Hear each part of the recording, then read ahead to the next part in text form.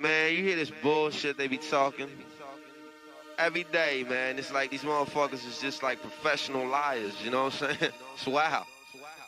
Listen, Bin Laden didn't blow up the projects.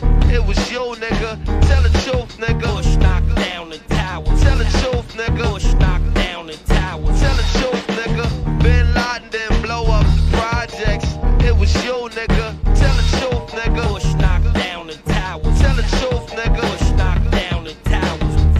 Pledge no allegiance, nigga, fuck the president's speeches. I'm baptized by America and covered in leeches. The dirty water that bleaches your soul and your facial features, drowning you in propaganda that they spit through the speakers. And if you speak about the evil that the government does, the Patriot Act attract you to the type of your blood. They try to frame you and say you was trying to sell drugs and throw a federal indictment on niggas to show you love. This shit is run by fake Christians, fake politicians. Look at their mansions and look at the conditions you live in. All they talk about is terrorism on television. They tell you to listen, but they don't really tell you their mission. They funded Al-Qaeda, and now they blame the Muslim religion. Even though Bin Laden was a CIA tactician, they gave him billions of dollars, and they funded his purpose. Fahrenheit 9/11, that's just scratching the surface. Bin Laden didn't blow up the projects. It was you, nigga. Tell the truth, nigga. Bush knocked down the towers. Tell the truth, nigga. Bush knocked down the towers. Tell the truth, nigga. Bin Laden didn't blow up the projects. It was you, nigga. Tell the truth, nigga. Bush knocked down the towers. Tell the truth, nigga. Bush knocked down the towers. They say the rebels in Iraq still fight for Saddam, but that's bullshit. I'll show you why it's totally wrong. Cause if another country invaded the hood tonight, it'd be warfare through Harlem and Washington Heights. I wouldn't be fighting for Bush or white America's dream. I'd be fighting for my people's survival and self-esteem. I wouldn't fight for racist churches from the South, my nigga. I'll be fighting to keep the occupation out, my nigga. You ever clock someone who talk shit or look at you wrong? Imagine if they shot at you and was raping your moms. And of course Saddam Hussein had chemical weapons. We sold them that shit after Ronald Reagan's election. Mercenary contractors fighting a new era. Corporate military banking off the war on terror. They controlling the ghetto with the fear of attack, trying to distract the fact that they engineering the crack. So I'm strapped like Lee Malvo, holding a sniper rifle. These bullets will touch your kids, and I don't mean like Michael. Your body be sent to the morgue, stripped down and recycled. I fire on house niggas that support you and like you, cause innocent people get murdered in the struggle daily, and poor people never get shit and struggle daily. This ain't no alien conspiracy theory, this shit is real, written on a dollar underneath the Masonic seal. I don't rap for dead presidents, I'd rather see the president dead. It's never been said, but I set precedents. Bin Laden didn't blow up the projects. It was you, nigga. Tell the truth, nigga. Bush knocked down the towers. Tell the truth, nigga. Bush knocked down the towers. Tell the truth, nigga. Bin Laden didn't blow up the projects. It was you, nigga. Tell the truth, City nigga. Records was 80 seconds away from the towers. Some cowards fought with the wrong building. They meant to hit ours. Hit ours. Hit ours. Hit ours. Hit ours.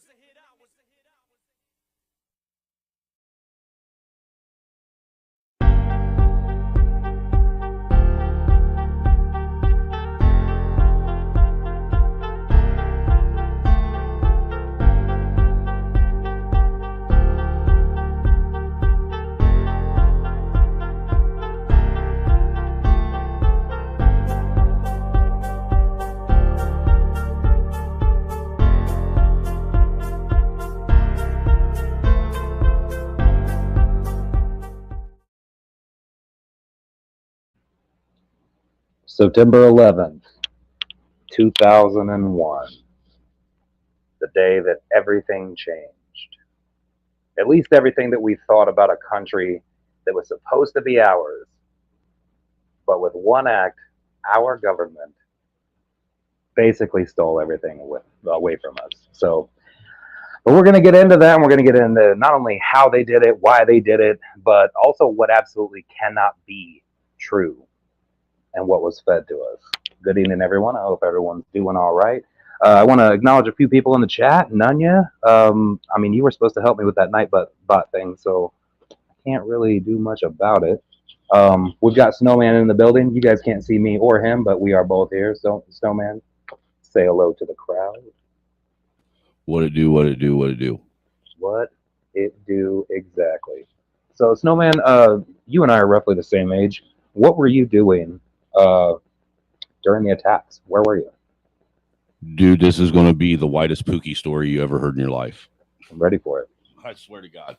Okay, because it's really kind of ironic, man. You know how I call myself a reformed Pookie, and it's a just, title. At that time, I just broke up with my baby mama. All right, and I had started dating this. Not dating. I started fucking this older chick who had just got divorced or was in the process of divorcing her husband, and we both lived in the same trailer park. This is wild, right? Already really wild. Well, anyhow, long story short, I was at that time I left my baby mama, who was really fat from just having a kid that I didn't know that she was having. And I remember I was laying butt naked in her bed, and the roommates that lived with her, because she wasn't living at the trailer park at the time. She was living in this house with these people. I don't know why. Gotcha. Anyhow, I was laying butt naked in a bed, and this lady comes running up to one of the roommates. She's like, "We're under attack. We're under attack." Dude, I still remember it clear as day. I was like, "What the fuck are you talking about?" Because I worked, second shift. So I worked and I drank all night long until the bar closed. All right. Gotcha. And she kept, "No, we're under attack. A fucking plane just supposedly," this is exactly what she said. "A plane just hit the towers in New York.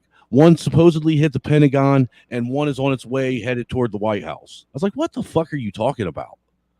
So she went running downstairs, and, obviously I heard that. I get up, I go downstairs, I'm sitting there in my boxers, and dude, I shit you not, I was only sitting there for like maybe 2 minutes, Casey, and I saw that other plane fly into the other tower on the TV, right, live on TV, right? And not live.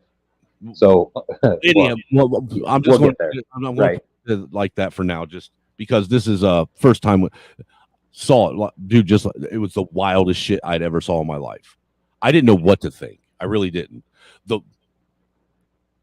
It was the first look, man. The one thing I will say about 9/11, I had never in my life for a great length of time saw this country as unified as it was ever. That is the most unified America had ever been as a collective of people. For sure. We went like that for probably 2-3 years. I mean, I know you remember the fucking paper flags that everybody had in their windows that came in the newspapers when that happened. Oh yeah. Everybody wanted to sign up to join the military. Like, you didn't have to ask. People were volunteering to go to the recruiting office. Dude, it was, yeah, I mean, don't get me wrong. What was Snowman out doing? He was out fucking around on his old lady, not wife, his girlfriend, his baby mama, when our generation's greatest fucking tragedy happened. The real tragedy is that you were doing that. Probably you were not having safe sex, I assume. Absolutely not, dude. I was having the most unsafe, inappropriate sex that any white man could ever have. And that, ladies and gentlemen, is how you get herpes. So, yeah, no, you're right though. Everybody was hella patriotic, but like in a really fake way, and I didn't love that. Like, just putting up a flag was good enough. Though, I mean, for a good moment, was it really fake or was it real? I think. I think that's a part of it that always gets glossed over, because I feel like that was real. To me, that felt real as fuck, dude. You felt like it was a fuck around and find out moment. The problem, and you're probably right. The only thing is, though, is that it immediately got geared towards the wrong people. As everything does. You can't let there's no such thing as, a bad tragedy. You can't let any tragedy go to waste. Yeah, Saul Alinsky. Rahm Emanuel. I'll keep going. But yeah, that's really ridiculous, though, because we were all, it's weird. So it's weird for me because, yes, patriotic. What the fuck, right? I'm 3 years out of the Army at this point. I got a medical discharge, and I'm thinking, man, I should probably go and re-enlist, because I've got to fight whoever did this. Mm-hmm. But it didn't take long before I realized that I didn't need to re-enlist to fight who did this. Anyway. Well, yeah, because they're here. It wasn't right. It wasn't who we were told it was, and that's a really big thing. So, and actually, it was and wasn't. So here's the irony of this whole thing. You know, and we'll get into the finding of the passports, right? Because that's a super interesting thing. Well, just to start out, just point out that the one thing that was beaten into our heads after this happened, there was something that was beat in, like, you know, at the beat of a drum, or like how drill rap beats these subliminal messages into people's heads, you know, at this steady beat. Terrorism. And the other one, immediately, don't believe wild conspiracy theories. Well, I want to hit more. The conspiracy theory, I don't think it's really as, you know, I think the terrorism, homegrown terrorist, terroristic threat, the constant use of terrorism that was forced on the American people after that was more of a mind control technique than anything that was forced on the American people. I mean, yeah, it definitely became the word terrorism, just like conspiracy theorists. Both of those became a part of the zeitgeist like they had never been before. Mm-hmm. So, because everything was, dude, if somebody was acting funny, I used to be like, dude, you're acting real Al-Qaeda-ish right now. Right? You know what I mean? Like, it became a part of the everything. Muslim hate was real. It was real, dude. In this country. I would, dude, even black people didn't want to be Muslim at that moment. It's so wild, though, right? Because you know who was never implicated in it at all whatsoever? Two countries. Two countries were never implicated whatsoever, but that was the fight. What, Iran and Kuwait? No. Afghanistan and Iraq. They were never implicated in those attacks in any way, shape, or form. Yeah. I missed what you're saying. Yeah, you're right. Those were the places that we went to right off the rip, and no evidence came out at either of them places. Dude, that day. Dude, how long? Here's what's funny, too. Now, and I understand this is, well, no, this makes even less sense because of what time it is now. Okay, so 2000, it was 2022 when Epstein got killed. I'm sorry. Quote unquote, committed suicide. When he committed suicide with a bed sheet. Yeah. I mean, although that's also physically impossible. Right, and then somehow disappeared afterwards. Right, but that was 22, correct? Yes. No, it was. Actually, I think it was earlier than that. I think that was even before the pandemic. I think that was like more closer to 2018, 2019, sir. That makes it even worse. Because think about this. That happens. We still have no information on who all these pedophiles were, right? Meanwhile, we were talking about 9/11. We are, but listen. Meanwhile, take it back to 2001. The day the shit was happening, we already knew who all the bad guys were. No investigations at all. Just boom, we know it. What the fuck kind of silly shit? Well, of course we knew. We're the ones that created them. Well, man, ain't that the truth? But just before anyone wants to talk and say anything about conspiracy theories, blah, blah, blah, blah, blah. Okay, no matter what you believe about 9/11, there was a conspiracy.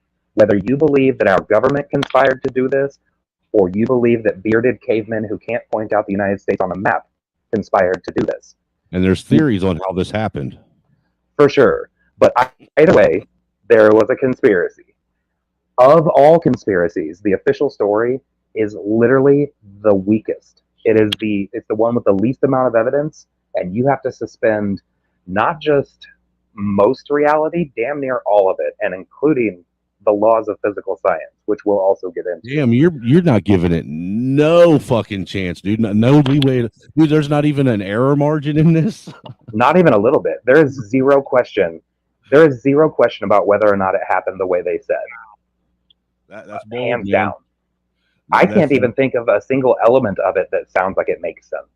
You are being bold, sir. You're being bold. Well, so here's the thing.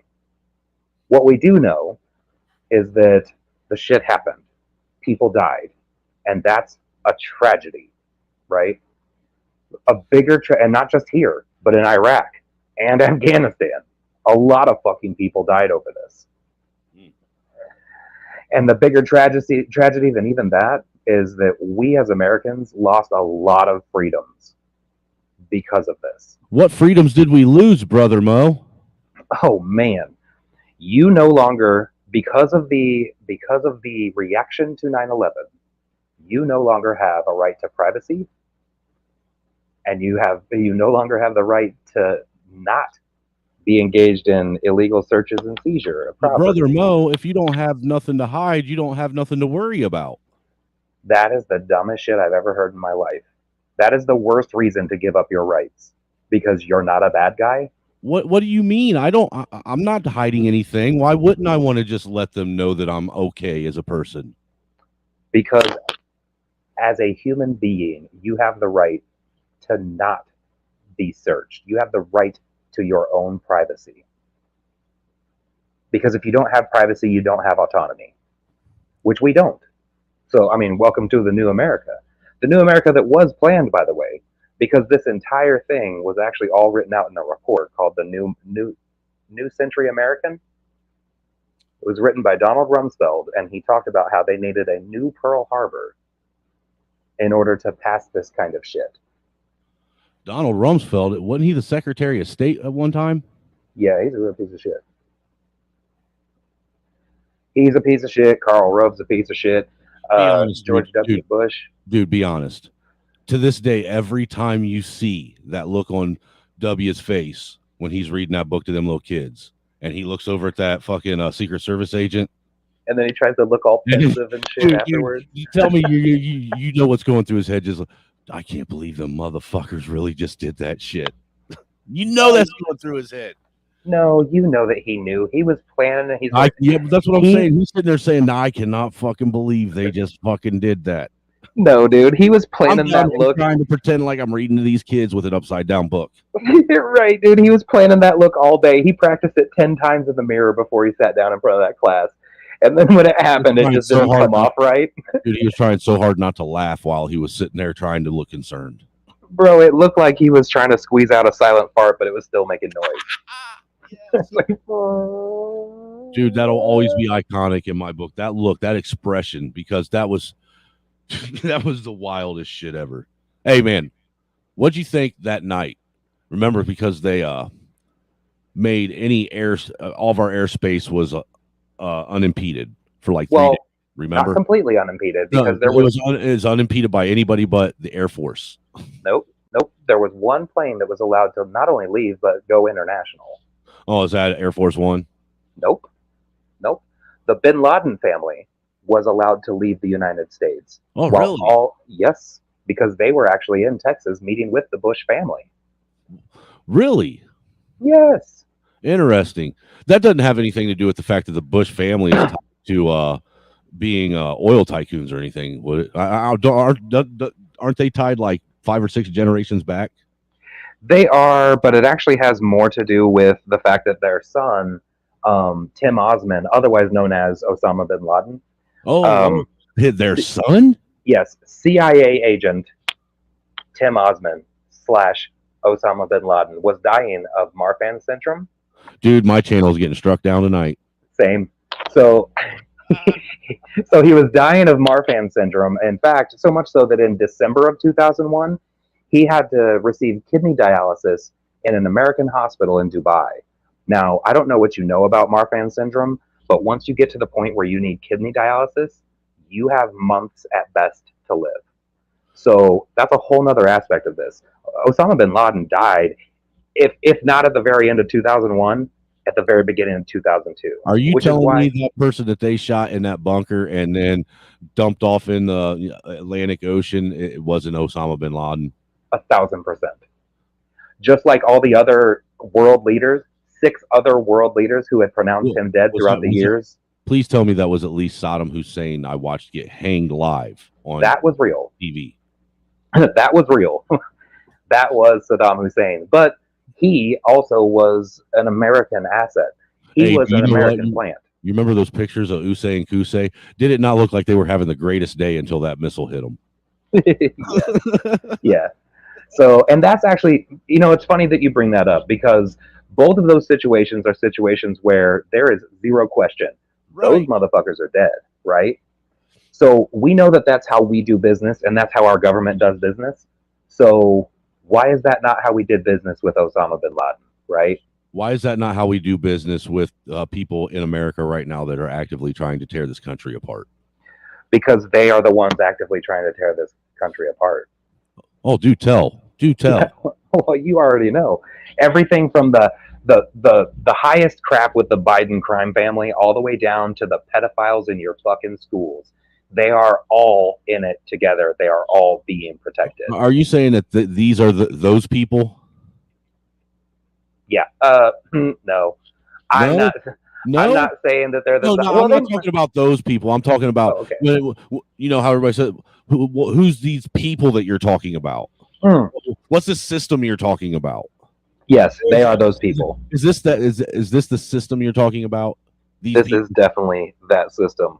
And really quick, for everybody watching and listening, there will be a point where I pull up the Streamyard so that everybody can come in and talk with us also. But really, I wanted to give a little bit of a primer. And the first thing I actually wanted to do is I wanted to pull up the movie Loose Change. Because pull it up real quick. Yeah, I appreciate that. And I wanted to do that because I want people to I want you to get a base knowledge of what we're talking about. Loose Change, there are a couple of things that the best documentary you'll ever watch. It's a really good one. There are some things that they were a little off on, but they're so small. But as an introduction into it, someone who's just trying to find some general knowledge, that way they can find other ways to research it. This is probably one of the best introduction documentaries there are. Absolutely. This is definitely not the end. This is the beginning. So this is where people need to go in order to really get their first crack at what we're talking about. And there's a lot of information in it. Okay. And it will challenge. I got one up here where I can give, it says it's a preview, I guess. It's not the whole thing. There's some that's the whole thing. I gave you the whole thing. I know, but I'm trying to transfer shit from my phone to my computer, and I already got it on my computer. All the way to the base. I gave you the whole thing all the way to the base. All right. That's like the 2-hour one. Yeah, it is. Well, you guys are not watching it too. I'm not sitting up here and doing a 2-hour documentary. Well, and we're not going to play the whole thing through necessarily. Timestamp for it on where you want it to be. I really don't. See, that's where you fail, sir. Yeah. It's almost as though I tried to get people to help me make this happen. I know, right? And the only one that showed up was the unreliable meth head. Right. The only one I couldn't get a hold of the entire time ended up being the only one showing up. So I mean, there is that. But yeah, no, I mean it's a real thing. So, but real quick, let me backtrack just a hair. So the reason the Bin Laden family was here that week is because of this plan. What they were doing is, listen, we know that your son is dying, and we need a boogeyman. We need somebody to take the fall, and we understand American people somebody to be afraid of. Correct. They need a boogeyman that they can move around the global chessboard to scare people, right? So here's the thing. Your son is perfect. He's already on our FBI's most wanted list, so that works. He's dying anyway, and because this will besmirch your name a bit, if you do this for us, we'll give you the contracts for all of our international military bases. And they did. From that point on, the Bin Ladens built our international bases. So, yeah, I mean, those are Batman. What'd you say?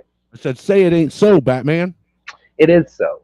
It's so much so that it sickens me that people really don't know that these things happened.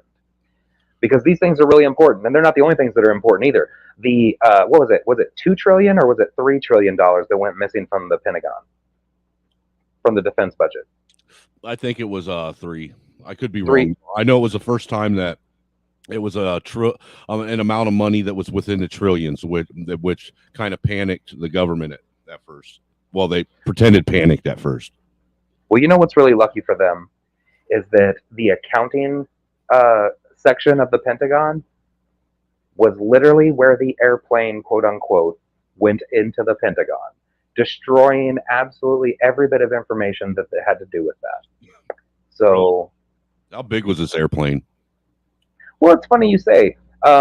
A whole lot bigger than the hole that was made, but so small that it really created zero damage as it basically skid on its belly to go into the Pentagon the way it did. So it's really interesting. It's almost as though it was a cruise missile. In Really? fact, Could you see a path of resistance in the driveway from where it was skidding across its belly before it hit its target? nope. No, Nope. none. No. Not one consistent. There wasn't a single disturbed fucking No, parking stone. No, No, I didn't say that. I didn't say that. I just said that there was not one that was consistent with a commercial airliner 757. I see what you just or did there, 737. trickster. Thank you. Because there was a light pole that was knocked down, which they said it's because the wing hit it, which is ironic because wings on airplanes are actually made to detach if they hit things. But actually, you can see that in the loose change video, so you don't have to take my word for it. Hey, have you ever seen what happens to the nose cone of a 747 when it gets hit by a duck? Oh, it gets obliterated. Really? But that's because those airplanes are made out of aluminum.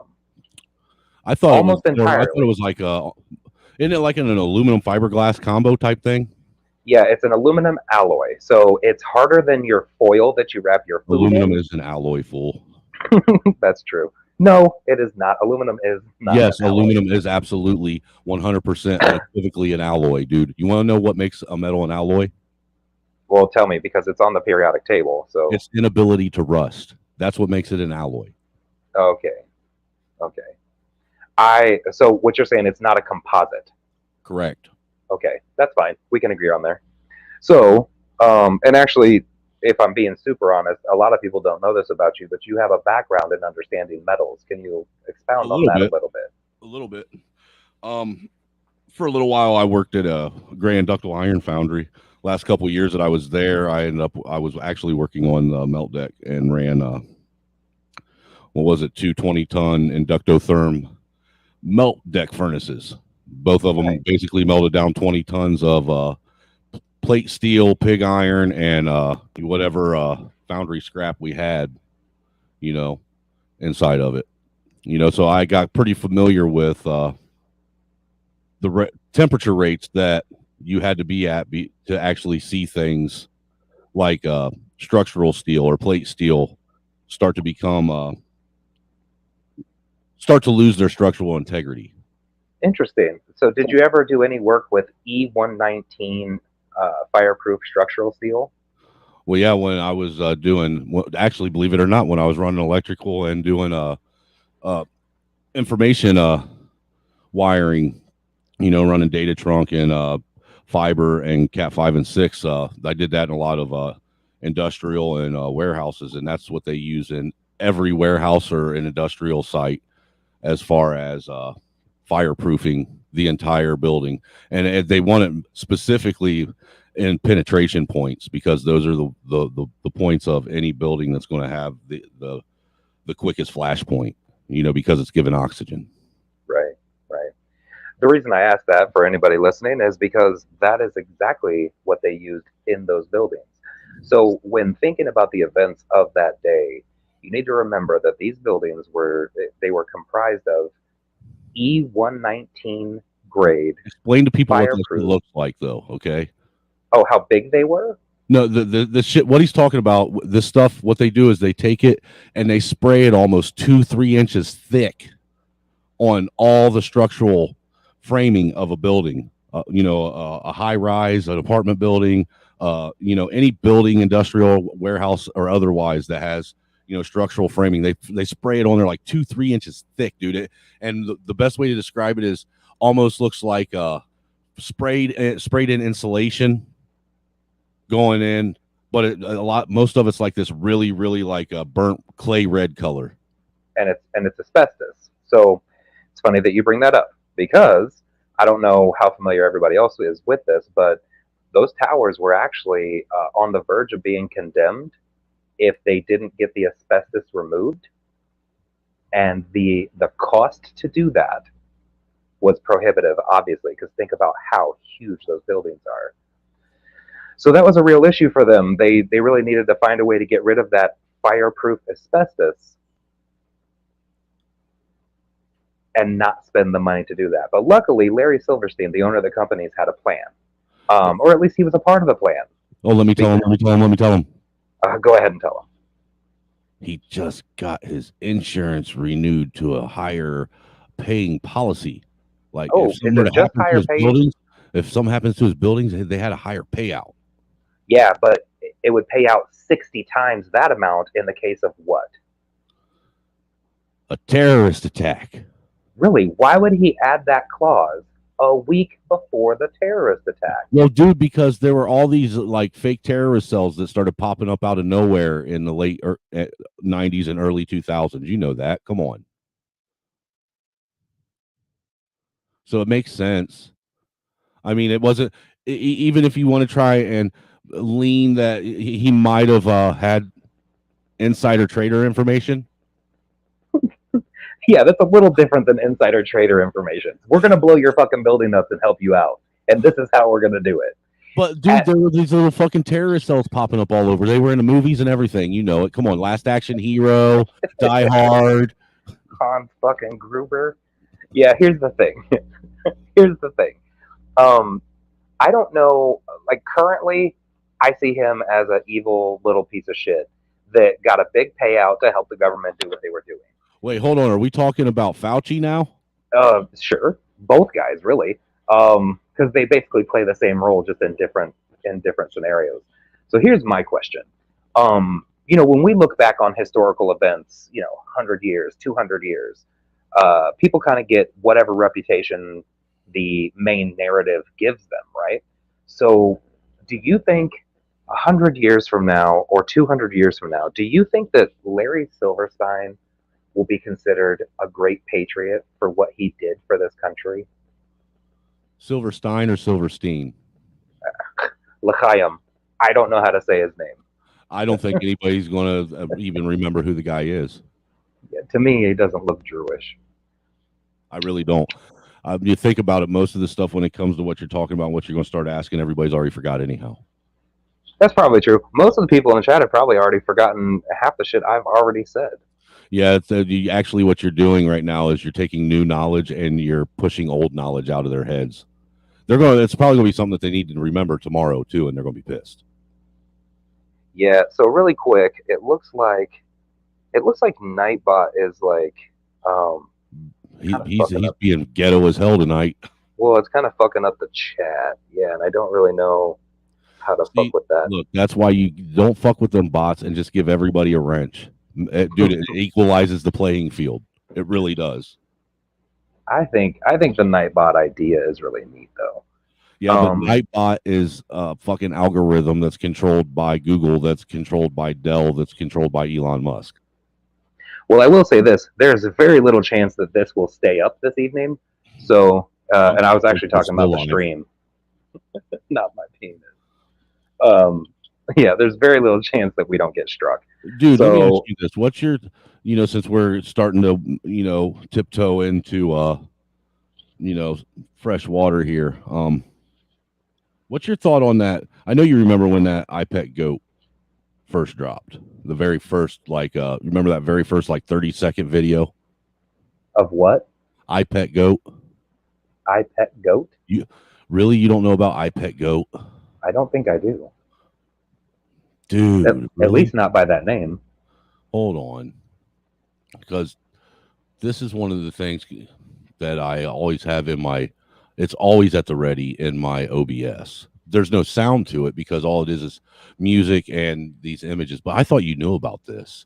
I know you've seen me play it on my OBS screen. Give me a second. Because I have the entire iPet Goat series in my video tab. While you're bringing that up, I did want to say happy birthday, Clown Force. I know it's a special one for you. Dude, for real, dude, I'm surprised that you have seen this many birthdays. Salute to you, sir. Yeah, I don't even know. I think we're at 160 something, aren't we? For this year? This year? Yeah, Yeah, that sounds about right. he must have that Benjamin Button shit. Where are you? There it is. This. Oh, I got me. I think the screen's the right size. You ain't never seen this? No, what is it doing? Watch. This is crazy. And you can keep talking about what we're talking about while you're watching this. Okay. Can I make you big? Let me make you big. Oh, wrong you. Yeah, that's not me. Yeah, hold on.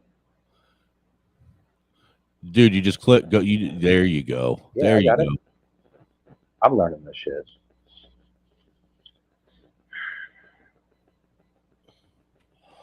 But yeah, he's saying it's not rocket surgery. I forget where we were now. I just lost my place in time. Why did you bring this up? Why did I bring this up? Mhm. Because what's the image? What are we seeing right now? Is that not Bush? Definitely Old W at the fucking school in Florida? Well, it just was, but Just let's talk about it, and you can let this play, and you'll see how this is. It's giving. Somebody did this. Probably a conspiracy theorist type. You know, probably Alex. This was one of Alex Jones's lackeys that probably made this. Okay. well, if it were, I definitely would have seen it because I was listening to InfoWars every day from like 2003 until the Sandy Hook shit. Dude, but he wasn't wrong about Sandy Hook either. Yeah, I won't say that he was wrong. I also won't say that he was right, but the shit's fishy. That's what I will say. It's really fucking fishy because nothing adds up. That's the one school shooting that makes no sense at all. Right. It really doesn't. How do you have a school shooting in a school that was condemned? Right, and hadn't been used as a school. Oh, is that one of the dancing Israelis? Oh. Maybe. But, you know, where do you want to start digging into this? Oh, wow. What the hell is this? Yeah, that's why I said just watch the imagery as you're talking about it, dude. Yeah, that's why I played this. That's why I brought this up, because I really thought that you'd seen this before. I thought almost everybody knew about this. No, man. But you got to remember, I mean, okay, now I get that you and I are basically the same age, but I'm older. Yeah, I know you're 16th, and I'm only that's not what I was 99%. That's not what I was going to say. I'm just older. Like, I'm just really old school. I'm not technologically savvy at all. I never really got into the social media shit. Like I strictly stayed radio. You know what I mean? That's what this is radio, though. Well, clearly not. It's really a nicely done video. No, but what we're doing is radio, sir. I guess like the new version. Radio. Everything's radio, dude. Just look at it as everything's radio, and then it simplifies it all. Well, I'm getting there, you know. But again, I'm just old school in my thinking processes. So again, like I don't know. My kids had to show me a bunch of shit. Did you hear me tell the story? This has nothing to do with 9/11. But did you hear me tell the story about because I drive my work truck is a Ford Ranger. Yep. And for months, I had people like at stoplights and even driving down the highway. They'd be like honking and pointing and shit. And I roll my window down, and they're like, I know that truck. That's a Ford fucking Ranger, right? All that shit. And I'm like, yeah, clearly it's a Ranger. I have no clue what they're doing or talking about. One dude even sang a fucking song, right? And it had those words in it, right? And then finally, someone shows me the damn meme, and I was like, holy shit! I've been like a moving meme for months and didn't even realize it. Don't you? So yeah, yeah, I'm like way behind on all kinds of shit, dude. Like, have you seen goats screaming like humans? Yeah. Yeah, I discovered that like a year and a half ago. What? And it's the greatest thing I've ever seen. So hilarious. That's like what do they call that? phase 1 internet. Yeah, that's where I'm at. So now we realize that's where I'm at. but yeah, Ford fucking Ranger. I ain't no stranger, right? But so we were leading up. We were talking about, there was this insurance that was purchased for it. All right. We were in a situation where the buildings were about to get condemned if they didn't get rid of this asbestos based a fireproof shit that they was using. Right. Well, and that plays into it too, because they obviously did not get rid of the asbestos, right? And the asbestos is the fireproofing. So what you're telling me is that these airplanes, even if they were completely full of fuel, right? We're talking about jet fuel. Jet fuel is, chemically, it's kerosene. Yes, that's what I was about to say. The easiest way to describe it to people that aren't familiar with gases and chemicals is it's basically kerosene. It's kerosene. It's the more refined version of it. Right. So even if it was a completely filled, not a drop out of the gas tank, and it fucking explodes in there, right? Okay. Even with that, you have, first of all, we're talking about steel, and I'll let you get into not just the melting point, but the weakening point in terms of temperatures when it comes to steel. But just so that we're clear, it's way fucking higher than kerosene has the ability to burn. Okay? But nonetheless, that would have to happen after it got through the fireproof asbestos, not to mention. Well, they explained that way with the magic plane busting through 1.5 feet of concrete. Right, because I was just about to say the 2,000 tons of concrete that it was also encased in. So, and that doesn't even get into the tube within a tube design of the building, which, by the way, was also designed in order to withstand multiple plane strikes because of the, what was it, a B-52? Set my fucking house on fire, dude. Why? Big ass wolf spider. Oh, don't do it, man. Spiders are, that's a no, dude, those motherfuckers. Ugh. That's an exterminator, dude. That dude is paying rent to you, basically. He's getting rid of all other bugs. He doesn't have to be so flagrant about it. And he actually pays rent. Have you ever lifted up your? I don't have no problem if he keeps that shit to himself. It's like gay butt sex. I know it happens. I just don't want to see it. He's doing more than that, though. Have you ever lifted up your couch cushion and found like? No, I try to refuse that. I refuse to do that shit. I make the wife do it. Well, when she finds change in there, that's from those spiders. They're like leaving you rent. Dude, that's a lie. That might be. That is a fucking bold-faced lie. That might be. Save the spiders. That's all I'm saying.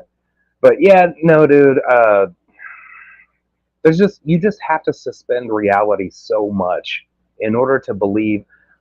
In order to believe that an aluminum airplane can cut through fucking steel. Drone Racer, explain to me how with a cigarette lighter and a paper clip, you can see in 20 seconds how quickly steel can get glowing. How are you comparing aluminum to steel, for one? Because their melting points are at different temperatures, for one. Wildly different. And that's not a diffused flame. Your lighter has a constant aluminum source. Aluminum is an alloy, which heats up very quickly. Whereas steel, you're most generally mixing two different types of metal together. Actually, you're probably throwing manganese in there, a little bit of nickel probably in there, and some other fucking earth rocks, when they pour the structural steel.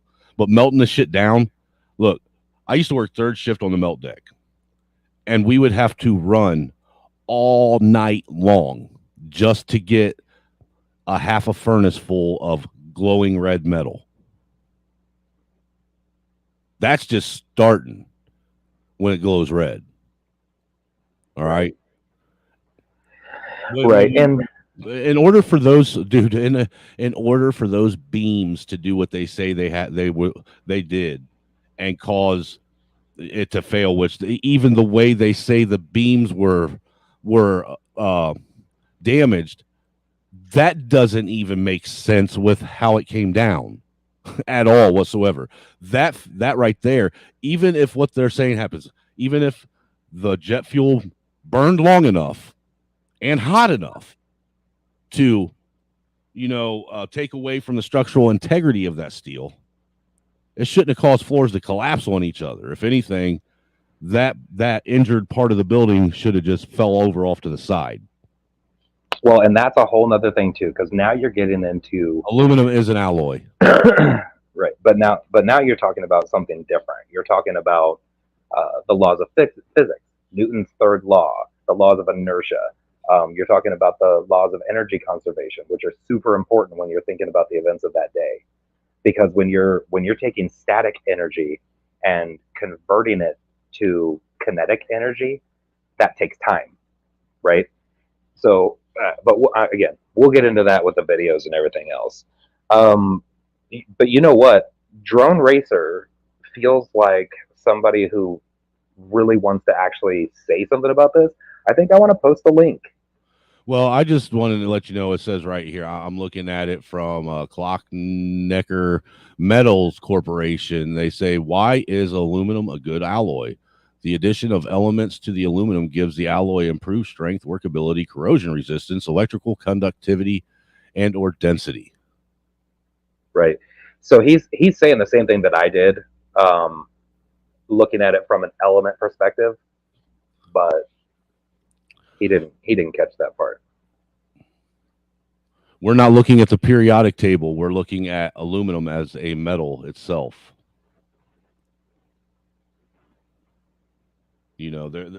I do believe like there's different forms of aluminum too, and there's different chemical structures or different ways to alter the chemical makeup of it. Like what they used to do at the foundry we worked at, they had gray iron and they had ductile iron. Okay, the difference between gray iron and ductile iron is this. In gray iron, I'm actually show my camera so you can see what I'm doing here. In gray iron, what you have is a bunch of little tiny balls. Is what it looks like under a microscope. Little tiny balls that are packed together real tight in a space. All right, so it looks like a big open space with all these little tiny balls packed around each other. So what happens is, as you give and take, what's doing is it's causing that open space to bend and flex around them little balls inside the iron. Okay, right? You following what I'm doing? I'm following. All right. Now, ductile iron, the way, if you looked at it under a microscope, rather than it looking like a big space with a bunch of these little like air bubble looking things all over the place, but they're like, that's the atomic structure of it. What it is it looks like cornflakes stacked on top of each other. Mm-hmm. All right. And what that does is that allows it to actually have more flex. Okay. With them stacked on top of each other, it allows that ductile iron to have more give and flexibility because it's got more places to where it's allowing it to give. Where with that area where it looks like a solid area with a bunch of bubbles all over the place, that has a breaking point to where once it reaches its max, it will snap completely in half a whole lot sooner. Which would be like tempered, correct? Yeah, something like that. Interesting. Well, I put the link out there, so I mean, I feel like if Drone Racer feels as adamantly as he does about the things he's writing in the chat, he's more than welcome to come up here and talk about it. But if you're not willing to defend what you're saying, you probably just shouldn't. CCD says, as a Michigan man, I can give a better analogy. Take a beer can and smash it against your head. Hard as you can. Empty or full. Beer can, airplane, head, building. Yeah, that's a pretty good analogy. Well, I think about it like this. Now, obviously, the aluminum for an airplane is a lot thicker than your beer can, right? Right, but if you're scaling it down, that I think it's a fair scale. It's a good analogy, but it's not an apples to apples analogy. But what we can do is it's using that analogy. If you hold the beer can still and you slam your head into it, what will happen? Say that again. If you're holding the beer can still in your hand and you slam your head into it, what will happen? Will your head crush, or will the can crush?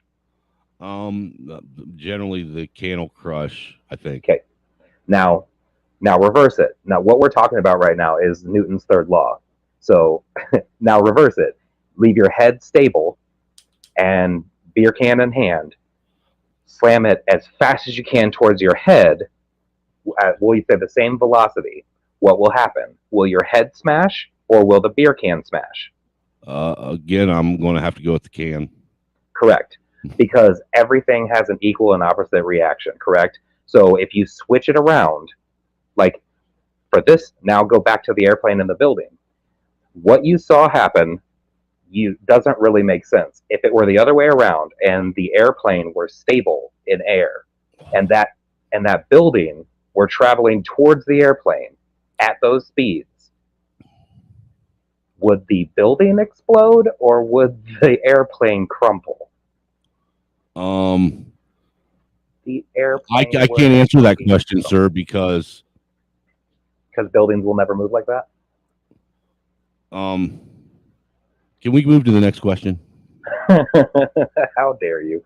Anyway, dude, I'm just saying, like, these are simple laws of physical science that everybody seems to have forgotten. It's almost as though on that day all the rules just stopped applying. Actually, I sent over a couple of pictures to you. The one that has the three building pieces progression, that picture. Yeah, give me a second. Bring that up real quick. I think I just emailed that to myself too. You're lucky. Perfect, because that one's one of my favorites. It should have a chunk of building all by itself being held by like a crane or whatever. I know when you're talking about. Perfect. Because I think it's another good thing to look at when talking about what we saw. And what we were told that we saw is different than what we actually saw, which is a whole nother thing too. It's weird how the day of what was being talked about is so different than even the next day. The next day, it's almost as though everybody only talked about the narrative that was given. So it's really strange. There it is. You said it's the three buildings? Yeah. That's what I thought. Okay. Now, at this point, are you able to present without me messing with it? No, you still got to approve it every time. Oh, okay. There it is. Okay. Now, I have a question. How do you pin something in the chat? You got to do that through YouTube. You got to go into the live stream itself and do it from the YouTube chat in order to pin it. Gotcha. So, and okay, now this what actually... you do is you just, on your phone, you'll find the message and you'll tap the three little butt pins. You know what I'm talking about? That's on the side of each chat. Yeah. Click on that and it'll give you the opportunity. It'll allow you to either pin it or block it or whatever. You know what? You did a great job. I just did it. So fantastic explanation. Okay. So because of my old ass eyes, I actually can't. I will try and make that bigger. No. Oh, okay. Well, give me a second. There we go. Oh, here. Yeah. There we go. Yeah. So bring it. Yeah. No, that was good, but just bring it down a little bit so I can read that, and then people can look at it. So basically, what it's saying is that pancaking the affected floors with the idea of weakened steel. No, it says pancaking the affected floors with the ridiculous idea. That was in quotes. Of weakened steel would have caused an uneven failure in the structure like this, what we'll see underneath, given that the lower portion was completely unaffected by fire nor impact. Now scroll it up so that we can look at that. Because what it's showing you there, the first one is where the impact happened. You see how it's a little cattywampus, right? So the next one is it starting to fail, and then the third falling off. Now, ironically, what we did see, and we'll see plenty of it, right? And you've probably seen plenty of it. But what you do see is when that top part starts to go, it actually starts to collapse inside of itself. The tower, or it was a tower, right? Like the antenna. We'll call it the antenna. The antenna of that motherfucker sunk deep into the building as it's crumbling. So what that tells you is that where this quote unquote failure happens has to be in the middle of the building where all of those core columns, all 19 of those huge core columns. Interesting that you say in the middle. Right. Why? Are you going to say because of the elevator shaft? I dare you. Not just because of the elevator shafts. The fact that they found thermite burns on the structural steel all the way from the top to the bottom of the elevator shaft. Oh, for sure. So, and it's really crazy. So do you have the other one, though, that has the little piece of building all by itself that's held by a crane? Let me see. Because that one's actually my favorite one. Can you still see my screen? Yep, everybody can. Okay. That ain't it. Is it? I almost feel like we don't even have to show the video Nope. at this point. That's a great one, too. That's information I think everybody should have. That one? Yes, thank you. So this is important. So you don't actually have to make that bigger because I know this one by heart. Well, it's a maybe really the viewers important would one. like to see it easier. So what you're looking at here, you have the section above, the one all by itself is the section above that was unharmed. And then on the other one, you have that section, and then the affected floors are completely removed. And then you have the rest of the structure that hasn't been affected at all. What we are to believe is that if you were to drop both of those pieces of building from those cranes at the same time, what we are to believe... Can I say it? Go ahead. That both of them are going to hit the ground at the same time. Or at least similar times, right? That's what they want you to believe, because it wasn't exactly free fall. It was about like a near free fall. Yeah, it was like a second and a half. I think they gave like what 20,000 either way or some shit, margin of error or some crap. Yeah, it's pretty goddamn ridiculous. So what you're saying is that piece of unharmed building above the affected floors moved through the path of most resistance. And that's hundreds of trillions of tons of concrete. It wasn't trillions. Can I gaslight a little bit? Other people do. No, there's no reason. The sad part is there really isn't a reason to embellish. But I want to. Because it's so ridiculous. But yeah, it's funny. I've never actually heard anybody give even close to a defensible argument about 9/11. People who believe the conspiracy theory that bearded cavemen, like who can't point the United States out on a map, like conspired to bring down these buildings in the least probable or even possible way. Bro, the fact that people really believe that some, thrift store towel wearing fucking hillbilly farmers, these were goat herders, folks, took 757 jumbo jets and pulled off a maneuver in an inner city, not once, but twice. That's like almost impossible maneuvers. Like the needle from the other side of a football field. Right. Almost impossible maneuvers. And here's what's funny about that is that with that, we're not speculating. There's no conjecture. We have accounts from the people who allowed them to fly in their airspaces when they were quote unquote practicing. And these instructors said that these quote-unquote hijackers could barely handle a single-engine Cessna. They were flying a big-ass jumbo jet. Right, but then they pull off maneuvers that seasoned veterans could not do. This is my boat now. Right, I'm the captain now. Stupid.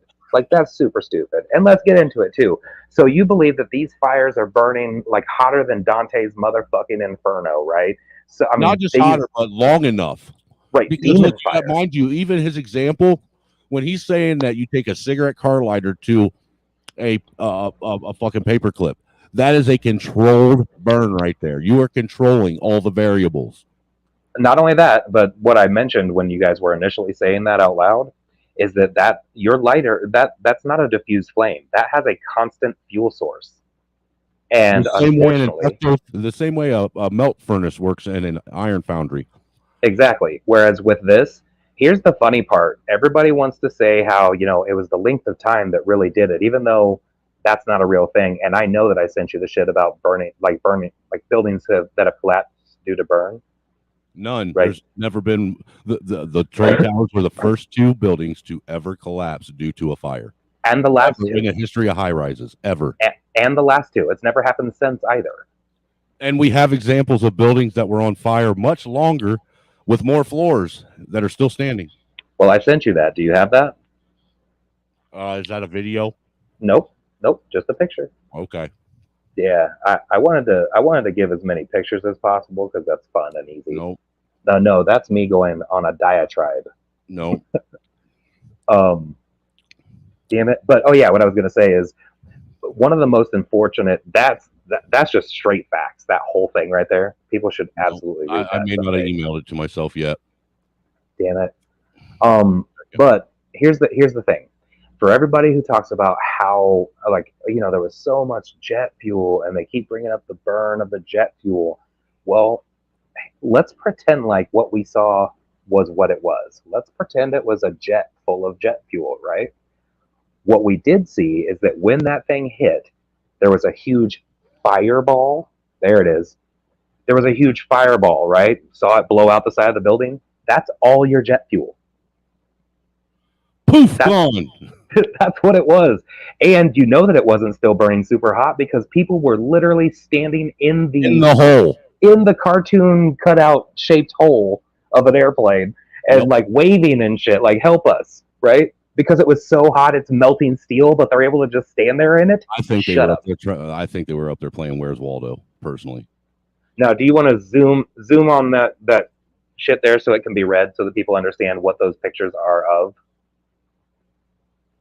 Because what we have here, these are buildings, high-rise buildings that have been on fire, and the length of time, and so none of them. In August 1970, New York, 50-story high-rise building burned for 6 hours over 5 floors. May 1988, Los Angeles, 60-story building burned for 3.5 hours over 5 floors.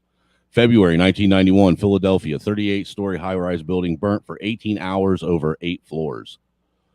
October 2004, Curacao, Venezuela. That's Caracas. Is it?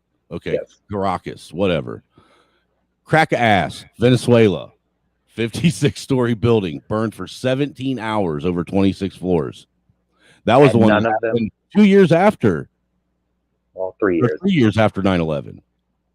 3 years later, another building, a little under half the size of those, but half of the building was on fire for almost an entire day. And none of them collapsed. That's the important part. Because what we know about steel and concrete and rebar, because that's the other thing. We're not talking about just regular ass, it's not just concrete. You know what I mean? It's formed and it has fucking rebar in it. It's got steel in the concrete. What's rebar? Come on. Rebar don't do nothing. So all of this, we know that those aren't necessarily like the most flammable things. In fact, if they were, we would have stopped using those things to build buildings. Because that's clearly not a safe way to do it. But did you notice they did not change what we use to construct high-rise buildings? Nope. Right. It's almost as though they don't even believe the story themselves. No, you wouldn't say that. Are they trolling us? Is that what the 9/11 Commission report is a big troll? I mean, the guys that wrote it don't believe it. You know that one where it's got that guy with the mustache? That picture? Uh-huh. Bring that up real quick so that everybody can read that. Is that the one that says 9/11 report on it? Yes. It's fantastic. And it's important information for people to have because the people who wrote the freaking report don't believe it. This is bullshit. You told me all I had to do is make pictures, not read. Not that. No, not this one. The one with the guy with the face. Guy with the face. Yeah, I mean, there's only one with a man's face. No. You only gave me 6. This one. There he is. So, because the U.S. government made a decision not to tell the truth about what happened. Here we have that's a quote from State Farm. John Farmer Jr. Senior counsel to the 9/11 Commission. Note: 6 out of the 10 9/11 Commission members have gone on record since to admit there was a U.S. government cover-up. Damn, I don't know where I got that half from. That shit just just added it for no reason. On record since to admit there was a U.S. government cover-up. Well, it doesn't take a rocket scientist to figure that out. I mean, dude, a retard could tell you that. No shit. Hold on a second. We got somebody who's coming up. Respectfully. How's it going, John Doe? Hey, can you hear me loud and clear? Clearly. What's going on? Right. Hey, what's going on? I'm the guy in the chat room with the username Michael Jordan fans, or the worst sports fans of all time. Nice. Oh, you're a LeBron fan. I get it. You're a lefty too, aren't you? See, that's actually, this is not why I called in, but that's actually an example of why I label Michael Jordan fans as the worst sports fans of all time, because every time they see something that they think is anti-Michael Jordan, they go, "Oh, you must be a LeBron James fan, or a lefty, or a millennial, or something like that." Nice, dude. I was just fucking with you, man. That's my way of welcoming you to the panel. No, I know. I'm sure you're joking, but to be honest, it's part of a pattern. I mean, it's like when you ever heard someone say, like, "Yeah, I get what you're saying, dude." Yeah. I've been on the streets, but I don't even give a crap about sports. I really don't. I do. Oh, you guys don't like sports at all? I do. I'm really excited for the Chiefs game tomorrow. Oh, okay. Football should be banned by the way. I like trying to build model rockets and see if I can break through the firmament in my backyard. Ridiculous. Oh, so yeah, guys, I got so many questions. I'm trying to figure out how I can ask these questions without you guys think that I'm being like, I'm coming at you or trying to like have a just ask them. Yeah. So many here. I'll ask one at a time, and I'll ask as many as you allow. First one. So in the short time that I've been on your program, I just found your program randomly on YouTube. I'm guessing you guys believe in multiple conspiracy theories? Well, in order to say that, I'm going to need you to define conspiracy theory. Okay, so let's say, for example, you were having a debate with someone and you said such and such happened. And the other guy said, no, such and such didn't happen. And the other guy says, no, it did. The other guy says, no, it didn't. So every time you try to show them why they're wrong, I've noticed there's always 4 main outs. I'm not saying you guys do this. I just came here. But there's always 4 main outs. The 4 main outs are, we can't trust that person because he works for the government. We can't trust that person because he came from a university. We can't trust that person because they came from the media. And we can't trust that person because they got money. So what happens is there's no way to win the argument because it's a conspiracy theory. Like there's no way anyone can prove you wrong because it's a conspiracy theory. I wouldn't say that we would use those outs. I've never used them, but I will say that you can't trust people because they're people. Right. Like I would never use the appeal to authority fallacy when I'm trying to debate somebody. Okay, so like with the towers that we're explaining, I want somebody to explain to me how a tower that should have fell one way felt like it was a controlled demolition. But see, that's actually a great example. So when I used to watch 9/11 debates, I've seen a lot of them on YouTube. I noticed whenever someone would ask questions, and I have like Jesse Ventura said, what's wrong with asking questions? I don't have the exact words. Right, he's just asking questions. Right, and there's nothing wrong with that. I would never question anyone for asking questions. In fact, if you knew some of my takes on certain topics, you might think that I'm a weirdo, but I'm not. I'm asking questions, and sometimes people either are too dumb to understand the truth or they don't want to know the truth. Now, having said that, where I'm going with this is when I watch the debates where people ask, how do they fall at the rate of gravity? How did the steel bars melt? What happened to that other building, all that? I notice a lot of times there are answers, but when the answers are given, it always goes back to those 4 outs. Now, see, with me, what you'll learn is that the answers for me, if the new answer given still defies Newton's third law or the laws of energy conservation or the laws of inertia, then it's still not an answer. You're leaving me with more questions than answers. Right, and I wouldn't have a problem with that. But here's where the problem comes. And by the way, when I said 4 outs, I actually made a mistake on one of them. One was the university one shouldn't have been there. It should have been media, government, money, and then the other one should have been, and we can't trust that person because that person's Jewish. Then, so it's always those are the 4. I got the 4 wrong, but you could put university there too. Make it 5, 6, 7, whatever number. Anyway, well, we repeat ourselves, right? Okay. So when you said when you're basically saying, and I'm Well, not hold on putting before you dig any further. I want to ask a question about your outs. Are these outs, or are these basically what you're relaying back to, as no matter what somebody says, they're going to go back in your mind to this is their out they just used? Yes, and they being us in That's a this good scenario. question. That's a good question. No, what I'm saying is, in the bajillion debates I've seen on any conspiracy theory, or you may not call it a conspiracy theory, what is called conspiracy theories by lots of people, whether it's space is fake, Earth is flat, 9/11's the sun, and all that. Whenever the debate happens, they have a back and forth. They'll say, here's some science, here's some experts, here's what happened, and all that. But then when they get into it, eventually, when it goes, how do you explain this? It goes, well, we can't trust these people because of those examples. Like, exactly. In other words, we can't trust them because government, media, Jewish, bribery, et cetera, et cetera, et cetera, et cetera. So are you saying that those things don't happen though? Right. Not to the point where everything gets dismissed. And if it does happen to that point and I'm wrong, then the logical question would be, okay, hold on real quick. Are you insinuating though that this is the whole world's in on it fallacy? Is that what you're alluding to? Just to make sure. What do you mean? What do you mean? Like, how do you get this many people to agree on the same thing and nobody come out and? I think that's a good. I think what I'm saying is essentially twofold. One, how do you convince someone that they're wrong if they're always going to say we can't trust because of this, this, this, this? And two, if you are wrong, let's assume for the sake of argument. Let's assume for the sake of argument you're wrong. How would anyone prove it to you? Because you're always going to say it's the Memento movie. You're always going to convince yourself there's something that's not acceptable. Right. Well, what I will say is that I'll use 9/11 because that's the whole point of this stream. So with 9/11, I've spent years researching and really started from the opposite end. I started researching this to prove what I called at the time a truther wrong.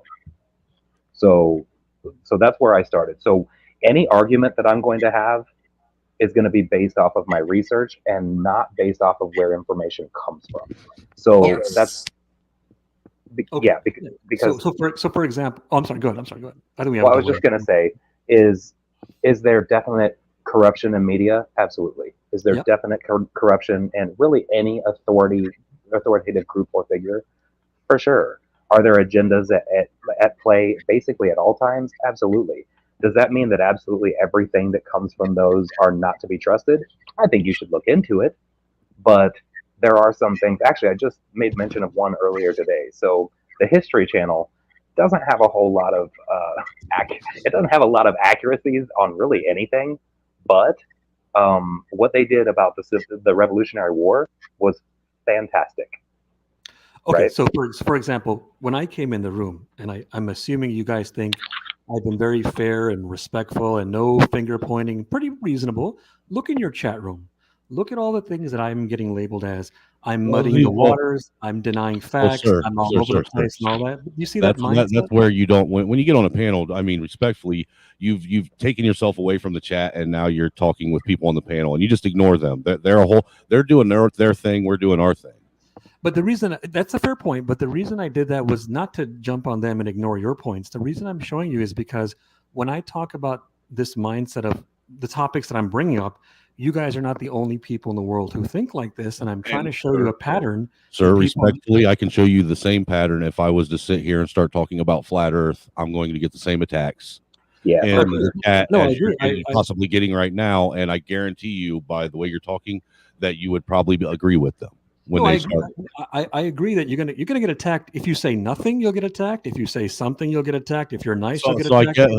I guess what I'm getting at is I see that you're trying to build this some kind of platform right now in order to attack with whatever it is you're wanting to attack with your side of the argument on. Well, not necessarily. What I'm saying is, platform you're trying to build. This is what I was afraid of. See, this always happens.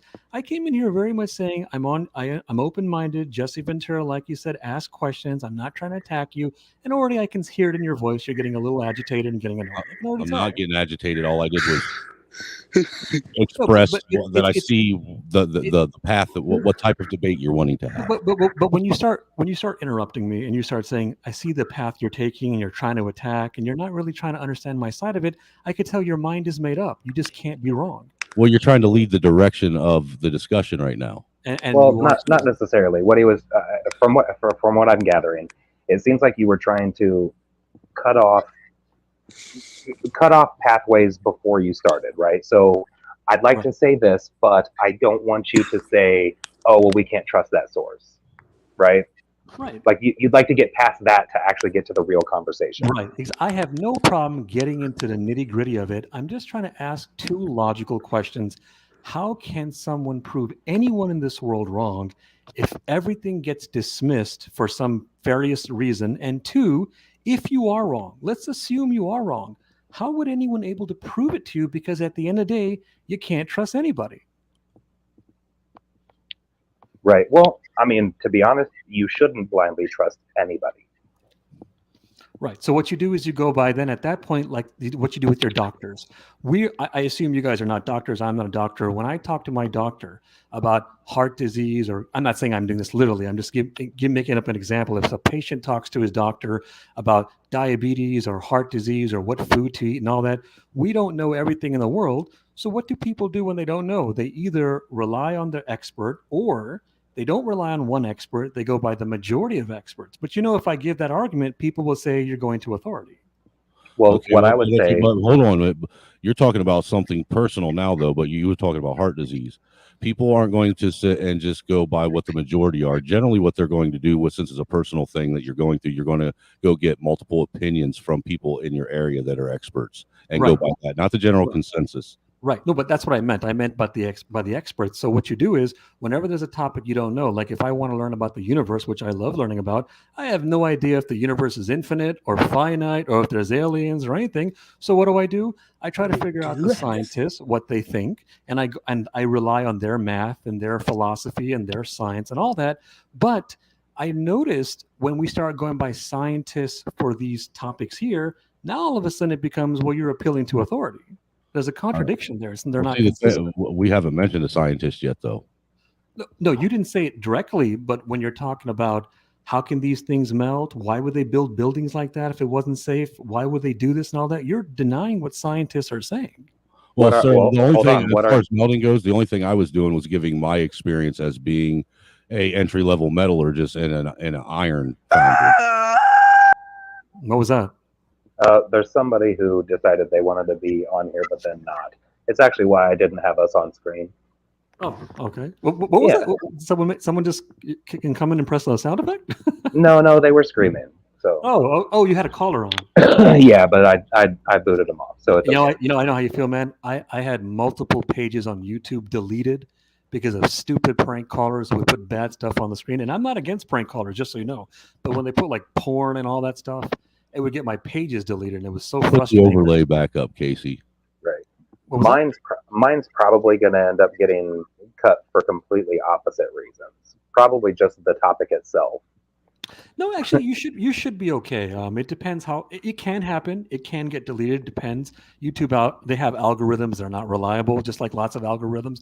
But as long as you don't put anything bad on the screen and you're just trying to have an open and honest debate, you should be okay. I think they changed some rules recently where they say, what was it? If you question the election, you're not going to get your page deleted. Well, before we get too far off into the woods, I would like to know what it was that you actually wanted to come up and challenge so far as what we've been discussing. Yeah, so it's the same 2 points. So one, how can are you going to just deny everything? And two, if you are wrong, how can anyone prove it to you if you deny everything? Well, let me answer that. So what are the things that you said science? What are the things that science or scientists agree with or disagree with what I've said thus far? What was that last part? What are the things that science or scientists disagree with from what I've said thus far? Mm-hmm. Oh, you're asking me what are they disagreed with? Yeah. Well, for instance, the general consensus, and of course, we both know that science is not built off of consensus, right? Sure. That's just not how it works. But the general consensus is that structural steel and concrete reinforced with rebar is still actually the best way to build a building, and especially a high-rise structure. It's the safest. So, well, so I'll give you an example. To answer your question, so like, if you want an example, I'll give you an example. Earlier, you were saying like, look, and I don't have your exact words. I'm not quoting you, but you said something like, look, if these were really unsafe, they wouldn't make buildings like that. You said something about how, like, what they're all thinking and why they did what they did. But really, the truth is, lots of buildings in the world, and especially in smaller third world countries like China and other places, they make shitty stuff sometimes, and they pay the price. And even in big places like America, I mean, remember that story where they had the submarine thing? It went underwater and imploded. Well, these were scientists who were there, and they made things that had mistakes. But the way to analyze it is you look at the majority of the buildings. The majority of the buildings have been being made for years and years, and they don't usually fall down. So once something catastrophic happens, you can fit the pieces. Well, this fell down not because Godzilla came, because two freaking big jets went into them. So you believe that the jets are what caused the buildings to come down? No, I don't think that was the direct thing. I think that led to a series of things that went down. It's been a while since I got into the whole 9/11 debate thing, meaning the details of debates. But I do remember, this might not sound like a good argument for you, but I do remember when I would watch the debates, I went in with an open mind. I saw the 9/11 truthers and the other side. And again, not to be a broken record, every time it would always come down to those four things. It would always happen.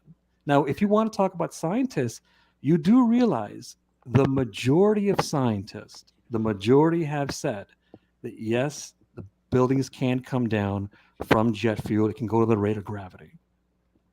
Which scientists have said that? Are you talking about the majority? Are you talking about NIST? Who's that? What was that? NIST? I don't know who that is. Okay. Well, I haven't heard a single scientist, architect, or engineer that agrees with that statement. And I feel like, if I went on Google right now, which it's been a while since I got into this topic, but if I went on Google right now and I said, list of scientists who would agree that the buildings can fall at the rate of gravity, you could find some very easily. Well, do it and share your screen. I'm more than happy to allow you to do I'm that. Already on it, boss. All right, that's great. All right, well, I got to move this thing. So, because what you're saying is that, again, and it's actually, did you see the graphic that I had up with the chunk of building above the impact zone and the chunk of building below it, right?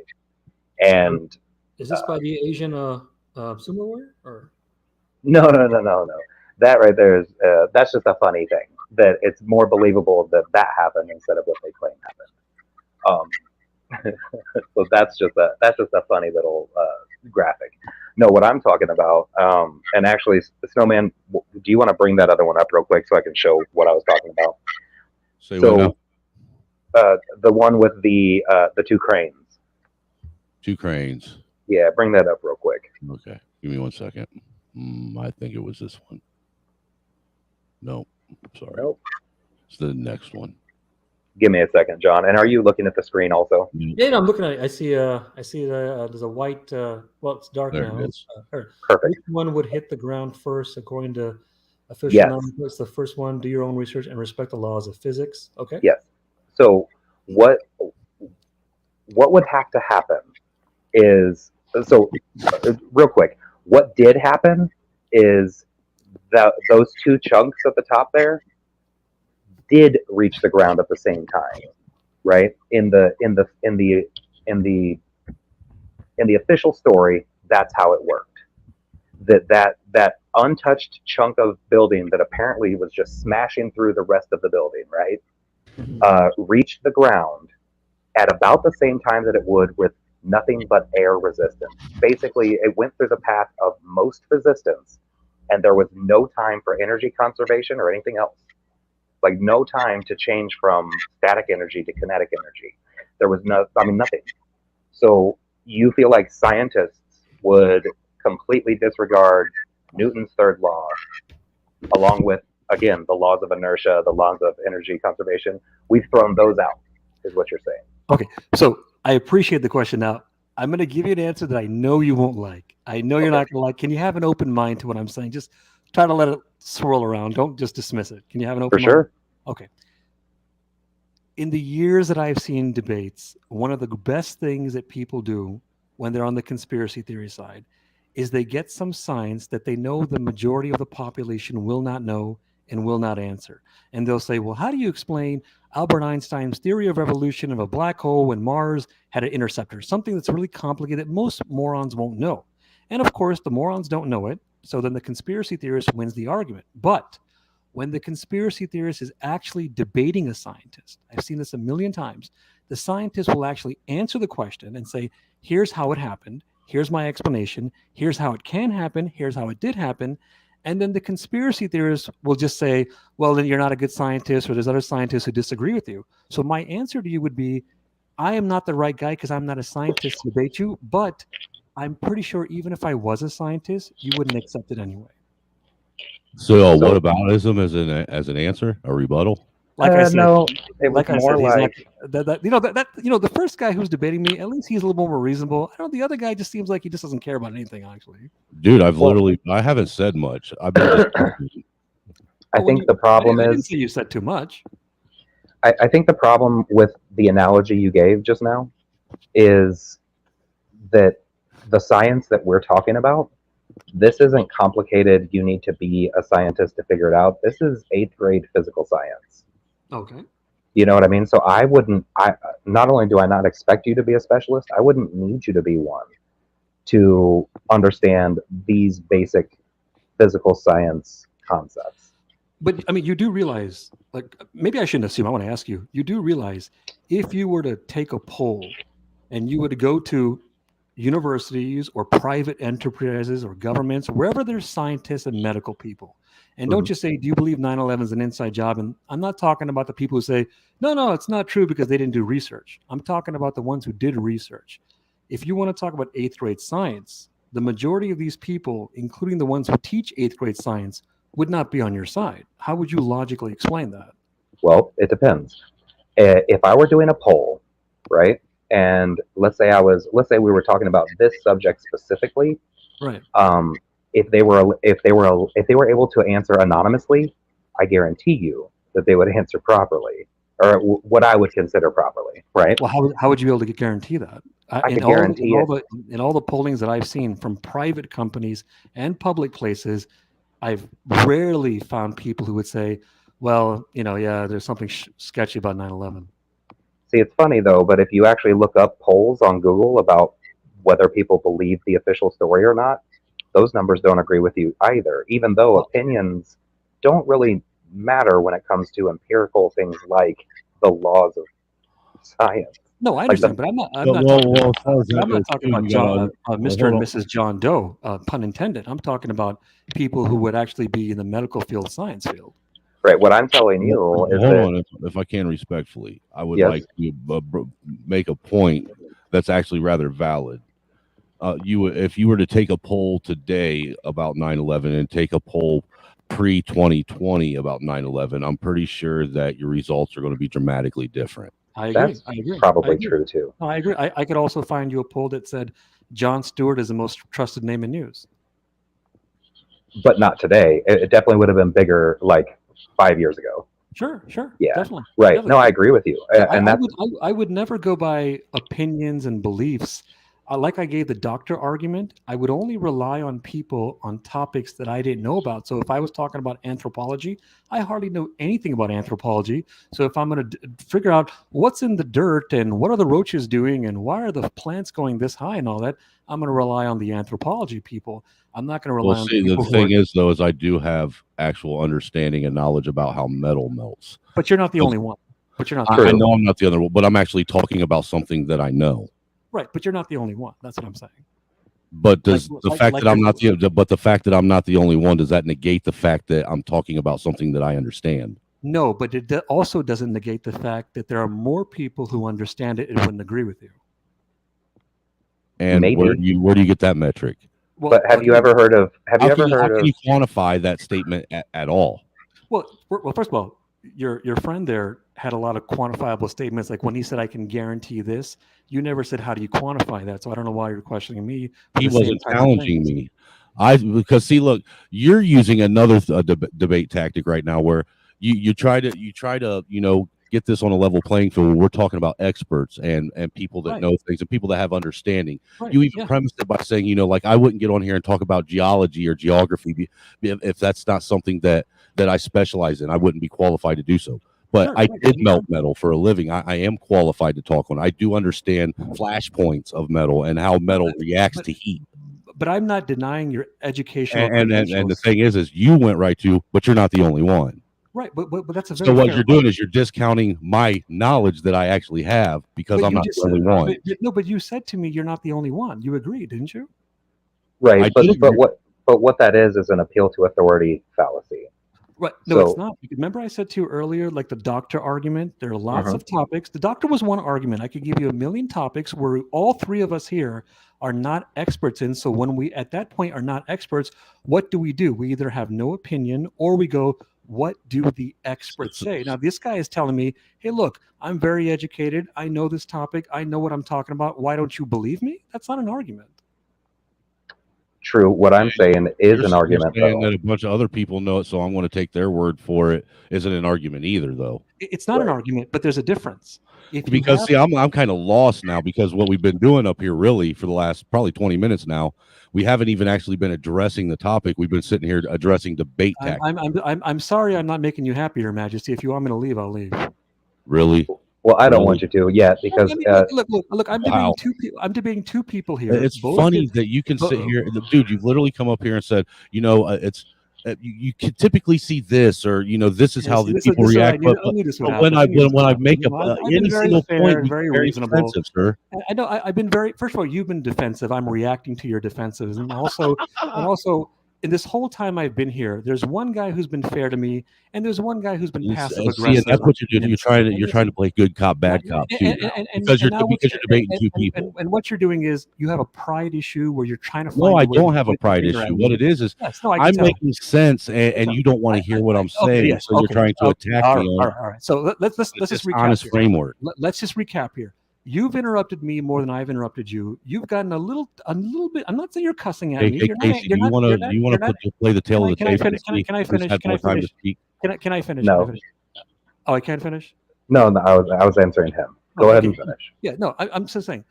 Even though I disagree, I like the other guy, not because I'm playing good cop, bad cop, because he's actually reasonable. He's listening to me. He's not coming at me. I'm not saying you're cussing at me and shouting. You're not shouting and cussing. Respectfully, have I not listened to almost everything you've said in full? Can I just give me a chance to just lay the foundation of where you started with these ad hominems? Then I started interrupting. Let me just say, anyone can play the tape of what happened. You have your version. I've had my version. I never did anything negative at all. You have accused me of playing good cop, bad cop.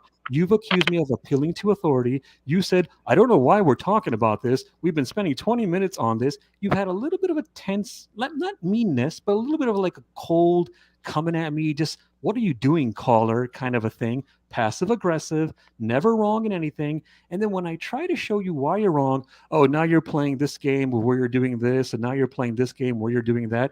The other guy hasn't done any of these things. That's a rather very well descripted. Hang on. I'm almost done. Don't worry. And when I try to show you, look, if I'm really such a questionable guy, why would I not have a problem with the other guy? And you go, oh, you're playing good cop, bad cop. In other words, you just can't be wrong and you're stubborn. Okay, whatever. We'll ask the chat though. Chat, do you agree with what the caller just said? I love how earlier I'm the bad guy for questioning the chat, and now he can do the same. No, well, I'm actually a host, and it's my job to interact with chat. So again, you're never wrong in anything.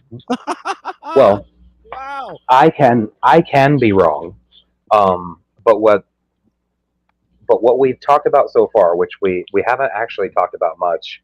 Because we have actually talked about debate tactics more than actually what we're supposed to be talking about. Instead of debate, we're not even really necessarily supposed to be debating. Although I will say, I would like, if you disagree with me, I would like to hear why. Right? So actually, as a reminder, we haven't yet. And as a reminder, when I came in here, I actually told you guys I'm not actually here to debate you. I wanted to understand your logic. So when the other guy says I don't know why where he's going with this, he's not paying attention to what I said when I first called in. But see, if you wanted to understand our logic, then you wouldn't be sitting here going debate tactics, and you would have allowed also what we were talking about to actually evolve further.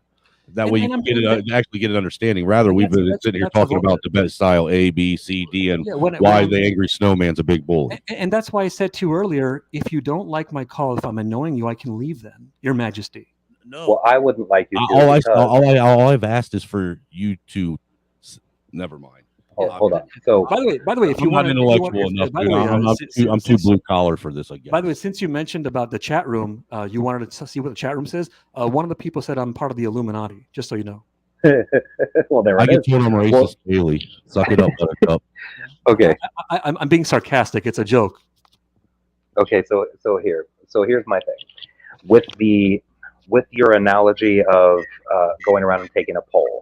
Now, you and I both know that this subject specifically has been drastically politicized. Yep. Right? Yep. Yep. Hold on a second. Somebody's going to be coming up here. Maybe he's part of the Illuminati too. It's possible. So, Christopher, I have you up, but just please don't interrupt while I'm talking right now. Thank you. Okay. How long? So, yeah, go ahead. I'm sorry. No, I'm sorry. Go ahead. We have a delay, just so you know. That actually adds on to the frustrations between callers and hosts. There's a delay also. I got you. Well, so we both know that this has been dramatically politicized over the years. So if I were to conduct a poll, I wouldn't do it with this as the actual example. What I would do is I would choose apples to apples comparisons and use that as my question, having nothing to do with 9/11. I would never even talk about 9/11, right? And I would give them two scenarios. For instance, like what you see here, like in that picture that I had up, I would show this. Bless you, whoever sneezed. I would show this to the people and say, which of these two blocks hits the ground first, given what you know about physical science. Okay. And I promise you, there's not a single person with an above 8th grade level understanding of physical science who would say the first one over the second. You can't promise me that, because I've seen people in this world think all kinds of silly things that make no logical sense. And I've seen people think really ridiculous things. Like one guy told me space is fake on my program. I've definitely heard that also. I know what you mean. Yeah. Are there outliers? In other words, I'm on your side if you guys want to say you can't just go by popularity. I'm with you. Popularity does not equal factual. I'm 100% on your side. What I'm trying to understand is when there are topics that are very complicated, science is not a simple thing. I know you said it was 8th grade stuff, but there's a lot of factors that come into play when a building supposedly, I said supposedly, gets hit. You have fire, heat, height, weight, a bunch of things happen. You can't just go by, well, what do people think? You got to go by what do the actual experts think? And if I'm wrong and you say we can't rely on them for whatever reason, maybe they don't want to tell the truth because they're scared of losing their job, maybe they're hiding it, maybe they're on cocaine or whatever. At that point, if we can't rely on the experts, it becomes, how can you be wrong? Because you're going to deny everything. Well, I think I could say the same exact thing, only turn it around for you. Okay. So there is a very large contingent of architects and engineers who have their own organization that's called Architects and Engineers for 9/11 Truth. Okay. Who, even though they risk losing their jobs and livelihoods, are willing to step out and say, no, this is exactly how this is possible and isn't possible. These are people who do know not just the scientific part of it, but the practical application. All right. So with that, now, obviously right now you'll have to take my word that exists. Sure, I'll take your word for it.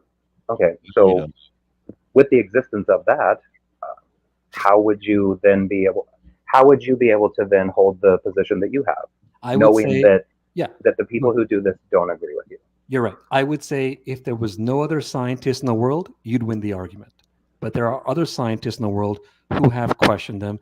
I've seen tons of places in the world. I'll give you a great example. In southern India, in Hyderabad, there was a I forgot the name of the company. It's a long Indian name. It's a little hard to pronounce, but it starts with an R. Rajivan Singh South.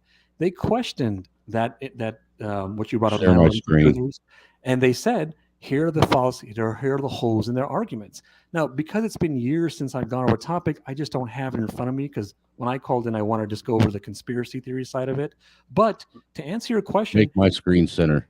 to answer your question, it's not that your argument is bad. Your argument is great if there was no one else in the world, but there's more people in the world. They're not going to agree with those guys. You know that.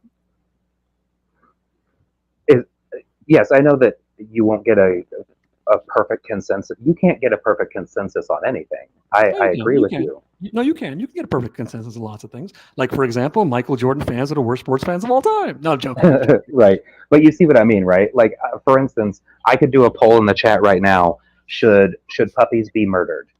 And at least one person would say yes.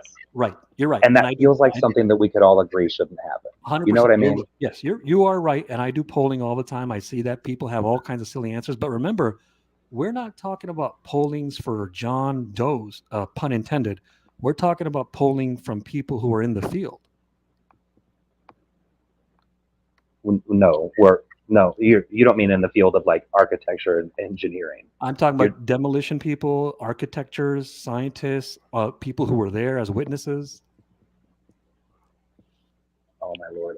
Hold on just a second. I'm sorry. You guys continue this conversation. My dogs are going crazy and I have to find out what's going on. All right. I wonder what's going to happen next. Hello? Go ahead, Hood. You can have it. I can bring up anything I want, or? No, I was talking to Christopher. He can have it. He can talk to you. All right. Hello, Christopher. You guys hear me? Hello?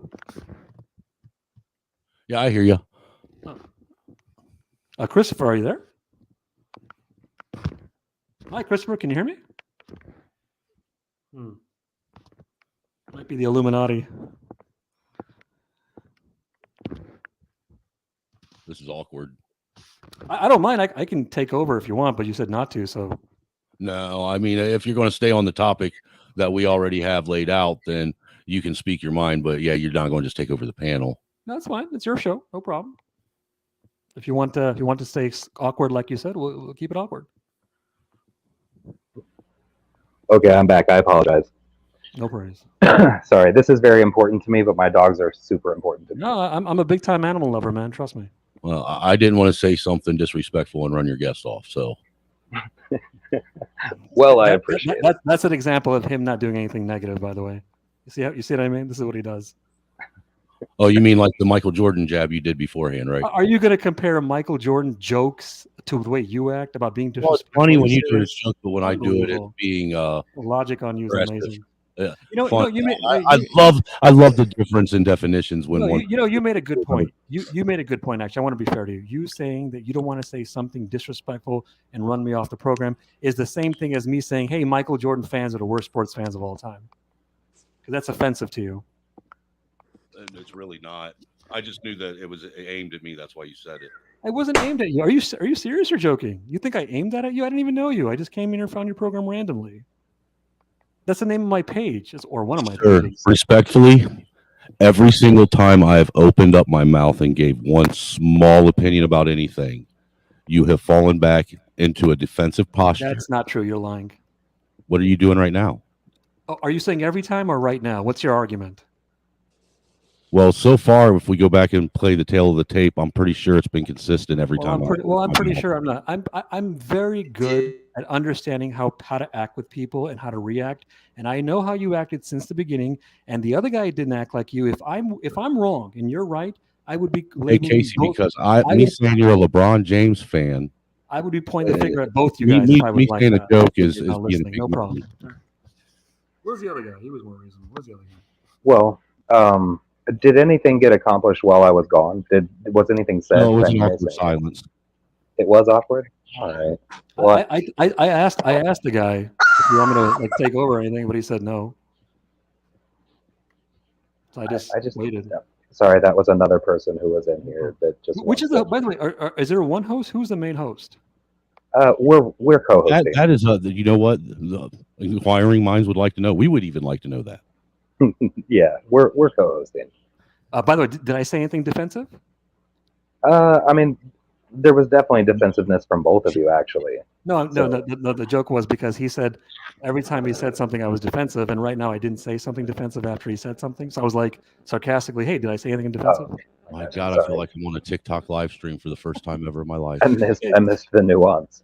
So back to what you had said right before the dog situation happened, and again, I do apologize. No, it's all good. Man. I love animals, man. If you actually knew the details, you might actually question me. Well, so that was I've not heard any demolition experts say that didn't look like a controlled demolition. So now this is somebody I know is not. Can you say it again? Your co-host was muttering something in the background. Can you say it again? Sorry, I was just saying that I've not heard of any. Not to say that there aren't a few, but I've never heard of any demolition experts that say that did not look like a controlled demolition. Oh, did it? Look, Governor Casey, respectfully. I'm not going to continue to sit and listen to a bunch of passive-aggressive fucking comments from some liberal twit and continue to keep my mouth shut, dude. Either get this shit under control.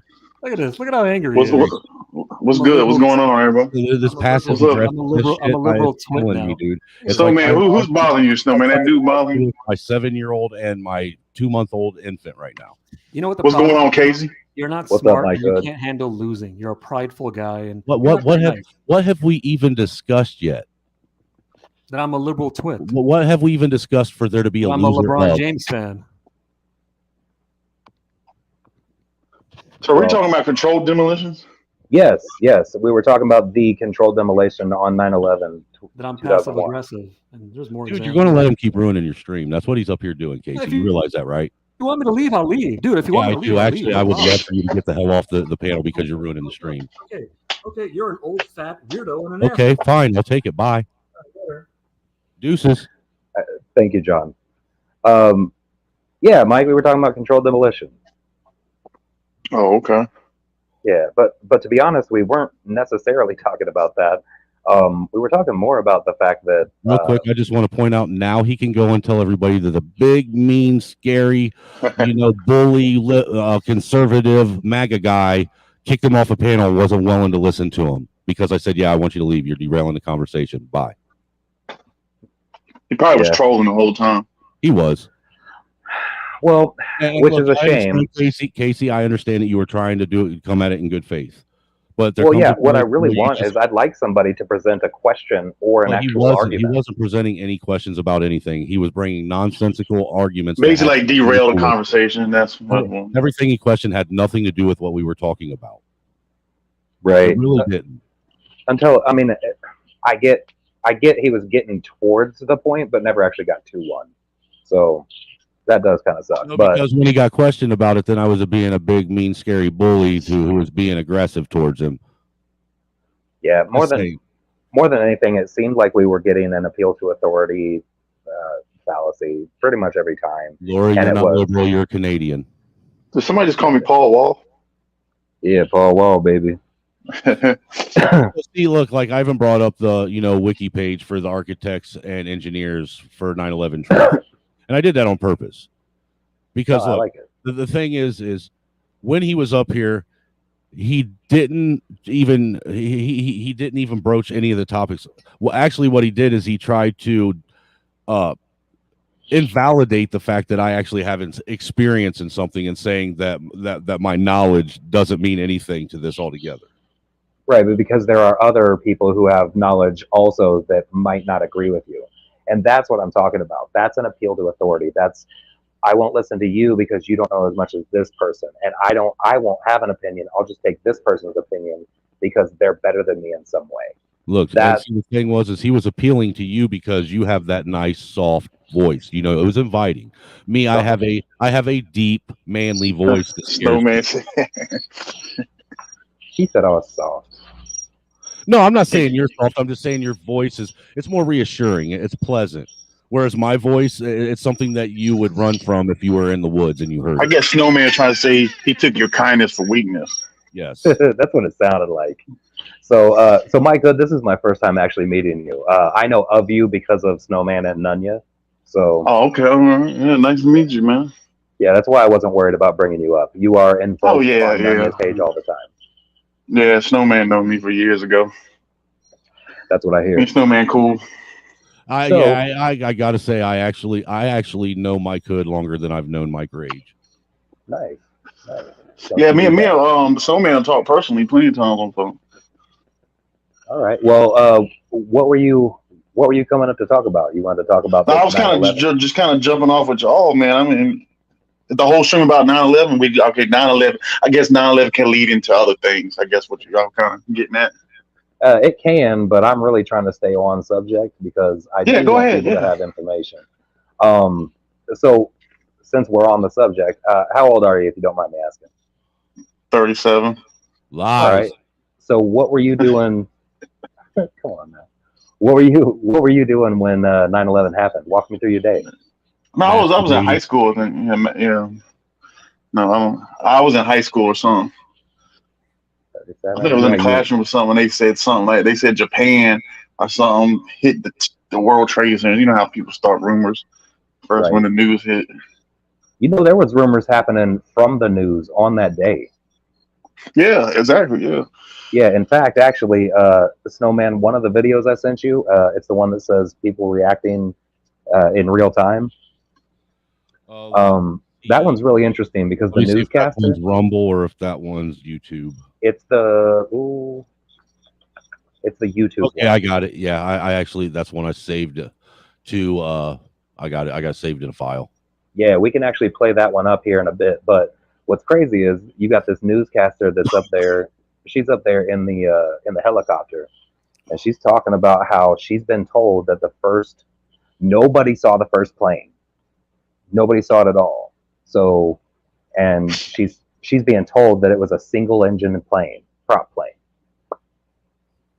Now that's Yeah, the they story. did say that first. Yeah, yeah, I remember that now. Yep, that's what it. And It was we've just a also little prop plane. Yeah. Mhm. Now, and all of a sudden that turned into something different, right? So that's pretty interesting too. But then there's other video on here where they're watching it in real time, and that's the second building starts going off, and the dude videotaping it, he's like, "Oh my God, that's crazy! It just blew up." And someone was like, "On the news, they said it was an airplane," and he's literally videotaping it, and he's like, "There was no plane," and there was a whole bunch of people there around him. Not one of them was like, "Yes, it was. We just saw the airplane." So, like, there's really interesting things that are happening. You know what I mean? And every interview for people that did see a plane on that day, every single one of them except for one that I'm pretty sure was a plant, but we'll get there. Um, every one of them was talking about how the plane that they saw was a small, all black plane, no windows, probably a military plane. Um, so it's really crazy how that turned into jetliner. You know what I mean? Hey, it's kind of crazy. Yeah, it's weird. Based off of the news people telling us that. Because you remember when the news lady hicked up and said the building 7 was collapsing and it didn't collapse yet. Yes, Saw and that. that was one I forgot to bring that one up. It wasn't So the second one that collapsed. It was actually Trade Center Yeah, 7. 7. Yeah, Yeah, so 7. it was Yeah, the 7. BBC News. Yeah, they said Tower 7 had fell and Tower 7 was still standing while they said it had just collapsed. Yeah, well, in a live shot behind her. Right. Yeah, it wasn't just that That's it was one of the still. ones on that web page that you showed me that they scrubbed. They won't let you see it anymore. Yeah, that's. Oh, it's gone? Yeah. That shit's crazy. We've got somebody trying to come up that I don't know this name at all. Dude, just keep an overlay over the screen while Yeah, you gotta block your screen while you just leave it up there. Otherwise, scan them. look, if you can keep this up without it getting struck down, it'd be great. But there's no sense in just inviting helicopters up here to do what they're going to do, because that's what that guy was. He's part of a group right now that's trying to either aggravate you to shut your stream down, derail the conversation, or porn bomb you. One of those three. Well, luckily we've only had 2 screamers. So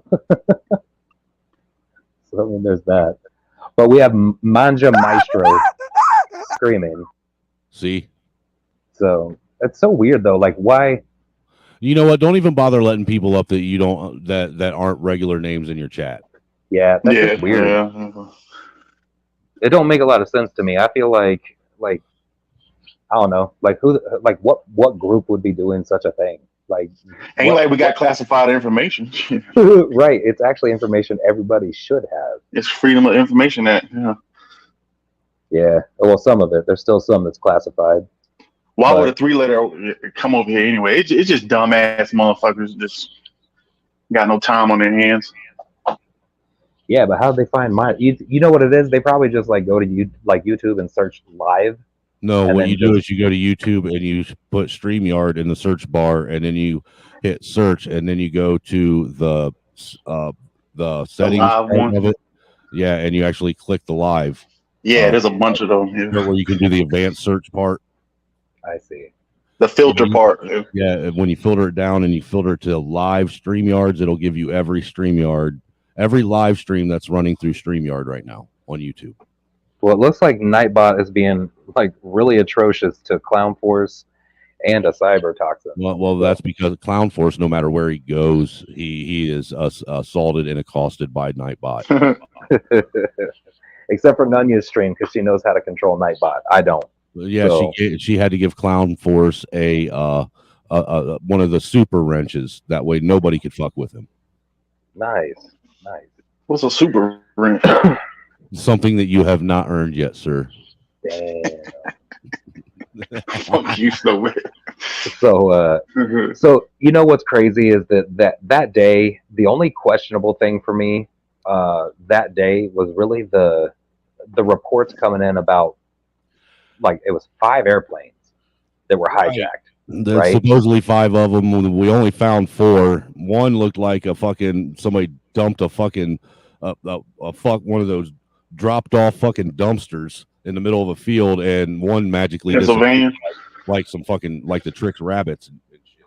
Well, I'll tell you what, that Pennsylvania one. So, can we just talk about that for a minute? Because you saw that it was basically a scorch hole in the middle of a field, Wasn't right? even that, man. Like I said, it looked more like somebody ordered one of them roll-offs, filled it up and said, "Hey, go dump this out in that field over there, so I ain't got to pay for it twice."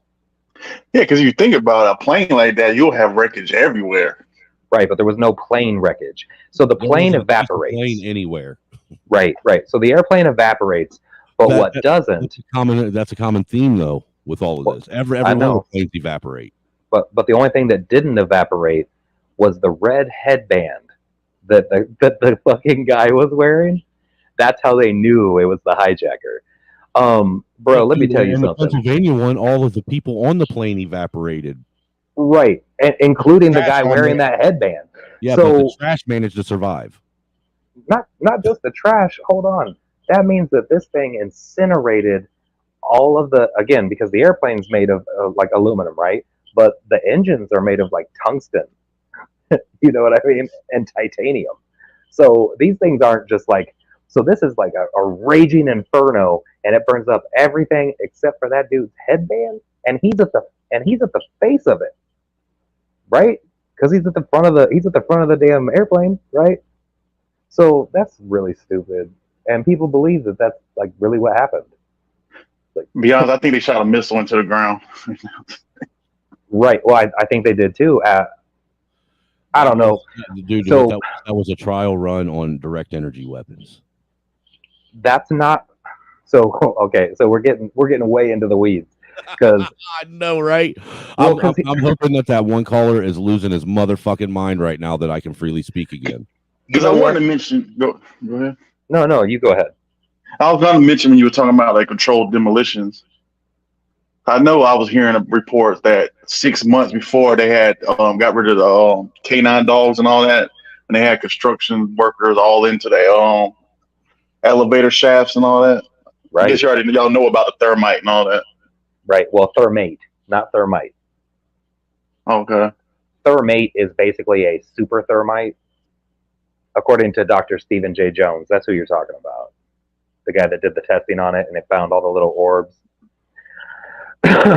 Yeah, but that's legit. But that's a whole other aspect of it that nobody really wants to talk Oh, about. by the way, when I did do that Google search, I couldn't find a list of any. No, you're not gonna. You wouldn't find But because what, but that's what I, asinine. well, what I did find was that architects and engineers for the truth. That's what I did find when I looked that up. Yeah, I'm gonna be really honest with you. The only quote unquote experts, and I say quote unquote because they're not experts, but the only quote unquote experts that have talked about it are NIST, which is what is that? The National Institute for Standards and Technology, Mm-hmm. and Popular Mechanics, which what the fuck do they know about structural steel and shit? You know what I mean? And they've been debunked so hard, like I don't even think they even exist anymore. I just found it interesting that dude got on a panel with somebody that actually had understanding of metallurgy and how smelting works, and his information didn't matter; it was invalid.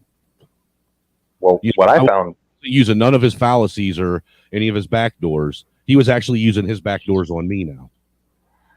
What I found interesting is that every time I brought up the laws of physical science that everything on this planet is bound by, we didn't get an answer for any of those. Well, if he gave you an answer for that, then he would have to negate everything that he argues about biology. I guarantee it. Well, anything really, because we're not, and again, science isn't built off of consensus. So saying that a bunch of people have an opinion really is irrelevant. I don't give a fuck what anybody's opinion is. Settled either, respectfully. To say the science is settled is a disingenuous, fucking fallacious argument right from the rip, because science is never settled. It's always evolving. Well, actual science is, right. That's the idea of it, is to question things. So, but that's getting lost. That's getting lost in the language nowadays. But that's my point. Like you don't have to be a scientist to understand these basic principles of science. Now, you might not know the names for them, right? Like again, when I was talking about the laws of energy conservation, I mean, just off rip, do you know what that is? Maybe not. But when I talk about the exchange from static energy to kinetic energy, from stable energy to energy of movement, like there is that process, that handoff takes time. So that completely stable structure underneath the impact zone, completely untouched, that is all static energy, because everything is energy. And in order for that to go into motion, there's a handoff, and that exchange takes time, and it takes even more time with resistance. So that's why that graphic that we had up is so important. Because in order to believe the official story, you have to believe that of those two pieces. Mike, did you see that when I had those two, the thing up there with the two cranes? Yeah. Doesn't there have to be something official about the story for it to even be a story that's official to begin with? Well, you're right, but the official, goddamn, these dogs are going crazy again. Hold on, you guys talk amongst yourselves. I'm gonna go beat a dog, I think. I think tomorrow I'm going to pull that clip from this stream, and then Monday we're going to discuss it. Yeah, definitely do that. You guys talk amongst yourselves. I'll be right back. Go ahead, Doolittle. Doolittle. Now, there's some other thing I will say. I want to case here too. Like, if you go into we ain't got to talk about it, but you go into the occult aspects of 9/11. There's lots of serious stuff on that too. Somehow the occult always gets tied up into this, and I don't know if it's necessarily, if they're synonymous with one another. Just a coincidence. It's because you think about Revelation 9/11, Apollyon, and all that. Then you look at the Statue of Liberty. That's Polyon. It's some weird shit, man. I have to go back to my notes. Bring that. You might have to do. He has to do a part 2, maybe on the occult aspects of 9/11. Just for me, my issue's always been, like I said, I know how long it takes to melt down, just a inch thick by maybe 12-inch long piece of steel, and it doesn't melt. That look, dude, it takes hours to get it to where it's days, probably. Yeah. No, hours. But see, the thing is when you're doing that, the furnace will be running at a controlled rate where it's staying at a constant, like 21 to 2200 degrees Fahrenheit. That's really fucking hot. And jet fuel burns at what? I think the flashpoint of jet fuel that I saw, don't quote me on it, but I think it was either 1500 or 2500 degrees. But the rate at which it burns so fast, you know, it's like a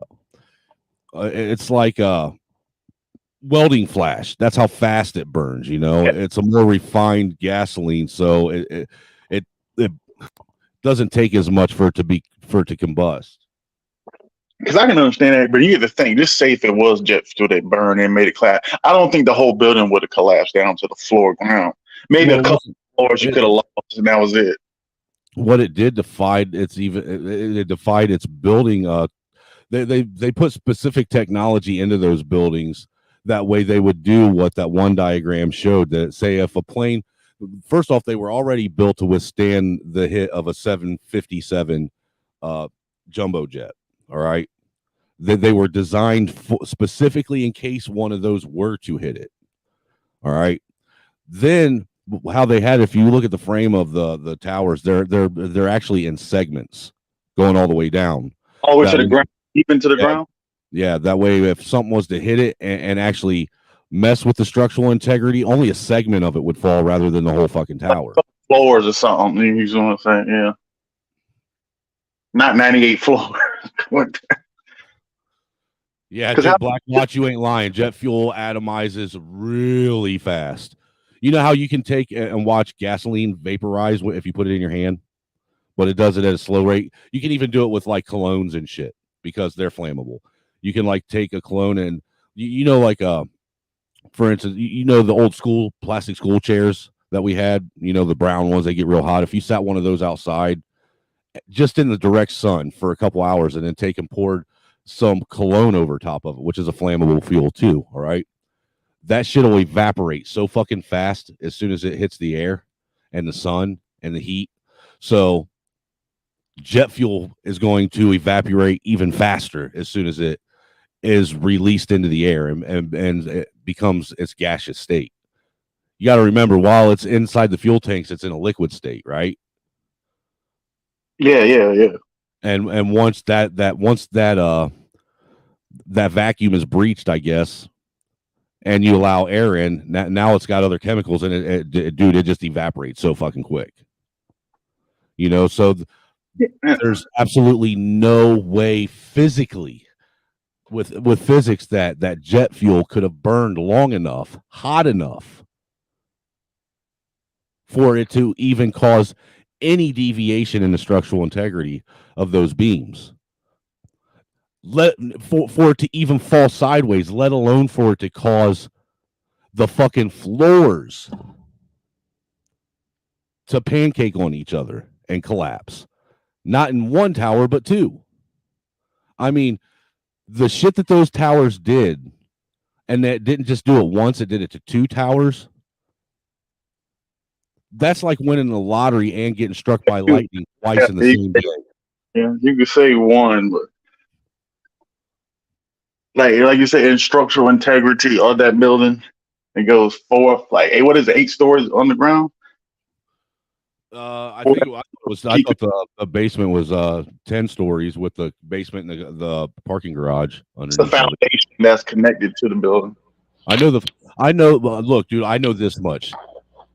There was absolutely no fucking logical reason for there to be molten lava in the footprint in the basement underneath all of that rubble, like there was from fuel that already burned up, off, and evaporated 98 fucking stories above what this puddle of molten lava was. That didn't even make sense. Hey, yo, so I'm back. Real quick, shout out to Tiny for mentioning one of my favorite songs in a movie. I know that makes like no sense to what we're talking about, but it's important to give Tiny a shout out because he's shout out to you, Tiny. All right, real quick. So I heard you guys talking because I kept my headphones in while I was running around doing my shit. And by the way, dogs are fine. I didn't have to beat one, so it's all good. Okay, and that code word for kids. What's that? Is dogs code word for kids? No. My youngest is I was about to just turn making sure 17. because I just want to let you know that this is a safe space. You can openly say you beat your kids here. I won't judge you. Oh, I see. No, that code word is cancer. So when I tell people I'm like, I beat cancer, what I really mean is kids. I love it. I love it. Yeah, but yo, so check this out. What you were talking about, the design of those buildings, what you have to understand is with any high rise, but especially a huge project like that, because you have to remember when these were built, this was like the biggest project ever, right? Yeah, they were So actually breaking new records and all that shit. And exactly. didn't they transition? The tower started in one kind of like quote unquote industrial development revolution and ended another. Kind of with the years that it was. Yeah. So because it did take years to complete these. So but here's the deal. The specs on that, like in order to be up to code, I guess you would say, each floor has to be able to withstand basically 8 times the weight of the floor above it. Does that make sense? Right. And from what I read, they did everything above specs because of how important this building was.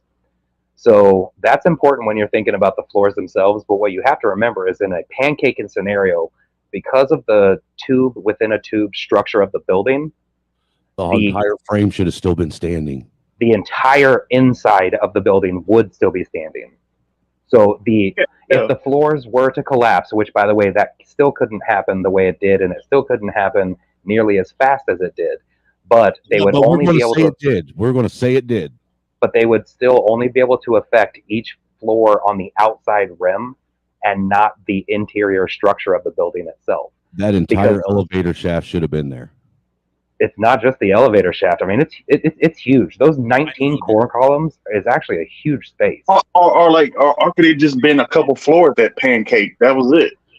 Well, that's just it. So let's say, because it has to be gradual, correct? Right? So let's say we have 8 floors that are affected, right? Because I don't remember how many floors were actually affected, but we'll say 8 because that's a huge space.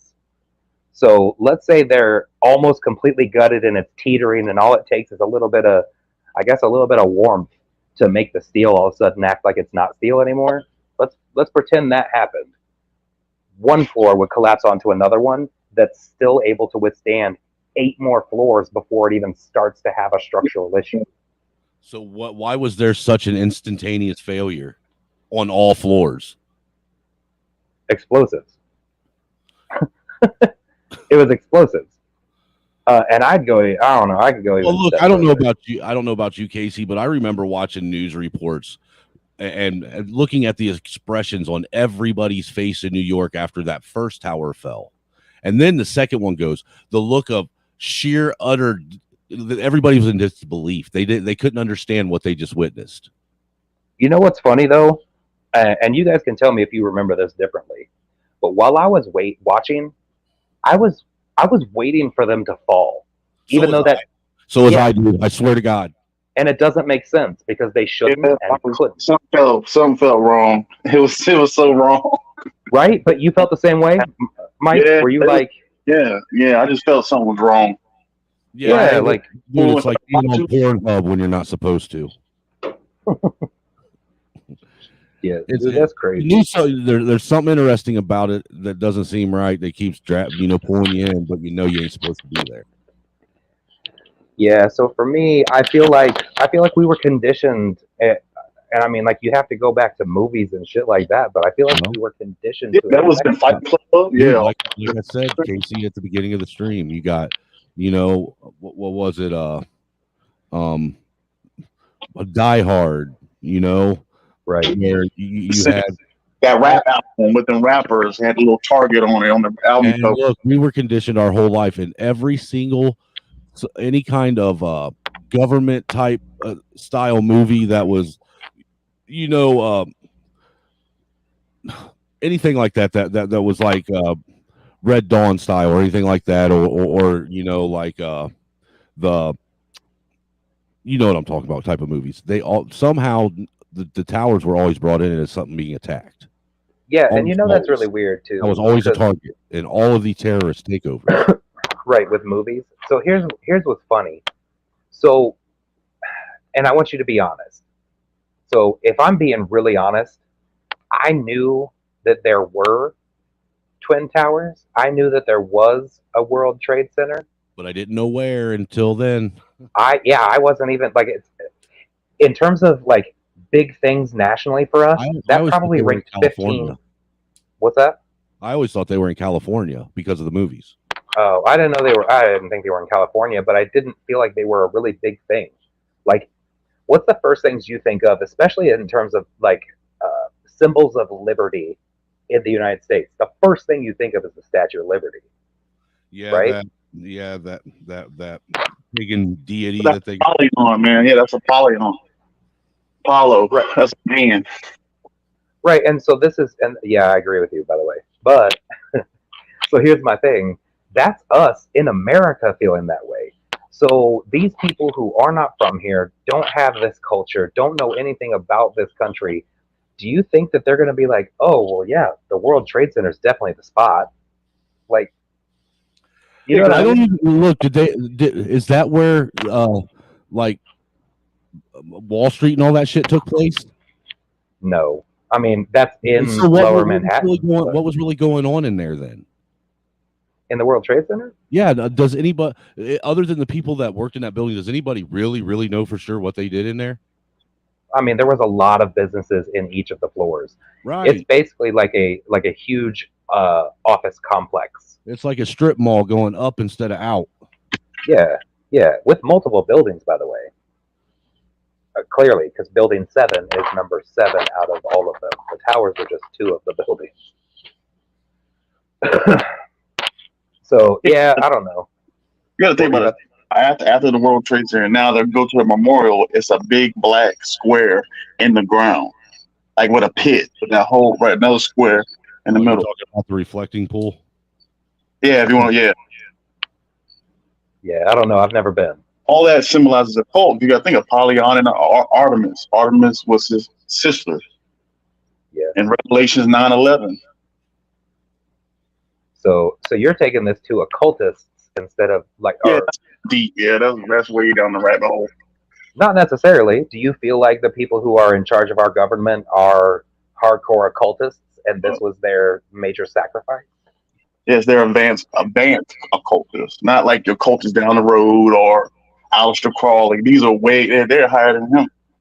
Let me ask you this: is there any way we can go through history and document any kind of mass death or genocide that happens at a consistent rate, as far as every so many years that happens? Like every 25 years, do we see an incident like this, not just in America, but somewhere around the world? Well, you need sacrifices, man. You got to sacrifice people to gain power. Yes. But yes, the answer is yes. So that can actually be quantified and be shown in real time. Yep. Well, yeah. I mean, think about, you've got like that situation in Rwanda, right? The genocide in Rwanda. You've got 9/11. You've got the concentration camps of World War II. I mean, like, you've got all kinds of events that are like this. I don't know that they're necessarily spread specifically 25 years each. But I think old dude missed the one comment that I made too. I know you caught it when I said if you were to poll people about the towers post 2020 and pre 2020, that the poll results are going to be night and day different. He didn't miss it. He actually agreed with you. No, I don't think he. I don't think that he caught why though. Oh, right. Why would be different. He did miss that. Possibly. I mean, I don't know. I'm not in that. Because that instance right there is the one thing that we have now in real time that debunks that whole not everybody in the world is going to fall in line and not squeal on this fallacy. I'll tell you what. So, and I've said this to you. I've said it to people in talking about doing this stream. I can't stand when people say, in order for a conspiracy to happen, too many people would know, and that many people won't keep their mouths shut. That is the dumbest shit I've ever heard in my life. Because I'll tell you what, with the 3 people up here right now, and the shit, I don't know how many people, 16 people. So we're talking about 19 people, right? If we were all in on what the fuck, whatever, like let's say like a murder, right? All 19 of us are in on this murder, right? And one of you motherfuckers talks shit about it, like starts opening your mouth, I'm gonna kill you. And then the other ones will know, oh, if I open my mouth, Casey's gonna fucking kill me. You know what? They're gonna keep their mouths shut. Especially if they believe that Casey's going to kill them. Right. And as evidenced by the first murder. Like for sure, right? So and here's the thing. The other thing is, oh, well, if there was so many people involved, which by the way, there doesn't have to be so many involved that know what's actually going on. Compartmentalization is a huge part of a large project like this. Dude, just look at the Nazi Party, prime example. You don't even have to go that far. Think of the Manhattan Project. There are so many people who were a part of the Manhattan Project that didn't know it until the bomb dropped. They were like, oh shit, that's what I was working on, right? So that's a real thing. So, but let's say everybody involved knows they're involved. The first person, like the first people who started talking out about it, they're all dead. All of them. So now you have to ask yourself, well, wait a minute. Because you know what they did? One person talked and they killed the whole group. Right. Well, not the whole group, but yeah. So like there were a lot of people who got killed over this. And then people say they left one person alive to basically tell the story. Well, so here's the deal. So people know you're going to die if you talk about it. So then when people are like, well, how come nobody's talking about it? Well, that's a damn good reason not to. So there's that. But then when people start coming out later, it's so late that people just disregard them as nuts. Like, oh, come on, that's just some stupid conspiracy bullshit. And they'll say that to people who were fucking there. And it's real easy to, just brush something off as conspiracy theory because it basically it goes against all the things that make you feel comfortable. Who created that after the JFK assassination? Conspiracy theory? Actually, it's funny. George Bush Sr., Bush 41, is the one who coined that phrase. And George W. Bush is the one that made it popular again in the days right after 9/11.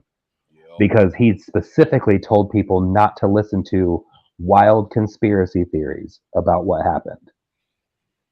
Which is fucking nuts since what they're presenting us is a really whack-ass conspiracy theory. These motherfuckers are that is the fastest fucking encyclopedia I had ever seen written in my life. What are you talking about? The 9/11 fucking commission report. Oh, bro. I mean, they wrote that in record time, bro. Well, to be fair, though, they were, planning it for a long time too. But dude, they had that book out. Dude, I think wasn't it like the New York Times bestseller before they even had the rubble cleaned up? Maybe, but no, because the rubble, yes, but all the evidence was shipped off to China immediately. Well, yeah. Oh yeah, I remember that too. I remember hearing about that. Yeah, on the barges they had the pictures and videos. All the pulverized concrete and what was left of the structural steel. Isn't that crazy though? Isn't that funny? The little details that you forgot about until somebody brings it up. Mm-hmm. Yeah, I remember that when I was like 19 years old. I was weeks after, right? Because I was watching that shit for like months. It's stuck on the TV. Well, they replayed that same one. You would see that one plane coming in because if you recall, all we ever thought we saw was one plane strike. We never saw the first one. Nobody did. But when you see that second plane strike, what we think we see is a plane striking. Have you ever noticed that every fucking video image of it is all from the same side of the building, almost the same angle? Yeah. No matter what news agency we're talking about. And y'all didn't see the video of the UFO that was there before 9/11. It was a tourist in a helicopter. Bruh. And the UFO You being real about that? Yeah, it's footage of it, yeah. Real quick, Red Illusion, you were in the chat. Was I being nice or mean? Was I being a bully? You are actually the reason I didn't come up because I didn't want him to feel like he was getting ganged up on. Jesus Christ. That's funny. Well, for me, I don't know, man. I just think it's real. Going back to what we were talking about, I just think it's real interesting how the narrative, the official story, has been the narrative and talking points for most people for a very long time, and it makes no sense because, again, it just doesn't match. It doesn't match what you saw. It doesn't match even what you think you saw. But everybody's okay with just regurgitating it, and I don't understand why. I had an acid trip once when I was 22 that made more sense than this does. How you gonna just cut my cut off like that?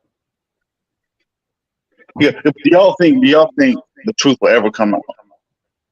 No. In about 25 years. It'll be heavily redacted. The full truth? Yeah. It'll be like MK Ultra. Everybody involved has to be dead. You'll see the and this, there, and a bunch of black marker. No, because we've already got some of that anyway. I think once everybody involved, everybody who benefited, once they're dead, yeah, then it's possible.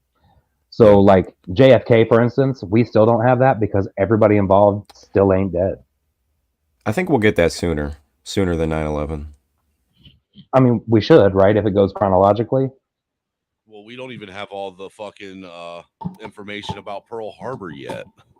Oh, I don't know. We've got some pretty damn good information. Nah, we got some damning evidence on Pearl Harbor. I still don't think they've released all the information that they have on that. They released the most important piece, which was Lyndon B. Johnson saying, like, basically talking about them faking the incident in the Gulf of Tonkin. Like, yeah, that was early too, and it was because going back to how come everybody keeps their mouths shut? They didn't in the Gulf of Tonkin. The soldiers came back and they said, no, we were never fired upon. You know who else didn't keep their mouth shut, bringing it back to 9/11? All the fucking firefighters.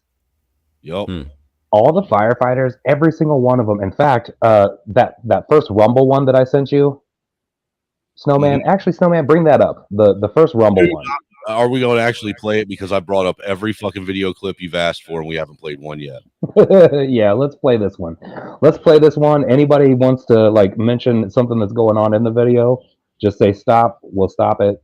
We'll make that happen. Well, it's going to take me a second. Oh, I'll be right. Yeah, no problem. So the biggest part of 9/11 eyewitness testimony on Rumble, right? Yes. Yes. Sorry, I had to think for a second. That's what that was. Yeah, it's the one with the police officer with a white helmet on. Yes. And you'll hear Is that the one where he's like, and it went boom, boom, boom, boom, boom. It's not just him. It's news reporters. It's people on the scene. It's everybody saying all of secondary explosion.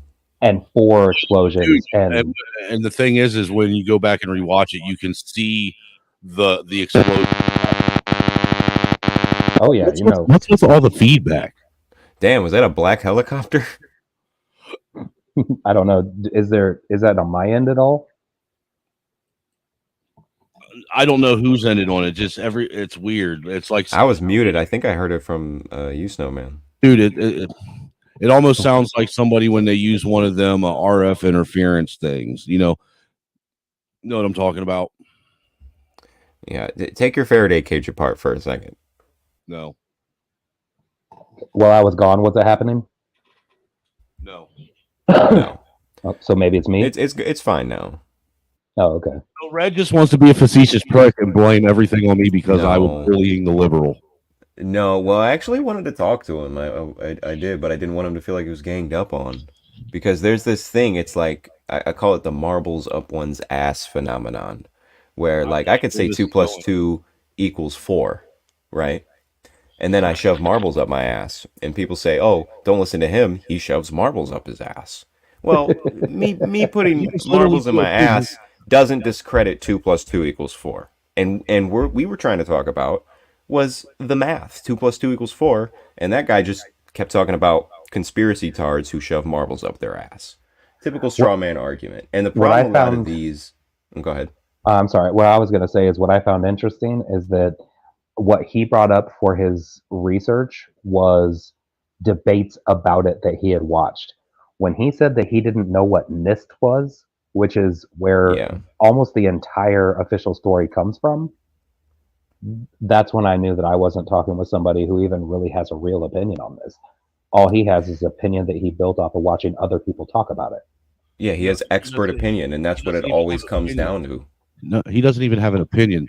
All he was up here to do was derail the conversation and send it somewhere else other than what we were talking about. And you were allowing him to do it for a minute until I said, no, this is dumb. Well, I was hoping that he was. What I was hoping is that he was trying to lay the groundwork so that that wouldn't be the argument, so that he could then ask a question. But he never actually did. I wanted to ask him because, once you start using Occam's razor, they start looking like coincidence theorists. So I would say, okay, 2.3 trillion went missing from the Pentagon days before. Right. Security in all the towers was lowered days before, including getting rid of bomb-sniffing dogs. That's a fact. We know that. Right. We don't need scientific consensus to know that. And then just NORAD was running a practice simulation for the trade towers being hit with a plane that same day.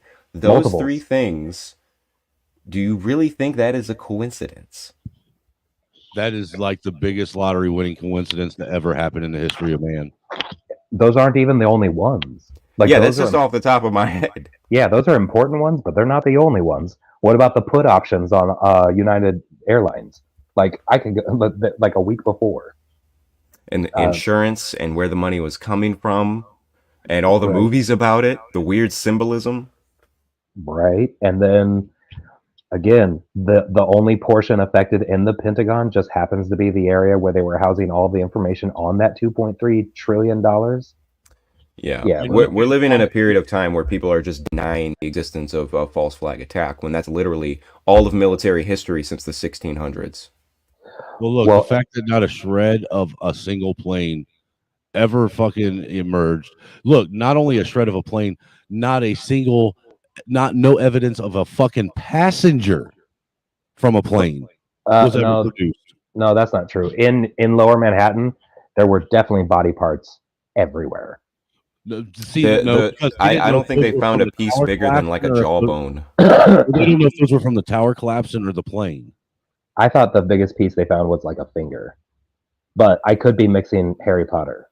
But if you recall, wasn't it like 3 years after all that and they got it cleaned up? Didn't they try to convince people that they found one of the engines that hit the towers like 3 blocks over, lodged between a dumpster and a building? No, when I was researching, I never found a picture of that. Landing gear. Ironically, I just saw that today. So that's really weird. But it was supposed to be landing gear, is what they said. That's the Mandela effect, because when I first read about it, it was an engine. No, the engine, what you're talking about, that's at the Pentagon, and it was a small engine that's never been used in a Boeing 737 or a 750. Oh, yeah, I saw that. Yeah, you're probably conflating those two things. No, I'm not, because the one was actually lodged, where it was lodged was by Tower 7. Yeah, the engine. See, I heard about that. I heard about an engine being found around Tower 7, but I never found like evidence of it.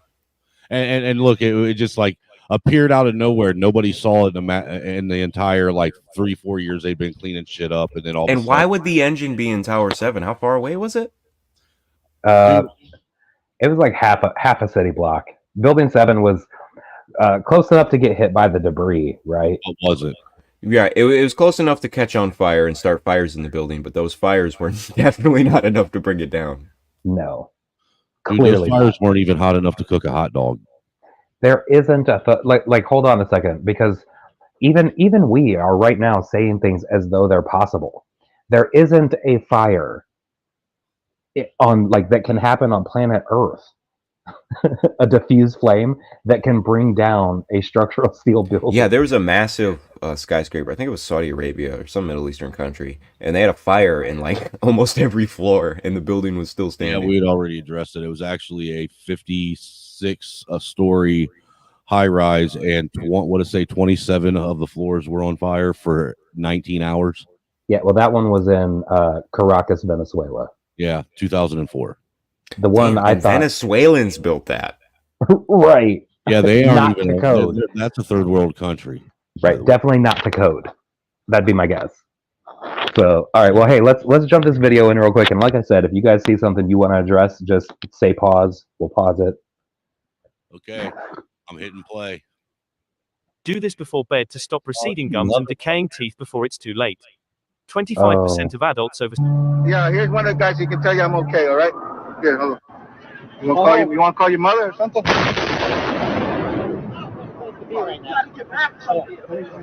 know that. All right. Get back. All right. Don't worry about me. You need to make calls right now. That was clearly not a tower, by the way. After the attack, many smaller explosions rumbled through downtown. Because once the tower fell, you heard boom, boom, boom, boom, boom, boom, boom. And we heard this boom, boom, boom. They were planning to take down a building. Boom, boom, boom, boom, boom, boom, boom. All the way down. So it was like boom, boom, boom, boom, boom, boom, boom, boom, boom, like that. And then it started to sound like firecrackers. Crack, crack, crack, crack, crack. And we looked up, and the second tower was coming down. There were numerous secondary explosions taking place in that building. There were continuous explosions. She's been here a long time. Arthur Del Bianco is one of the lucky few able to tell a tale of survival from a hospital bed. All of a sudden, it was like bang, bang, bang, bang, bang, like bullet shots. And then all of a sudden, 3 tremendous explosions. And everything started coming down. Del Bianco was at work in the doomed trade towers when they were attacked. The force just pushed us How much you want to bet he died from a heart attack from a pastrami sandwich 3 years later? to the ground. Bro, hit pause it real quick. People with glass. And What's really funny is that a lot of the people who were talking about the events on that day have died in really suspicious ways. Yeah. And when I say that, I mean, it'll be like, yeah, unfortunately, your husband committed suicide. He jumped down this elevator shaft onto a bunch of bullets while stabbing himself I in the think neck. a lot of the deaths that they call, related from the asbestos might have been a cleanup operation. That's totally possible. I mean, completely possible, actually, because they have plausible deniability also on the cause of death. Oh, man. Sorry, continue. I'm sorry, man. I've just been at this for going on 14 hours now. the smoke, we're buried in that stuff. He made it out with a broken leg and today was reunited with his wife. He looks like hearing a number of large booms coming from that area. We can only guess what is going on. I got an eyewitness who said there was an explosion on floor 7 8. 7 8.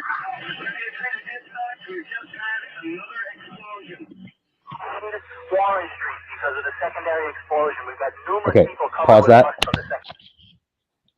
Because it's important to understand that. So the buildings at the time of these calls right here, the buildings are still standing. So these people have gotten out of the building before it collapses and are telling the police that they heard explosions while they were on the way down in these specific floors. Yeah, covered with dust from it. Right. Oh, don't just But wait, it never because- happened. Hold on, because there's also people in here where they're coming out of the building, it's still standing, and they're saying that the basement's the lobby is completely blown out. It looks like a bomb went off, right? So Seeing images of that. right. So, but what's important to understand is that when you have conversations with people who believe the official story, they'll tell you that all those secondary explosions, the boom, boom, boom, boom, boom, is the pancaking. But yeah, but pancaking doesn't happen on floors 7 and 8 or it doesn't happen in the lobby. Right, that's what I mean. These secondary explosions are happening far before the building actually comes down, and then when the building comes down, you also have that, and you can actually see the explosions happening 12 to 13 floors below the actual crumbling. Yeah, and pancake theory is it starts top down, and it's a domino effect. Right. The only way you can't have preliminary explosions in the lower building. Exactly. Well, you can if the entire interior of the building is imploded first. If that evaporates, which it had to happen, it had to just disappear, right? Dustify. in order for the actually whole building to fall The anyway. magic jet fuel dustified the entire structure of the building. Think about this for a second. If that really pancaked, wouldn't there be a big, tall, like chunk of floors just stacked on top of each Yeah, other? there'd be a stack of pancakes at the bottom, a stack You of know, crumbled pancakes. For that to do what it did, they basically had to take the floors out from underneath it. That way, they had nothing to fall onto to crumble like they did and keep falling. Dude, it's not only that, but again, going back to these basic laws of physical science. Let's say one floor drops onto another one, right? And then eventually it collapses onto the next one. So you've got 3 floors that are like pancaked, and then another one, right? Once you start getting, like, how long would it take for that to eventually go through every single one of the, again, completely unmolested floors underneath it? It would definitely stop at ground level. But it didn't. If it even got to ground level, I don't know that Right. you could get it to go through. Like, again, we're not talking about like a shabbily built fucking shit ass wood structure or some dumb shit like that. We're not talking about the Chinese Trade Center. right. This isn't the Wish version. We're not even talking about the Mexican Trade Center. Right. This ain't the Wish version of the Twin Towers. Like, this shit was built. It was a fucking architectural feat. Like, it was damn near one of the wonders of the world. So, in terms of how it was built, and the design was something completely never done before.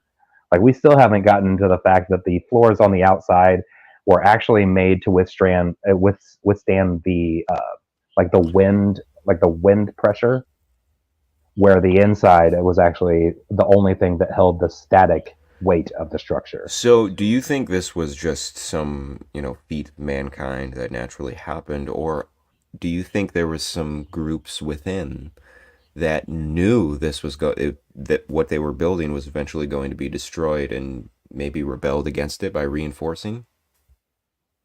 Ooh, I don't know, because so many words. Well, so here's the deal. I mean, it was obviously built to withstand multiple jetliner impacts, right? Yeah, a flying fortress. Yes, actually, and it was because of the one that hit the Empire State Building. That's why they did it that way, and that's actually the whole plan. And it didn't come down whatsoever. No, not even a little bit. I don't feel qualified for this discussion anymore.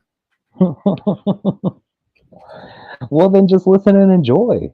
But yeah, no, I just don't understand, again, how people are able to just not recognize what they saw or even remember, which is why I want these videos to play. What wasn't there like explosions before the planes hit? Because there was reports of we're watching the explosions. testimony. Yes, definitely. Tower, 1013 down with 2, and then a major explosion and what appears to be a complete collapse surrounding the entire area. Who's involved in the secondary explosion? Very high, and the lobby looked as though a bomb had exploded there. All the glass was taken out. There were 10 foot by 10 foot marble panels that were once walls. They were loose from the wall of the Trade Center. I went around by the freight elevator and I could see it was just blown. It was just a giant 30th floor. We hear another explosion. I think a bomb went off in the lobby first, then a plane hit the building. But then another plane hit the other building. But when I was coming through the doors, that's what Mike on the Hood other was side talking of the Trade about. Center, something, either they blew the lobby up or something, because it blew the glass out of the doors and knocked us all down, and I got smoke and everything on me.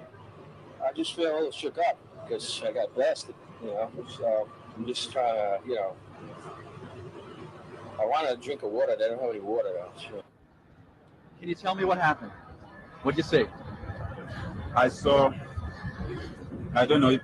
windows coming out of the building and the ceiling falling on the floor where I was walking.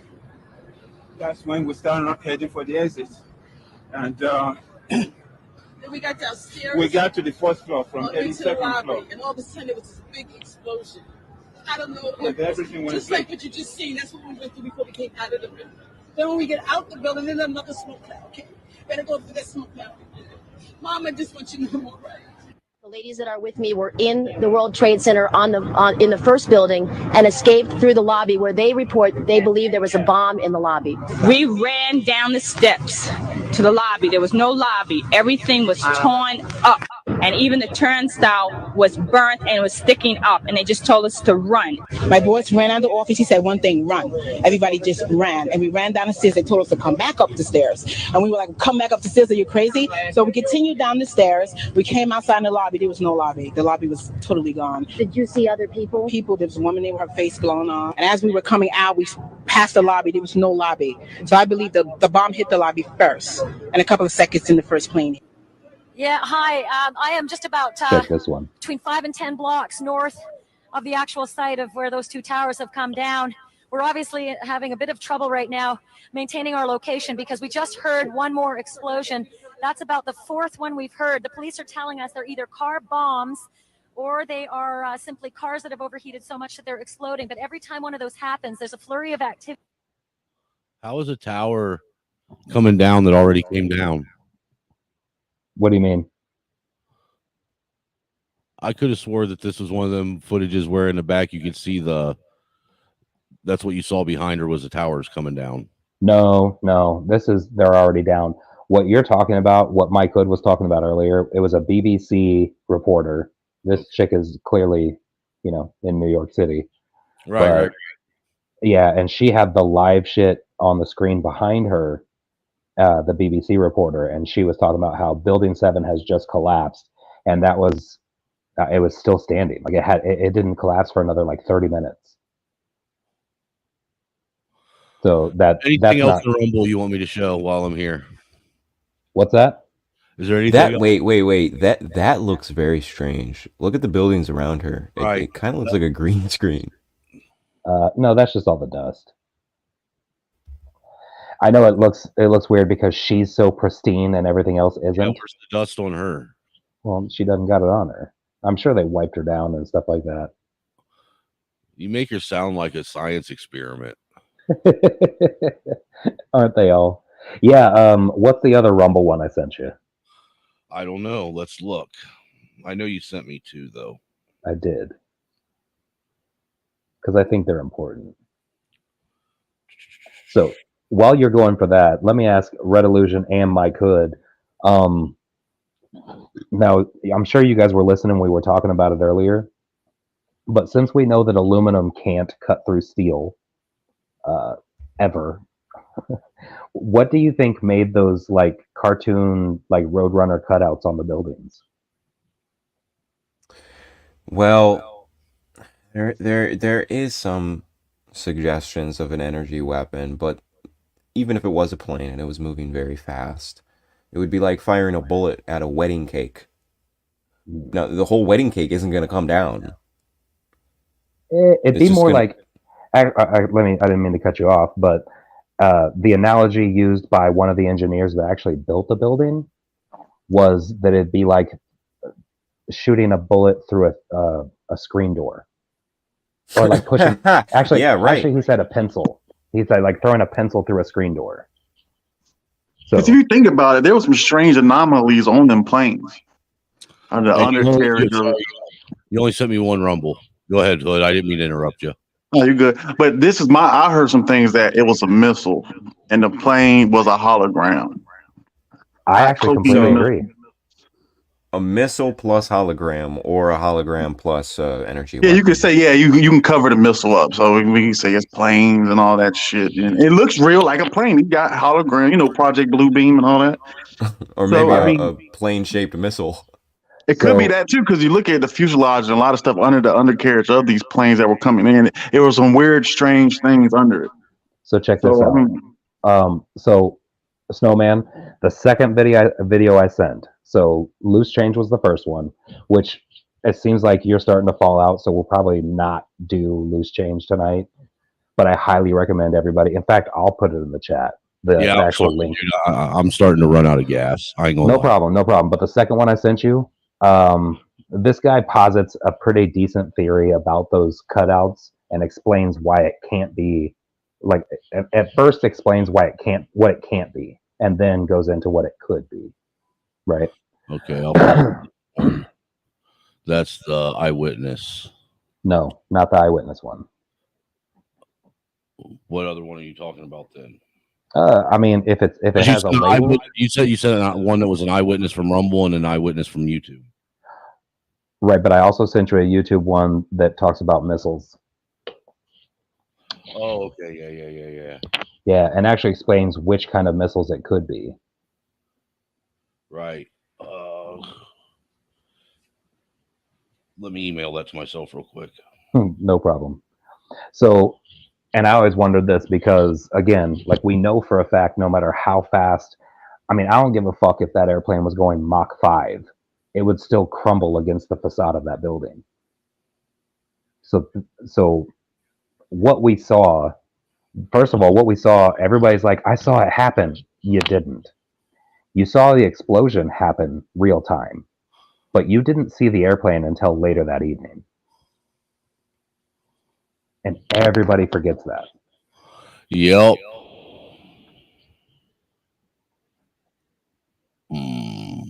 You are right. All we saw, what we thought we saw the plane flying towards it, but what we saw was them. Basically, it was a camera angle switch from the front of the, if you remember, it was a camera angle switch from one side of the tower, and then it switched to the front of the tower, and all you saw was the big hole put in it. Yeah, like we saw the plume, like the big fireball happen, because the view that we were getting live was coming from the backside of the tower. We didn't see what hit it until later. Oh, this video I've seen many times. And we haven't even talked about the fucking Pentagon plane. No, I was just about to be a Ray Illusion. Maybe you a third eye assassin. Dude, there ain't even an airplane. What are you talking about? Yeah, you saw So the footage of the missile hitting it. So yeah, and isn't that crazy? And then when they put it out, they were like, hopefully this will dispel any But conspiracy you know the theories crazy about thing a about it, the missile. gas station's across the street. How do you get out of a van or whatever you in to shoot a missile? Did they use some type of mind control on these people in that area? Like there was a whole perimeter of area you They shut down. confiscated all of the cameras in the area except for that one that they released, and I think that was a revelation of the method. What they were showing. But when you do it live like that, it's somebody always watches, so you have to lock down that perimeter. How far did they go out to lock it down? And all these could have been actors in the gas station, the clerk, this person pumping gas. All these are actors. It was probably more like NORAD, where they were running a practice drill about it. Hold on. And then I think what it actually it's like, was. oh shit, it's real. And then it went live. Yeah, it went live. Can you fuckers hear me? Yeah, we hear you. Okay, then shut the fuck up and let me speak. God damn, don't you need a break? You need a nap. Yeah, take a nap, the angry cracker. Look, well, I think what we were being introduced to was second generation holographic technology. Second Hold on. generation. This is. Hold on, because it doesn't even have to be that deep. So It's light years. AGMs have been being used like for like since 1990. That's Share my air to screen. ground missiles, and they actually look like airplanes. So, but that's the video that we're about to bring up. Yeah, right now. yeah, well, yeah, it was the type of I was just about to mention. Predator missiles do look like airplanes, kind of. So do cruise missiles. Yeah, cruise. That was a big ass cruise missile between the planes. So do Scud missiles, don't they? Yeah, but we don't really have Scuds. You know, I was just trying to, participate. Fuck you, fascist. And if you think about that explosion, when you look at it right there, where's the plane wreckage? Something had to come off a damn plane. How it just evaporates in the September explosion. 11th was a crime on a global scale, but it was never investigated properly. Had that been done, it would have begun with examining the scene of the crime. In this case, the plane-shaped holes. I know you guys can hear it, though. It is that evidence that can lead directly to the most likely cause and the most likely suspects, the people with the means, motive, and opportunity to commit the crime. Newton's third law of motion states, for every action there is an equal and opposite reaction. Equal and opposite reactions tell me this car was struck from the front and this car was struck from the side. Any Unless you kid ask who has a ever liberal. run a stick against a picket fence can attest that whatever bent these columns struck from the side as well. You don't need a physicist to explain it. A generation ago, on September 11th, 2001, the mass media broadcast footage of a jet flying through a steel building. This is the Hetsarkani footage, which was broadcast on CNN. By freezing the footage, you can see Pause. the wings have entered the building, but there is no damage to Not only is there no damage to that, but in that same footage, just seconds before the part that he started on, you see that plane, the wing actually goes through a building as it's like banking in. So yeah, it's not in this one. Like he didn't put it into this video. And the nose is like halfway in the building. Look, there's that one where you see it from this angle up here where I think that's actually a holographic image. Oh, bro. Well, what's really funny is their hologram doesn't even make sense, because you see the one where this looks like it's like normal day. The other one broadcast footage Whoa, of a what are you doing? jet flying playing it. through a steel Like building. in the middle of me talking? Here, I'll turn the volume down. I just want him to see mute that. it. Okay. So the other view that isn't in this video that we're watching, but it almost looked like it was at sunset. You remember that, where like it's the two buildings over the water, and then you see the plane come in from the side, and boom, but then you see the nose of the plane shoot out like the other end of the building. Again, you've seen what a bird does to the nose of a building when it hits to the nose of a plane when it hits it. And the nose of this plane just ran into fucking 200,000 tons of concrete and steel and everything else, but it just went right through it all. Right. Stupid as shit. Give us volume. I got to speed it up too, by the way, because I had it in halftime. I could tell. And half-out plane is evidence of a composite video. They overlaid a Can you hear it? plane onto the live video of the explosion to accomplish the ruse. Government-funded scientists have written extensively about how what was broadcast on that fateful day depicted a real event, but few addressed the physical evidence of the impact holes, and those that did admitted in their own reports that they were just guessing. They didn't actually prove anything. For example, this is a clip from a video produced by Purdue University. Purdue calls it an accurate visualization of Flight 11 as it cut through the exterior walls of the North Tower. Even the wingtips slid like butter through the steel. Severed was the term used by the National Institute of Standards and Technology. That violated all the laws of physics. Correct. Just let it sink in for a minute. Aluminum just cut through steel. Next time you have like a steel pipe that you need fucking cut and shit, so like for like plumbing or something like that, just grab like an aluminum can and like make it sharp and then cut away. See how it works for you. Casey, this must be that science that doesn't make sense that we're not knowledgeable enough about to understand. Well, if we have like a beam of solid steel, what do you think an aluminum bullet would do? Absolutely nothing. It would crumble against it. It would look like it would turn into a cylinder. Nickel. I was gonna say it turned into a nickel. Bro, and here's the other thing that I hadn't mentioned yet because it was in the other video that we're now not gonna get into. But one thing that people forget is cruising altitude is what it is because of the thinner air. Gives you less wind resistance. Right, but the thinner air is important for your engines because the engines will choke out with the thicker air. Think about that. So you've got this thing flying super low over the city. P.S. in your videos where this quote unquote airplane is like basically right above their heads, none of them look up until it strikes the building. So none of them hear the roar of a fucking huge ass plane. Right? Well, you usually don't anyhow until it passes by you. No, bro, you hear it from fucking. Think of when they are at cruising altitude. You can hear that I shit live at near your an house. airport. I hear them like when they take off. Yeah, dude, they're loud as piss. But again, so low, those engines are out. So how fast are those planes actually going at that point? About as fast as a Greyhound bus. Not as fast as they fucking would if the engines were working. And if the engines were working, I think it takes some, like, I mean, you got to be at that altitude. You have to at least be 500 miles an hour or something. I mean, what is, well, I don't know then if cruising you know, altitude like 250, 300 knots.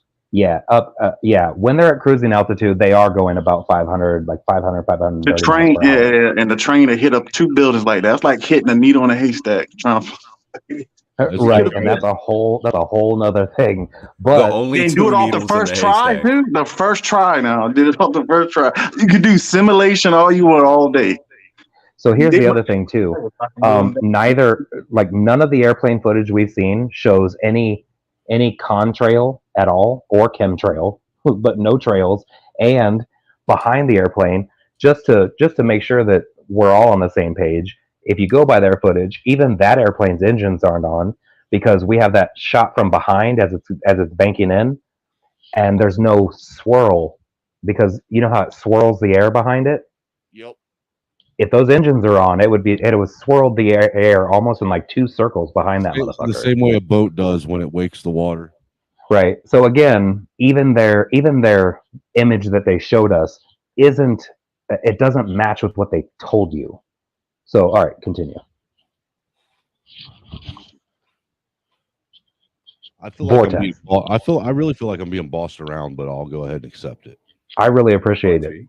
But when compared with the physical evidence, it's obvious the wingtips did not penetrate.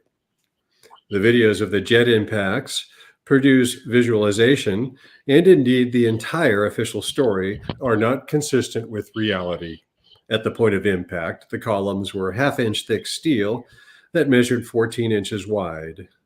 Using the 14-inch columns as a gauge, apparently something much smaller than 14 inches wide collided with this column here.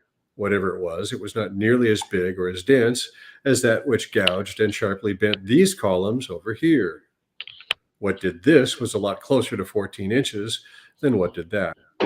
The columns were steel boxes, the sides of which protruded past the face.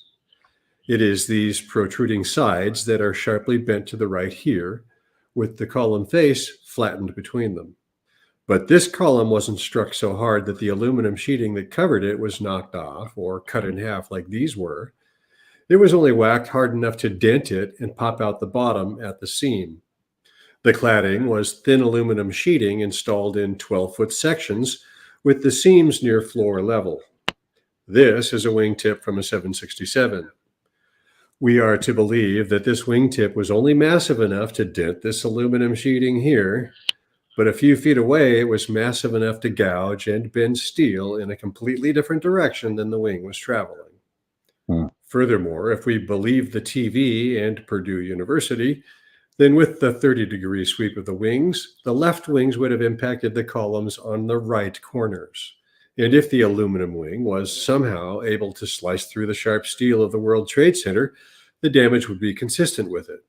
The columns would be dented on the right and pushed south. But the evidence shows they were dented on the left and bent sharply to the west. But that's just the North Tower. Compared to the North Tower hole, there are very few photos available of the South Tower hole, probably because it's so incriminating. That's almost like two separate As objects with the in North it. Tower, there was lightly damaged Funny aluminum you say that. sheeting, Continue. Or a progressively bomb, a worse pre-cut, damaged and a steel, missile. and on the ninth column, an inward blasting hole. But the smoking gun is this lone, still standing piece of aluminum cladding. Remember, the aluminum sheeting wrapped the steel on three sides. The only way to explain this damage is with something impacting the column from the side, cutting through it, and exiting the other side. It gouged through the sides and face of the column, but passed behind the sheeting that covered the column, pushing it outwards as it went. Right here is all the proof anyone needs to know the official story is impossible, and all the videos of the plane crashes are fraudulent. This explains why, even though it was Flight 175 that was allegedly captured from multiple angles on live television, Purdue used Flight 11 for their model. But faking the videos was the easy part. The hard part was that something still had to cut the holes in the towers. For that, there were limited choices. Artillery isn't accurate enough for the task, and its capabilities don't match the physical evidence. As can be seen in these photos from World War II, it would be quite recognizable on the walls of the World Trade Center. It's too big and too powerful to account for the dented aluminum sheeting, and too small and too powerful to account for the bent steel. Artillery doesn't fit.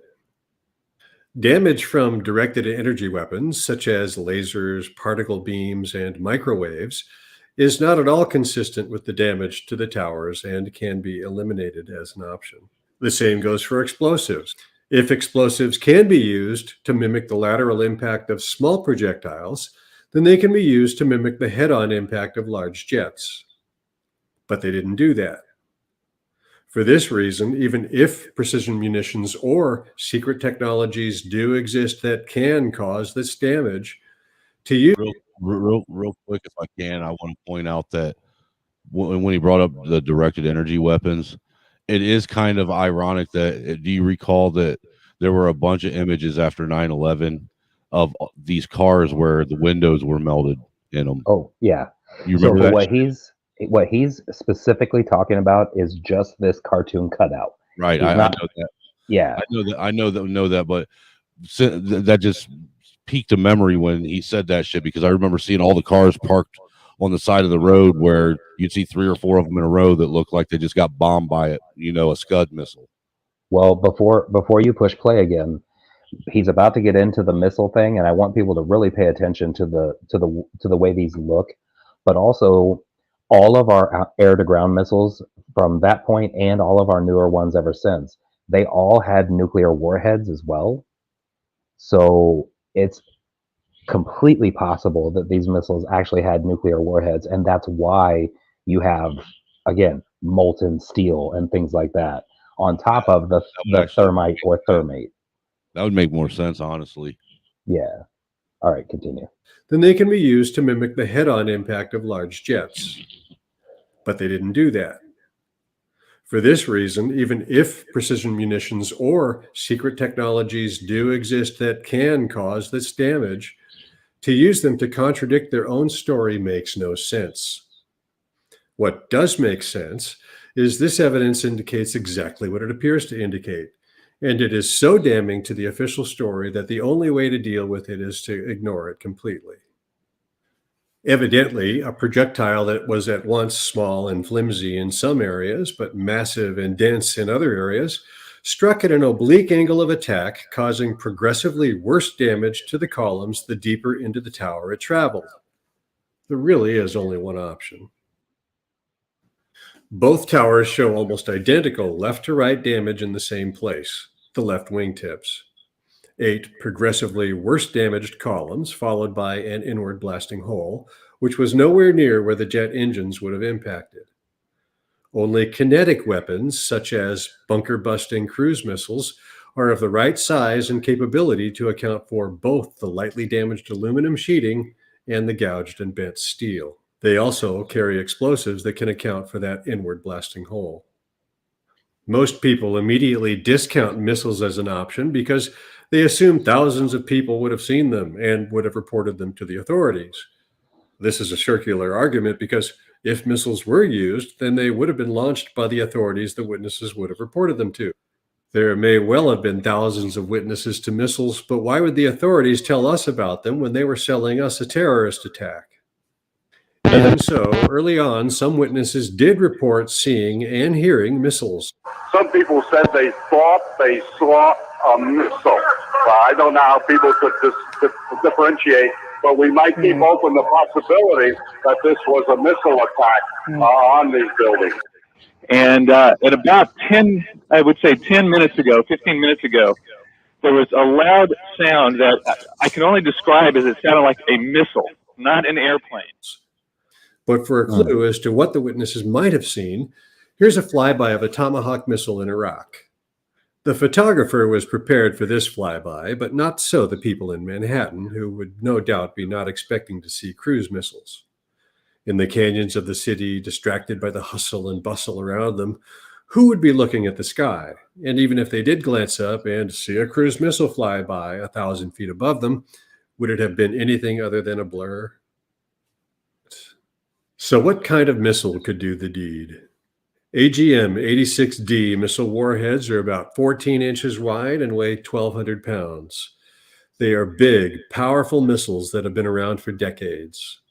The smaller AGM-158, the Joint Air-to-Surface Standoff Missile, or JSAM, looks like a plane, and in 2001, no one had ever seen one before. But if Pause. they did, it could easily have been mistaken for a small white plane. Now let me ask you guys. In your mind, you have like when I say missile, or when anyone says missile, you think cylindrically shaped, very long, might have a tail or something on it, right? In general. Okay, yeah, let's take the theory out of what happened. Well, I'm asking this about the missiles because before really diving into this, I too would when I would think of a missile, I'd think of a long, thin thing. You know what I mean? Not anything that looks something like this. I'm thinking more like a boomerang. Oh yeah. Well, airplane, like these missiles look like fucking airplanes. Mm-hmm. And to be honest, before I started like researching into this, I would have never have thought that a missile would look like an airplane. So, and I just wondered if anybody else had that same feeling. I don't know, we might be getting a can of worms, man. You might have suits and ties coming to our house tomorrow. Right, because you saw those missiles, right? Yeah, you're gonna have some suits to be on. Snowman gonna have a suit and tie. Come on, man. You motherfucker. Man, I've already had them. You guys are destined to get me put in Terre Haute, aren't you? We're good. You're going to get Mo. You're gonna get Mo. Okay, so continue. They are big, powerful missiles that have been around for decades. The smaller AGM-158, the Joint Air-to-Surface Standoff Missile, or JSAM, looks like a plane, and in 2001, no one had ever seen one before. But if they did, it could easily have been mistaken for a small white plane.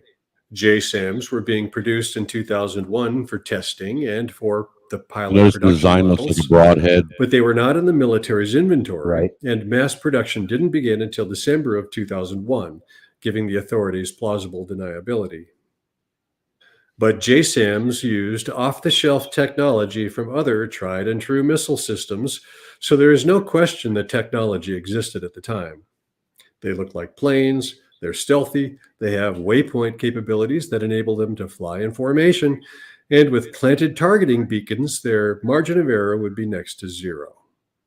For perspective on the capabilities of the warhead, this is an excerpt from the JSAM missile warhead test from 1998.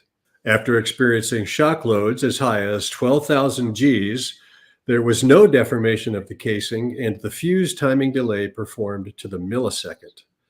The warhead struck the thick, reinforced concrete target, penetrated through it, and traveled another half-mile downrange. The clean exit hole it left indicates that it maintained the desired straight trajectory while traversing the thick target. If it wasn't a JSAM, it was something similar. The most efficient way to hit parallel columns is from the side. Otherwise, if they were targeted perpendicularly, they would at best hit one column and possibly pass between two columns. Only by targeting them from the side could they ensure they could hit multiple columns with one missile. But in doing so, they left incriminating evidence. At a shallow trajectory, it would be the wing of the missile that impacted first, which is why the aluminum sheeting at the far left is only scored and dented, but a few feet to the right, where the warhead struck, the steel is gouged and bent. Only missiles can account for the physical evidence at the scene of the crime, the means, as it were. The motive was to terrify the public into supporting long-planned aggressive wars while destroying the white elephant known as the World Trade Center. The opportunity was at any time they pleased, but they chose September 11th, 2001. Who are they? Well, who had the means, motive, and opportunity? Who controls the U.S. airspace? Who controls the U.S. missile arsenal? Who controls the media? Who spent 2 decades invading, looting, and occupying the Muslim world? Obviously, 9/11 was run from the pinnacle of American power, but it wasn't just an American operation. The US government would never have attempted such a hoax without first ensuring the enemy nations that supposedly have every reason for doing so wouldn't blow the whistle on them. Surely the critical thinkers, military minds, and scientists of China, Russia, and Iran know that in the real world, mostly hollow aluminum jets do not slice through steel skyscrapers. They would be the first people to recognize missile damage when they saw it. They would also know that if the leaders of all the world's governments, media, military, and academia were proclaiming planes did do it, then they would have no place to turn even if they wanted to blow the whistle. This evidence is ignored because it exposes the fact that the leaders of the world are colluding in a colossal lie. And if they would lie about something like 9/11, what would they not lie about?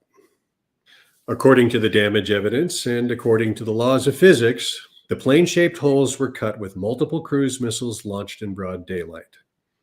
How the videos of the jets were faked is irrelevant. The physical evidence alone is enough to prove they're fraudulent. But because most people will believe the television over their common sense, in my next video I'll demonstrate how it was accomplished. Thanks for watching.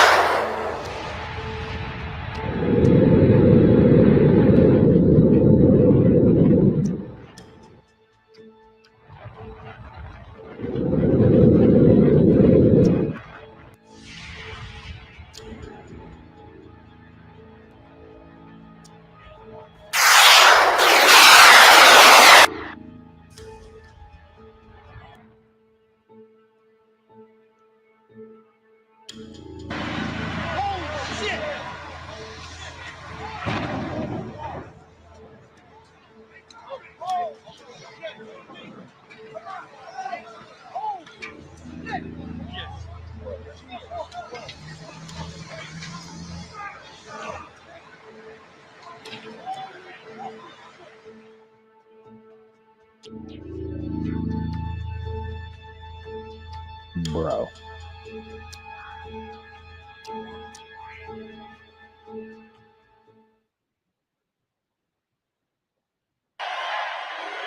Whoa, I don't need this.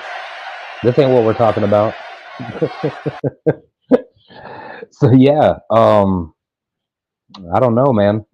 And there are other videos that I had ready to prop up that also show that there were some people who said they saw a plane, but what they saw, again, they said unmarked. Some people said that it actually had U.S. Air Force on it, but they said military plane, small commuter planes, no windows, and everybody forgets about that.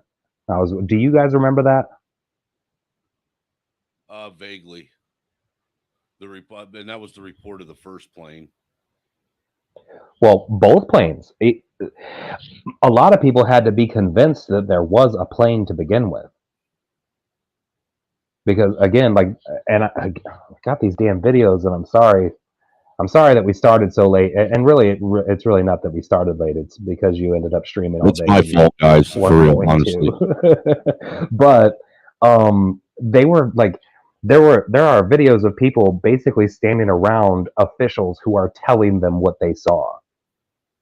And it's nuts. There's the one, like I said, almost every single person interviewed said the same thing. And then there's this one guy in a fucking Harley Davidson shirt who he's like, first of all, he worked for Fox News, right? But he's just out there in a weird Harley Davidson shirt for no reason. And he's like, yeah, I saw the whole thing happen. It was clearly he's like, it was clearly United flight number 75. And then, it hit and it blew up and all that fire. I mean, clearly it fell in a pancake fashion due to structural damage. Who the fuck talks like that? You know what I mean? Like, that dude was so clearly a plant. He's the only one that had a different story. And then that became the narrative. It's so nuts. But I feel like that really was the end of really anybody's trust for the news. Like, do you remember how nobody questioned the news until after 9/11? That's a pretty credible observation too.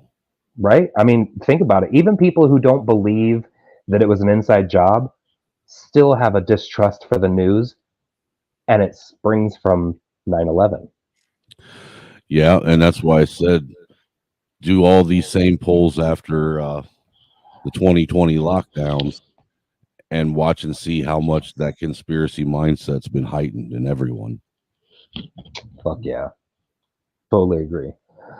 Well, I'm not going to hold you hostage for any of the other videos, but the link is actually pinned at the top. So anybody in the chat wants to come up and talk, we can just talk. We can continue talking about this, or we can talk about anything you want. It looks like cybertoxin's still out there. I'll be nice and I'll sit up here with you until someone else taps in. That way you're not up here by yourself. But anybody wants to hop up here, please do, because I'm nodding in and out as we speak. Yeah, I can tell you're out. So what's going on with the internet? Yeah, because look, y'all can hear me. Yep. Got what I was already gonna say. Damn, that's what they do. Hey, but real quick, man, shout out to everybody that came through. Make sure you show our host Casey Mo some love and hit that Cash App $ Casey Mo 816. You know, everybody deserves to get a little bit of a coin for putting in the work necessary to bring something like this to you to discuss.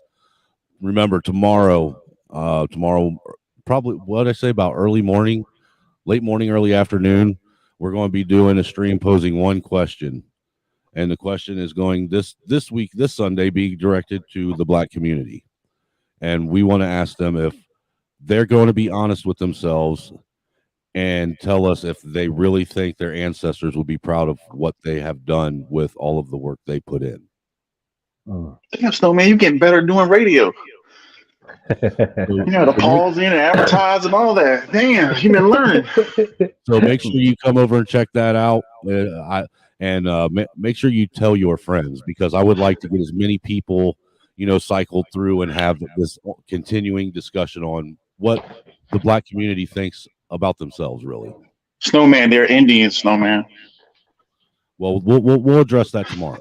The Aboriginals, like me. But Casey, thank you for your hospitality, sir. Of course, and do me a favor before you leave, throw your Cash App in the chat.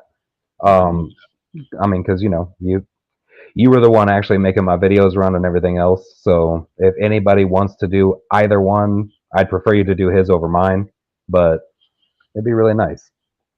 I will do that, and I appreciate it greatly, sir. Everybody have a good evening. Enjoy the rest of the stream, and I hope to see you all tomorrow. I'm going to get out of here. Hold down, Snowman. Later. Peace. So, Mike Hood, you keep changing your avatar, man. I'm not even sure who I'm talking to. Man. Who are you talking to? I like it, Mike Hood. Yeah, man. So, what'd you think about the information? Did I show you anything? No, man, it's pretty good. Know? Yeah. I kind of knew everything, all that stuff. It was pretty good how you presented it and stuff like that. Well, I appreciate it. I didn't put a whole lot into the presentation as much as it's kind of we kind of knew all about that stuff. You know about it. Like at this point, for the anniversary, right? Yeah. Like we're 22 years in at this point. Hey, Laura, if you want to jump up, you're more than welcome. Come on, Laura. Right. You're gonna do a little open panel for a little bit. Yeah, definitely. And like I said, we don't have to talk about what we just watched or we're just talking about. We can talk about anything, really. But Casey, do the cover King of the Clouds, man. That shit fits you. King of the Clouds? Yeah, Panic at the Disco. Oh, I'm gonna have to ask my son about that. Listen to the song. You ever heard it before? No, but my son likes them, so. Yeah, there's a few songs on them I mess with on Panic at the Disco. They're pretty good. So you've been lurking? Is that what you're saying? No, I know everything, man. I'm the all-seeing eye. I see. So you've been lurking on them panels, but you ain't jumped up. I see. I've been on panels when you weren't around. I go to like 100 different shows. Oh, I got you. You're all over the place. Oh, we got Laura. I've been doing this. I've been on Blog Talk since 2009. So Blog Talk didn't work no more. I've been jumping on panels since July. July. So yeah, you got some work to do. Yeah, for sure. For sure. Yeah, I've only been around since I think April. Yeah, April. I didn't even know then I'm the YouTube had veteran. panels. Go I ahead, just Laura. like bumped into the panel community. Nice. Yeah. Well, with Ray, and I'm not talking about Sweet Baby Ray. Yes, I know. Yeah, I'm talking about my brother Ray. Right. He was starting to guest speak on a few panels and that kind of stuff, and he was like, "Yo, they're talking about a lot of shit that's in your wheelhouse, and you've got a voice that people can enjoy, right?" So he's like, "You should definitely do this with me." So I jumped on one or two, and it was cool. But like, he really wanted to start some shows, so that's why we really got this all together. Yeah, it kind of seems like you're open-minded about the stuff that's hidden and stuff like that. I'm really open-minded. Even when I feel like I'm damn sure I'm right, I'm still open, because the one thing I've learned, I haven't learned a whole lot throughout life. You know what I mean? Like life's taught me a lot of shit, but it's not stuff that I can really like give to other people. You know what I mean? But the one thing I did learn, one principle that I've learned as I've walked through this shit that we call life, is if you think you know shit, then you're stupid. You don't know. Yeah, when you go in one onion of the layer, because I've been doing this for 17 years, and it goes deeper and deeper. I'll tell you what. So you find out more. So you've got this reptilian on your as your avatar right now. Are you familiar with David Icke? Yeah, I've been Dave Icke back in 2012 and all that. Yeah, I studied all of David Icke's kind of stuff, but there's more people than David Icke. He just kind of he's the made face himself of the it. face of it. Yeah, he's a reptile himself. Well, his book, The Children of the Matrix. I'll tell you what. If you read that, you won't Yeah, just I all read of a it. sudden. You have read it? Yeah. Because I'll tell you what. After reading it, I won't tell people there are not reptilians. Because I after reading that, I can't honestly tell you that that's not a thing. Now, I won't just straight up say that it is. Like, But I've never seen them. I've never this is how I feel. If I haven't seen it with my own eyes, I don't know. I don't know if it's true or not. So they present to themselves to certain people, but anyways, they're in society. They're walks among us and stuff like that. But the military aspect and the governmental aspect of the Dracos, they created all these governments on planet Earth. Where we get our stuff from that we learned came from them. right, Of so the you're talking security. about like the Draco, like that's what I'm talking about. You're talking about the Draco bloodline and the Merovingians. Well, there's many different bloodlines of reptilian species. You have interdweller species of reptilians that live inside the Earth. Then you have ones that are off planet Earth. So it's more than just one species of reptile. We can't just all categorize them at one. They'll call us racist. But yeah, there's multiple ones of them. I'll be honest, I don't think they give a fuck what we think. No, they Oh, don't. there I am. I thought I got kicked off. No, you were there Like the whole Red time. Illusions, he needs to come back on the panel because he knows some things about it. Because like you have the Greys. The Greys work underneath the Draco Empire. They control them. Okay, the Greys. So you think those are real? Okay. Yes, they're real. So if you think, there's no think. They are real. I mean, I've never seen. I done seen them. Yes, I have seen the operations. I'm talking too much. Yeah, I agree. You gotta be careful. I actually agree with you. I think they absolutely exist, and the Pleiadians, and I don't disagree. I don't disagree. The Greys I are just worker haven't bees. seen- That's all they are. They're working bees. They do the legwork of reptiles. It's deep history of eons of information, history of their planet, where they come from, their star system, and who they were, and how they've been overrun by galactic wars and stuff like that. right. And then you got the Nordics. So actually, Laura, you have seen aliens. You just don't know it. What because was of that? The Nordics. Probably, yeah. You mean my Yeah, those- ancestors? I mean, yeah. No, these are actually, galactic Nordics, if you want, like you're saying. These Nordics are not from this planet Earth. yeah, but neither is what we consider the human being. Yeah, but see, they work. They still into galactic affairs and stuff. You know, like we don't We're know made about. We don't from know space matter, right? Aren't the we? spaceports.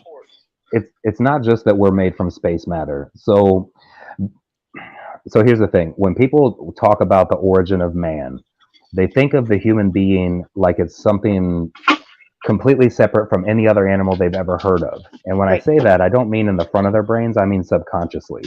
Because cats, for instance, how many different kinds of cats are there? Oh, since you mentioned that, do you know there are cat humanoids?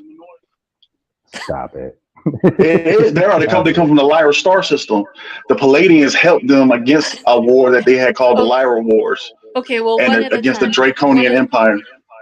Well, hold on. So There's too yes, much info coming into my brain here. we don't have to go that far out for what I'm going to say. So Yeah.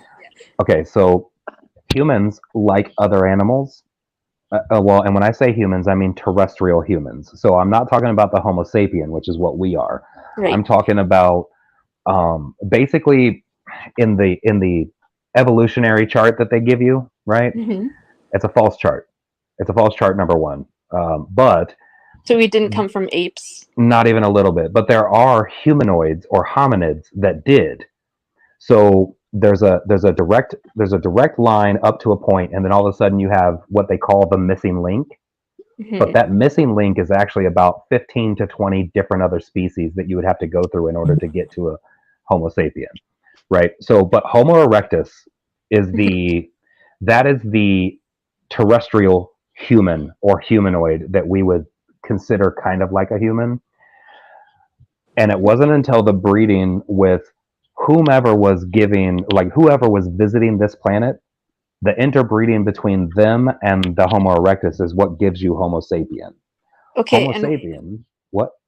and didn't the Homo erectus?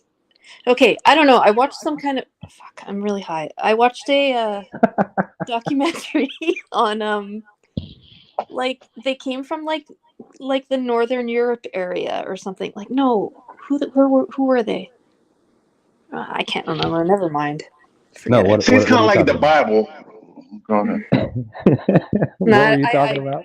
I don't even know where I'm going. I'm gonna have to look this up because I can't. Okay, convey well, what I'm thinking. Yeah. We you're jumped talking- star systems and then we landed on Mars first. You think so? Mars, So yes, Mars got destroyed. by nuclear war? I mean, it makes sense. Yeah. Not like our conventional nuclear weapons, more quantum level type.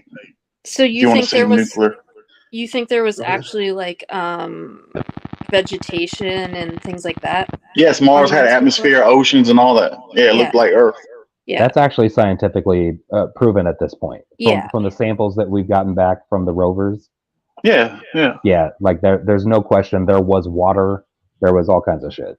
But then what if I don't believe that any rovers have been up there or anything because I don't believe anybody's passed the Van Allen radiation belt? A human could please not. don't. Hold But your on. technology. Yeah, a human could not, but your technology could, and be completely Yes, the whole of your starship can protect you from the radiation. Like flat earthers say we're under a dome, space is fake. That's a bunch of psyops going I'm on. not a flat earther. I'm just saying. You're a flat earther, Laura. No, I'm not. I just said that because my ex used to say that, and he was a weirdo. Well, so here's the deal. Here's the deal. I never questioned the moon landing personally. Okay, that one I do, and I have. Well, hold on. I never did until I saw an interview with a NASA engineer, and when he was asked why we haven't been back to the moon since 1969, Yeah. he said it's because we haven't figured out how to get humans past the Van Allen radiation belt. We don't have that technology yet. Right. Pause the video. That was a lie. Well, if it was a lie, it was a good enough lie to make me question if we had ever been. Yes, it's a lie. They do that because there's a galactic forces there. We're in a galactic system now where spaceports are going back and forth, commerce, all that is going on. We got kicked off the moon. If you look on the dark side of the moon, when they had Apollo, I think it was 12 or one of them, they went around, they started hearing music. There are cities on the dark side of the moon with different extraterrestrial species there. You have Greys, you have reptilians, you have Nazis there. So us humans, they didn't like us. They said, no, y'all got to go. Why'd you throw Nazis at the end? Because Nazis are galactic too right now. They're all in part of this. It's all interwebbed together. It's a galactic organization. Let's say. My mind is being blown right now. I just can't. So we already on the moon of say as a human species, not Americans or stuff like that, but as a human species, we've been on the moon. But are you talking about the original? Are you talking about the original? We'll say aliens, because alien to this planet, but the ones that bred with Homo erectus that gave us Homo sapien. Well, those the ones that did that. They left a long time ago. Long time ago. They were like the warrior class types and stuff like that. Yeah, they left a long time ago. Now, how do you feel about the idea? How do you feel about the idea of the Anunnaki creating the human race, the ones from Nibiru, that created the human race to mine gold? Okay, what? No. Anunnakis did have some power in this star system, the Milky Way, this sector, but it wasn't that much as power as humans try to make them seem as who they are. No, they didn't create humans. Because they look like to us, and especially to early human, that would look like a god. You know what I mean? I mean, because if you think, 20 foot tall and all that, and they build those pyramids. They were more or less like 9 feet tall. That 20-foot guy. Aren't those the giants that live in Middle Earth? Because my ex also told me that. No, those you are have the red. Nephilim. Yeah, those are the red-haired giants from North America. Okay. Yes, they had a Kandahar incident. I think that was in Iraq. Where was Kandahar at? Afghanistan? Afghanistan. Yeah. And they have 6 toes and 6 fingers. Yeah, that's a weird one for me. But the story is in the Bible. It said the fallen ones came down and mated with human women, and these women DNA couldn't match the DNA of these fallen angels. So when he was having babies, the babies would burst out the stomach. These giants, so they were so big at birth that the woman's stomach couldn't hold these children, and so they would burst out of them. And these women died. No, yeah, they died from these. You want to call them giants, Nephilim? They burst out these women's stomachs. You on that Hunter Biden, aren't you? Want another light? Somebody needs to make a song. What you just said should be a song on that Hunter Biden song. Yeah, I thought about making a song for Hunter Biden. Well, I don't mean making a song about him. I mean calling. No, crack. cocaine. Yeah, calling it that Hunter Biden. It's that Hunter Biden. Man. He's always telling me he's on that. Let me get a bump of that Hunter Biden. Yeah, that Hunter Biden. And now I'm flying G5 flights. Right. Dropped it in the White House. Now it ain't hiding. Right. On that Joe Biden. No, I ain't on the Joe Biden is the crack. Hunter Biden is the coke. Yeah. You think the crack's just well, I've seen Hunter Biden smoke crack. Casey, I put a comment in the back for you. A little thing. I saw it. So that sucks because I was trying really hard to get a hold of him. Yeah. So I appreciate it. Yeah. Just so you know, because it feels bad. So that's all right. It happens to me more than anybody else. I know. He doesn't mean to. So. No, I get it. Are you about to leave us? Is that why you were saying that? Like it was I like think this is so. your farewell? I'm way too fucking high to be up here. I think you are the perfect amount of high to have this conversation specifically. Yeah, Lord, don't leave, Lord. No, I'm on that 2.5 milligram THC. I don't know. Hit her with that Black Street. Don't leave. That Black Street, yeah. Don't leave me, girl. Hit her with that 112 peaches and cream. I actually you've heard me do that, haven't you? Yeah, I know all that. I was big in R&B and stuff like that. I'm a musician. I don't know. Have I heard you do that? I don't know. On the very first stream that I jumped on with you guys, I did a cappella versions of quite a few songs. Yeah, I do remember the first time you came up there. And Peaches and Cream was definitely one of them. Just the chorus, though. Yeah. You need to do Escape on. What's that song? Which one? Just Kicking? My Little Secret or something. Oh, see, I actually really liked Escape. And a lot of people don't even remember them. I think it's because I don't remember them at SWV. all. Is that like You a don't remember? 90s? Yeah, yeah. Lord on the Yeah, but I'm so fucking white, and I'm from Winnipeg. Okay, come on. Winnipeg. Yeah. Winnipeg. I feel like Escape's biggest, like their biggest jam, like that was like that got the most traction was just Kickin'. Yeah. Kick off your shoes and relax your feet. Party on down to the Escape beat, just kicking. You remember Cut Close? Cut Close? Yeah. The all female R&B group Cut Close. Ooh, I don't remember them by name, but what was the song? They had like Jump on it. Let me see where it got. Yeah, you're gonna have to tell me because when you say Jump on it, I think Do you remember Wild Orchid? They were so bad. Wild Orchid. Yeah, what's that girl from?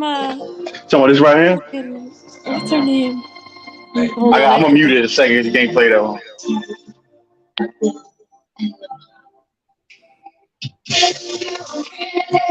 Let's see, Okay. that's classic shit. Yeah. Right when it hit, I was like, okay, I got it. Yeah, so you know, yeah. Three white chicks, and Fergie was in it when she was like had her meth issue. Oh my from God, Black Lord. Eyed Peas. They are Yeah. so bad. If you look up footage of them like on TV shows and stuff, and they're all trying to harmonize, and it's all out of tune and just the most obnoxious voices. Yeah. Because I'm pretty big in R&B. You know, like Renee and Angela, R. Kelly, Kim, Rome, LSG, Changing Faces, Jodeci, Changing Something for the Faces. People. Yeah, you remember remember Something for the People. My love is the shit. Oh yeah. So, and it's funny. I almost did some Jodeci last night. Oh, you did? I was gonna do "Freaking You" because that's my jam. My jam that's is that jam, Double Laura. Up, R. Kelly. Yeah, Laura, I'm gonna need to play that for you, Laura, on OnlyFans. Yeah. Oh, Every freaking night we're and making an every OnlyFans freaking now? day.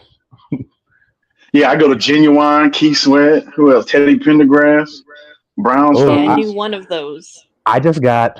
You knew Teddy Pendergrass because I just got Pat to do Teddy P last night. Okay, I did hear that. Love Yeah. TKO. Yes, that's actually the one he chose. I tried. I was like, you could do Close the Door. I was like, I actually. Do you remember in Nutty Professor when he was singing "Close the Door" when he was about to eat that cake? Yeah, the first one. That's what. Nighttime. Yeah, that's what I was. That's why I was trying to Oh. like get him to remember the song.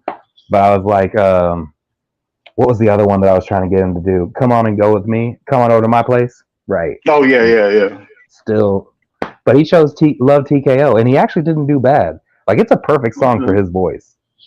Yeah, certain songs, and certain melodies, the beats and stuff like that fit certain people. Hell yeah! So classic soul and R&B is my favorite musical. Yeah, classic. I go to Dennis Edwards. Don't look any further.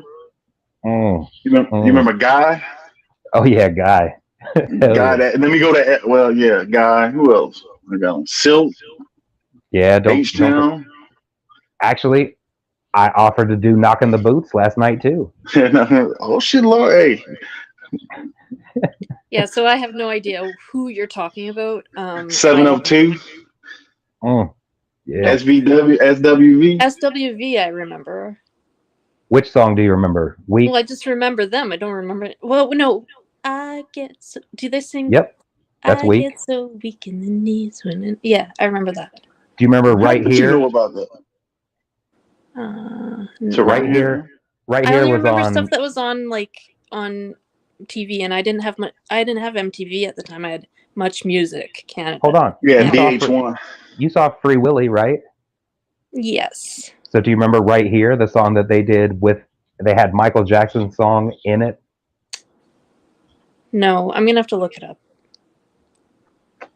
Mm. And I'm never gonna look it up because I'm never gonna remember. You Now, need do you to go catch back that on Nightbot. Casey? Now, do you go back to like the 70s and 80s, like 70s R&B? 60s and 70s even. Yeah, like the the best. Temptations. Oh, I know that. You know the about the Stylistic. Delegation? You know Yes. Delegation? What you know about Betcha by Golly Wow though, with the Stylistics? I know all that. Yeah, you know Stylistic. Do you know the originals? Remember the originals? Yeah.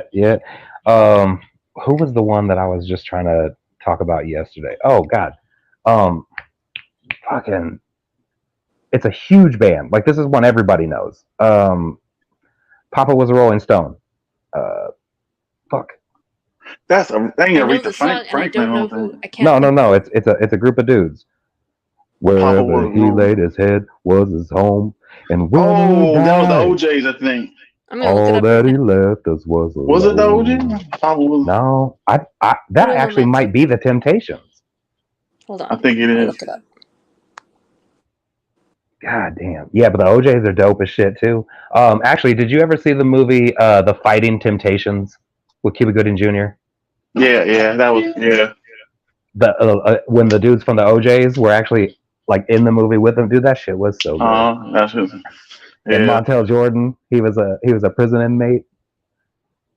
Oh yeah. Now I ain't seen that Oh, for so there you are. long. It was the Temptations. It was the Temptations. All Yeah. right. Yeah, and who did Reasons? Was that Earth, Wind, and What Fire? about? I think so, man. Damn. I gotta look at my catalog, man. My library. Yeah, I don't The know my. reason that we fear our feelings won't. Yeah, damn. Yeah, that's my You remember shit. Wilson Pickett? You remember this song right here? Yep. Remember that? Yeah. You know what's funny about that? So real quick, just a little background from me. I grew up in Kansas City, but like in the heart of Kansas City, like my neighborhood. East St. Louis. No. East St. Louis.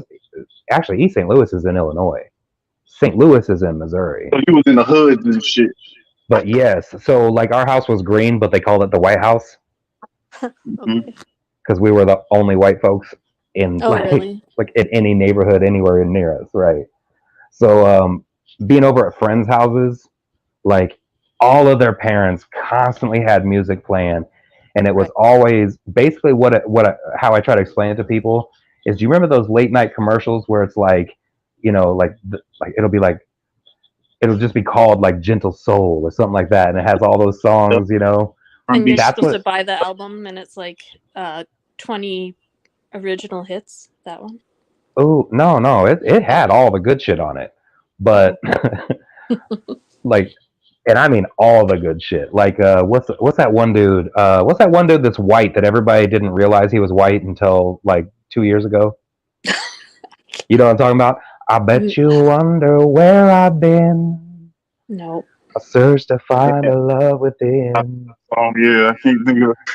I came back to let you know.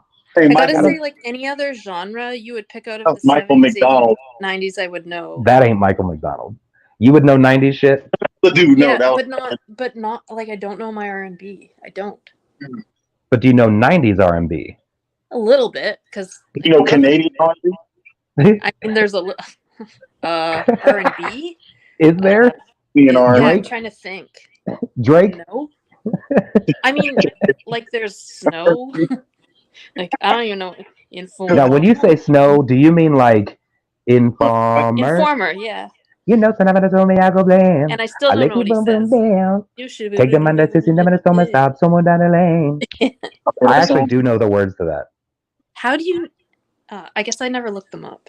But Yeah, check it out. I did, because the minute I heard it, I was like, nobody else is going to know the words to this. no one ever has. So I recorded it and then played it and played it and played it.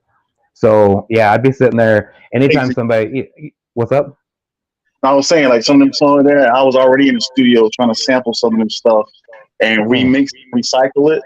I have whatever song when I'm rapping off of it, samples other beats and stuff like that. But it costs a lot of money.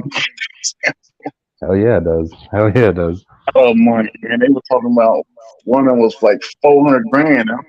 I'm like, Oof, that's a lot. That's way too much. yeah. But yeah, people would be, because Get your especially phone. right about that time. So about that time, you had Crisscross. Crisscross was still, I don't know. They had just come out. Well, no. That was the first. That was the first iteration. When they came back out with like the Brat, and they were doing like Tonight's the Night. Yeah, so I didn't follow them after that. You had the Brat, Brandy. You had Soul for I Real. remember Brandy. I remember. Soul for Real was dope. Yeah, Soul for Real. Yeah. Oh, what was So- that other band I The always original album. The original what? The original CD in the closet. Oh yeah. When you go to stores to buy CDs and records. Yeah. So this is I the miss thing that. in my house. We actually weren't like, I'd get in shit for listening to rap. My parents hated it. So I never owned any rap albums. If I did, it's kind of like the opposite of I remember, well no, it's not. Okay, so I remember like taping the first Snoop Dogg album off my friend and just having the tape and only listening to it in my Walkman and things like That's that. one of the best rap albums ever, by the way. Yeah. And I remember when that came out because I was in like grade 7 or something. Laura's Gangster. Dude, everything on it was a banger. Yeah. So the very first CD I ever bought, because I had a lot of tapes. But the first, yeah, I had all I kinds. still And have a lot of tapes. man, I ganked BMG music for I can't tell you how many cassette tapes. But the first, yeah, because I didn't pay for a single one.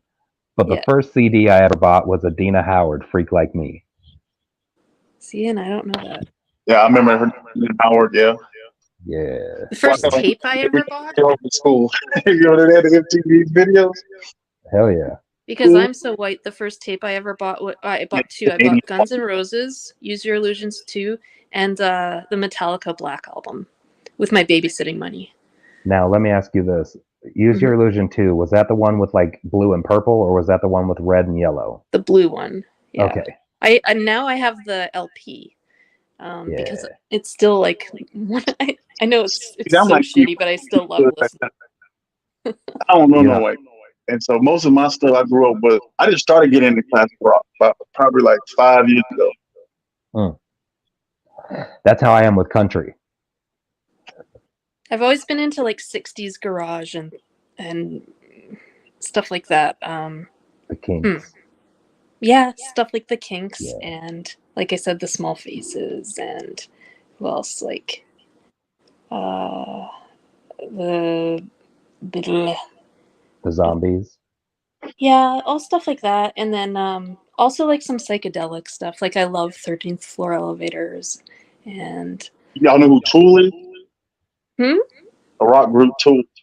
Tool? I know. Yeah, I've never been into that, but I know who they sister- are, but yeah. Yeah, that's like I didn't get into like the heavier I don't know. I liked punk music, but more melodic stuff and not I had a lot of friends into metal and stuff, but I never really got into metal either.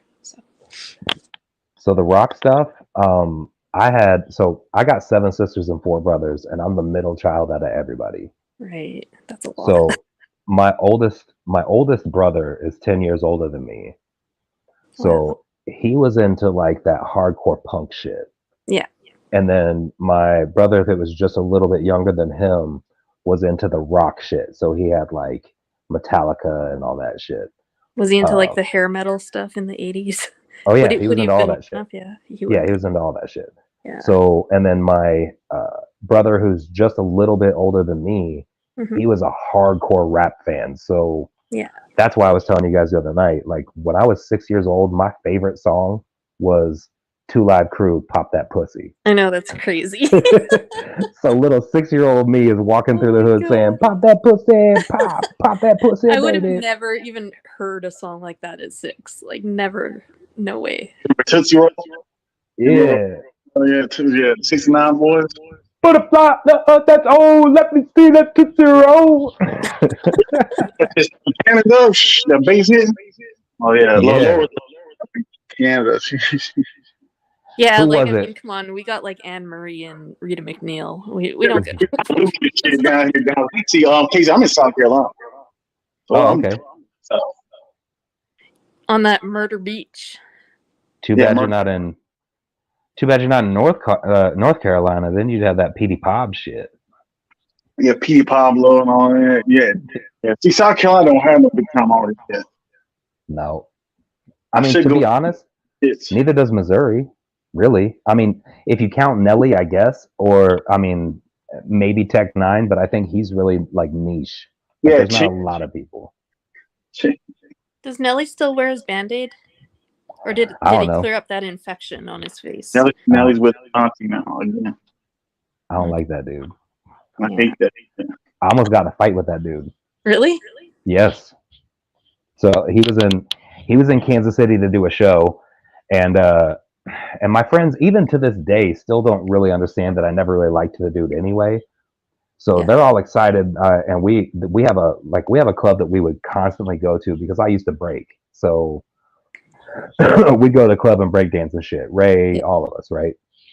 Well, so we go up, we're doing our thing, right? And we basically own the club when we do that. You know, we get out there and start breaking the shit. Like, you know, everybody circles around, everybody wants to buy us drinks, all the females want to go home with us, right? It's a thing. Yeah. Well, Nelly had just done a show and he chose to go to the club that we were at. And he comes in and I guess he was expecting everybody to be falling over themselves, like, oh my God, it's Nelly. The But VIP really treatment. yeah, but they didn't give a shit because fuck, you can't dance. It's stuck there. Yeah, so he tried to have us removed, and Wow. right when I found out why we were being asked to leave, that's when shit started to go down. Dude had like 4 fucking bodyguards with him too, and I'm like, all right, well, I guess we're gonna have to whip the piss out of your fucking bodyguards too, but I want you to come outside, right? So it was a thing. I almost got in a fight with Dante Hall too. Do you know who that is? No. He's a football player. For a long time. Well, Yeah, that well, sounds and kind of scary. he was with the Kansas City Chiefs. So Yeah, you Yep. can't Chiefs fans. You beat me in the Super Bowl. I'm Philadelphia. Oh man, you know what? And they're looking a little suspect this year. Nah, we be all right, man. We good, man. We're all right. So here's my only refrain from saying that they're going to be all right is Jalen Hurts. I think Jalen's got a nice arm, but he doesn't use it the way he should, and he tries to run, and he's We going to got get hurt. as an offensive coordinator and a defensive coordinator, so they're just trying to feel the rhythm out. So him and AJ Brown was arguing during the sidelines that night, but I've seen it. they said that's what motherfuckers do. You know, we're gonna argue. He did throw the ball to him and got a touchdown, but it was called back for hold. So Yeah, I don't know, man. That was far too close of a game for playing the Vikings. Super Bowl, man, you robbing. Come on now, you know that wasn't no robbery. Face mask. Man. They learned to fumble that ball out of the face mask. You stop it right now. Which fumble? Because he fumbled twice. Because I don't care. Because you remember that pass. Oh boy, caught that pass, turned upfield, and then got that ball popped out. And they're like, "Huh? You talking about Devontae Smith? You know he fumbled that ball." Yeah, but hey, I'm like, I guess it was even offset. You grab my. All right. Because I was gonna say, I'll be back in there again. We might rematch. I think so because I think this is Jason Kelsey's last year. Yeah, you got to think about Patrick Mahomes been in there how long? 7 years? Nope. This is year 6. Okay, he got some more years. I don't think they'll put him in the top five because him and Jalen Hurts was the top quarterbacks of the league for the future for the next 4 years. How long do Ooh. people what's like the oldest football player age? 42. Really? It definitely depends on position, but 42 for a non-kicker. Wow, I didn't went that old. Huh. I What'd know you say, nothing Hood? football. We play y'all again this season about week 9. I think y'all come to film. Yep, and then hopefully again in the Super Bowl. But I'm gonna tell you, I'm a little worried. I got to see another game, but Cowboys look legit. They played the Giants, yeah. I know who they played. That's why I say I got to see another game. But even 49ers, they're talking shit. 49ers, hey, that's real shit, though. Yeah, I'm not scared of them, but yeah, they're legit. I think so too. And I think what I was really saying about Jalen Hurts is not only the fact that he tries to run first, but defenses know that now. The RPO. Yeah. So now that they know that, you got to switch it up. You have to adjust, or you're going to be the next Colin Kaepernick. Right, you got to trick them. He has to throw in the pocket, and the receivers have to break open. AJ Brown and Devontae Smith can do that, and Dallas Goedert can do that. All three of them can break open. And we got the Swift. If Swift stays healthy, because them lines were way open for his ass on Thursday Night Football. Yeah. You know what though? I can't say shit because you saw that Chiefs game, right? Yeah, y'all. Yeah. No, y'all. It wasn't y'all. It was our receivers. Everyone else looked fucking great. Everyone looked great. Receivers just couldn't catch nothing. What Travis Kelce did. He was hurt. He got hurt on Tuesday, right before the game. Oh, okay. Yeah, so he had to sit on the sidelines, and it would have been legit, but Tony, man, so Kadarius Tony, he missed all of training camp. He missed everything, so he was real rusty, and you could tell his timing was just off. So, because he dropped 5 passes, and when I say dropped, I don't mean there were 5 incompletions. I mean these hit him in the hands, and he dropped them. And one of them he popped over to somebody else so they could get a pick 6. It was bullshit. Y'all play Sunday? Yep. I think we're playing Jacksonville. Oh, y'all won that win. Hey, I'm gonna hop down, you guys. Yeah, for sure. I'm gonna be Nice ending it here real soon. Yeah. No, good to talk to you though, and I enjoyed the show. Even the interesting guy that came up that was smarter than everybody. At the beginning, yeah. Yeah. Was he though? No. Intellectual troll. He sounded like people I'm surrounded with constantly that go to university and just go forever and think that they're Yeah, I don't know what that's all about. it's a Again, left wing thing. well, see, and I don't even know his personal politics because can unfortunately, he never actually said anything. I can tell right away just the way he was talking. He just sounds like a lot of people that I know. So I don't know. Whatever. Do I come off that way? No. Oh, okay. Okay, I wasn't sure. What did I come off? Hunter Biden? You're on that Hunter Biden. I don't know. I know you're intelligent. I think sometimes you just like you're fucking with people. Fucking with people. Yeah. Yeah. But I know you're a smart guy. Just to test them, like just nag them. Yeah. See if they're- No, you know your shit. I just like cannot follow it sometimes. Yeah, it's kind of goes over people's head. Casey understands. It goes way down the rabbit hole that I I just can't grasp at this point. But anyways, Take a couple bumps and I'm sliding. you gotta write. You guys gotta rate that. Pop in the trunk. Okay, See what I'm take care, hiding. guys. All right, thank you, Laura. Yeah, take care. All right, Laura. Yeah, but you, let me ask you a question too, Casey. We talk a couple more minutes. What up? Yeah, what's up? 10, 15 minutes. Have you ever heard of Agenda 2030? Agenda. Not only have I heard about Agenda 2030, but it's really just a basically redo of Agenda 21. Damn. Okay. So yeah, Agenda 21 is gone. Now we're going to Agenda 2030. Mm-hmm. You remember the Georgia Guidestones, right? I remember what? The Georgia Guidestones. Oh yeah, gone now, but yeah. They're gone now, and so whoever blew it up, they were in the same organization they created it. They did that on themselves. It wasn't just no crazy person. Yeah, they did that for a reason. Yeah, I agree. It's basically like destroying the evidence before you do the fuck shit. Yeah, it's basically symbolic of the phoenix comes out of the ashes. Mm-hmm. Yeah, no. Have you actually read Agenda 2030? Yeah. It's up there with the economic forum with Klaus Schwab, all that. You got Operation Lockstep in the bill and all that too. Did you read UN Agenda 21? Yeah. So what I find interesting is both of them have elements. I don't know. I can't remember her name, but the lady who wrote the Hunger Games books, Mm-hmm. she must have read Agenda 21 and was like, I'm just gonna write a book about this. Yeah. Because it gives you a view of that world. Dude, why is my dog going nuts? The dog might see a small gray. Hey, no, they're inside. Like that's what I'm saying. Like usually they're dead asleep right now, but they just been fucking going crazy all night. And for what? Sorry. Because they know Mike Hood online is like, oh baby. You think? Yeah, they're like trying to shut you down. You see how they do us? They can feel the energy, dude. Paranormal energy. Too much truth is coming out. So it's just like, oh shit. Because it might guys outside watching with their invisible in the astral. Dude, it might be, and it might not be that deep either. It might be them suits you were talking about earlier. Yeah, to be honest, like nothing is so afraid of the alphabet community and all that. They got other shit to worry about.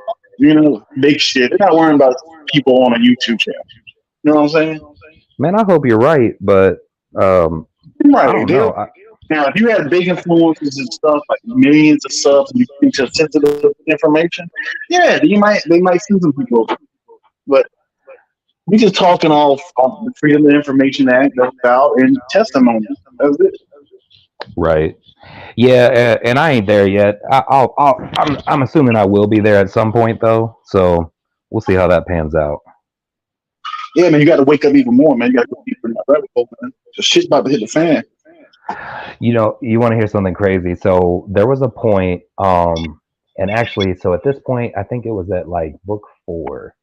So when the 4th Harry Potter book had come out, at that point, I had not read any fiction at all, like ever. I was constantly reading reference.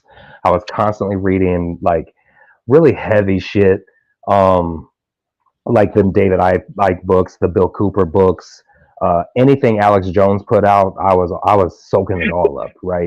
Yeah, I was so deep into this stuff until I went deeper to the rabbit hole where I had people dropping me off breadcrumbs, universal breadcrumbs, like going even higher, deep down into the rabbit hole. You know, they was like the starters. Yeah, I started getting into that stuff like 2007. So I started getting into it about 03. It was so 03 was when I was like fully 100% 9/11's an inside job, and at that point I started searching out information, and that's where I found Alex Jones. And from there it went to, you know, G. Edward Griffin and like all these other, like basically a lot of the people he would have on his show. I would go and just read all of their shit, right? So but it became too much because I basically realized that everything's crazy fucked up, right? You know what? Yeah, because when you had the same sensation. I think both of us had the same shit at that time when you first learned all this stuff. It just hits you. It's like you go into like a tunnel or something, man. You don't want to talk to nobody. You just want to read. You remember YouTube back in the day had all these videos on YouTube. Yep. Oh, and you can get into a real rabbit hole. Like these ain't rabbit holes that you have now. Yeah, the real. See, I got it all downloaded on my somewhere. Well, over about 3 or 4 videos. I just realized that I didn't put that shit in the chat, and I should. Because you can't find loose change just going on YouTube. So, and I did want people to see that. Go and you can find a lot of that stuff. So I only use DuckDuckGo. I don't use Google or Chrome or any of that. More likely you'll find. See, I'm glad I downloaded this on the hard drive. So I thought about starting a channel and bringing all that stuff back out, but I know I'll get censored. But I have to do it in a cryptic way of putting out there. You know, it's hard to explain because once you get deeper and deeper, it's more security levels to this shit. Right. So I can tell you that all that shit that's been banned, there's a spot where it exists on the internet right now. Yeah, it's out there. Yeah. Yeah, well, I mean, like I have a website that I go to where I can pick up all those videos, everything that's been memory hold. I have access to it, and it's just archive. It's called the archive.org. So you can go into the archive.org and you can get anything that has been suppressed, anything that like they don't want everybody reading or looking at. It's all there.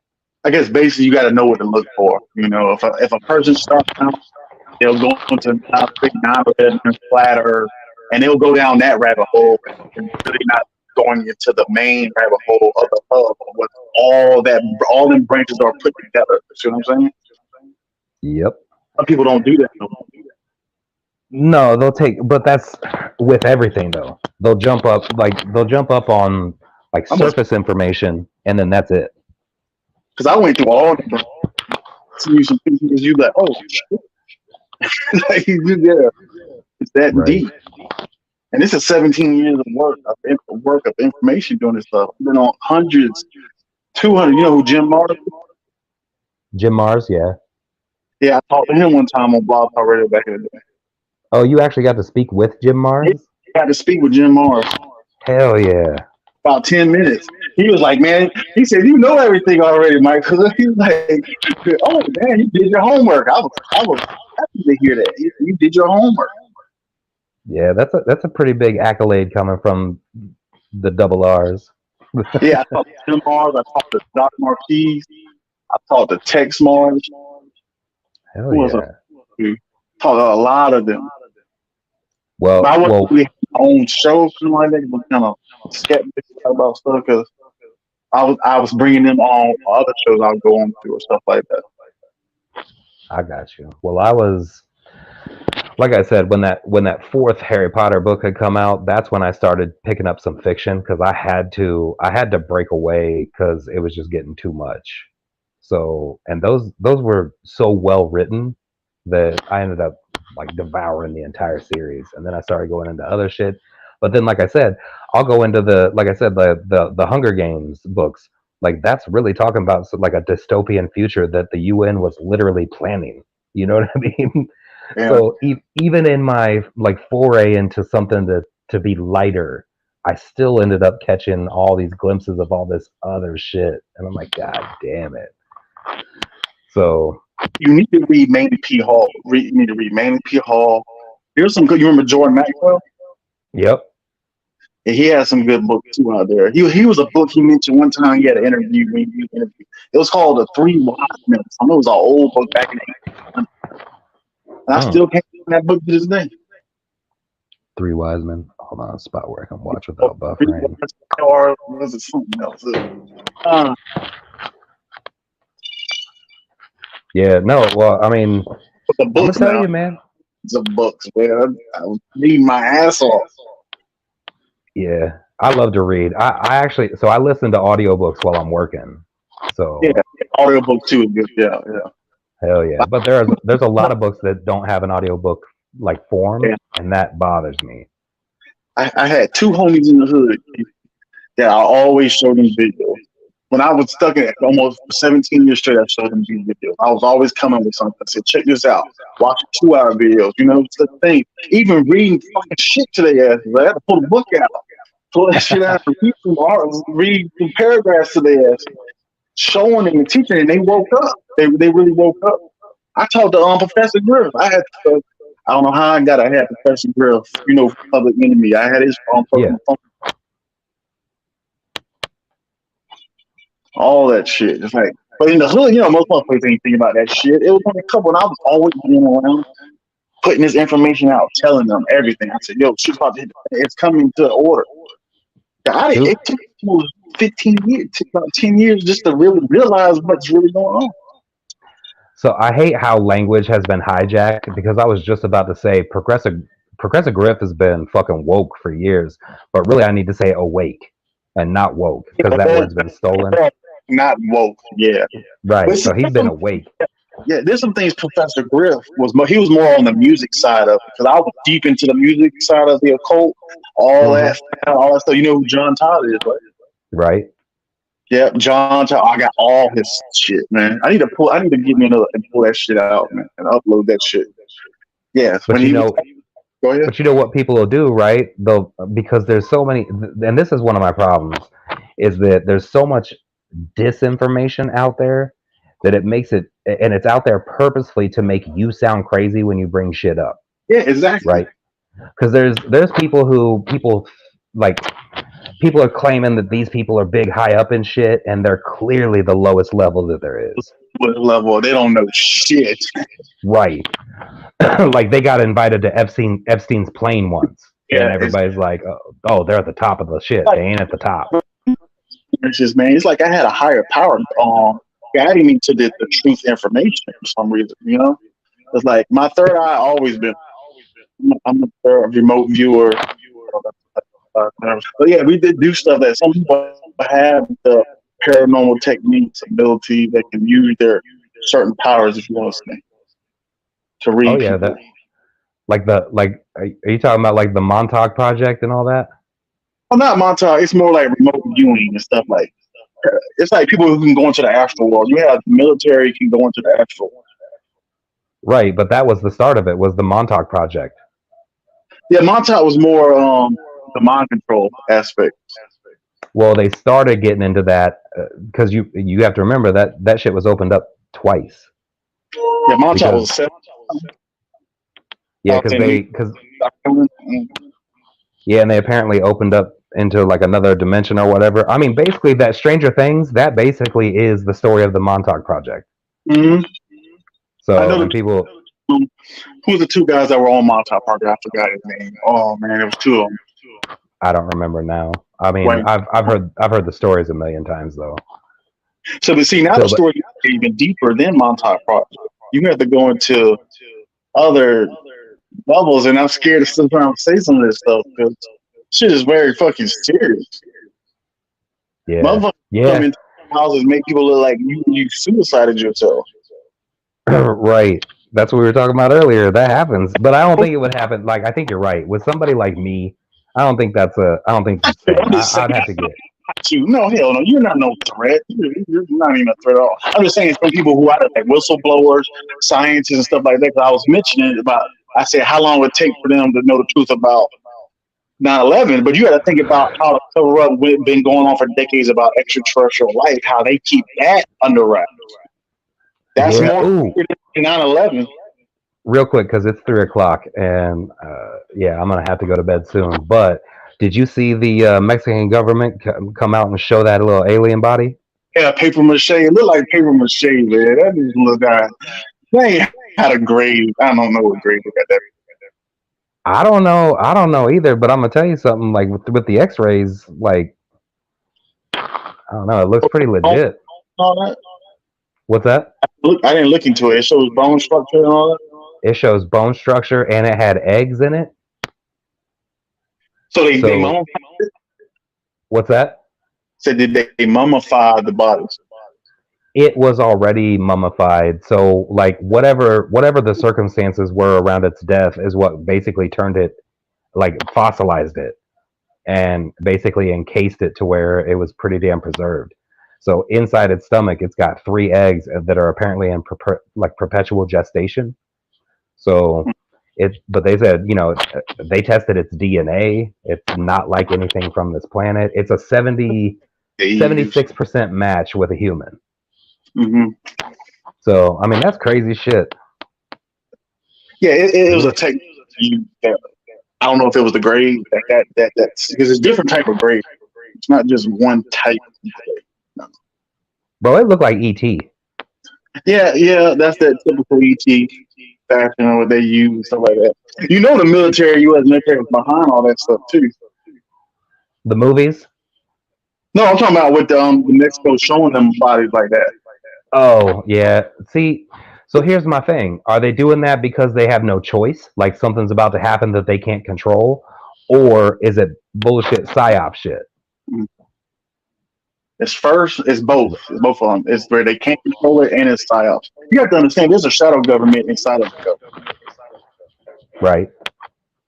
So these shadow government, military, wherever they are, intelligence, whatever, they are very heavy and big on keeping this stuff silent till whenever the time is for them to release it. They're doing soft disclosure right now on humans.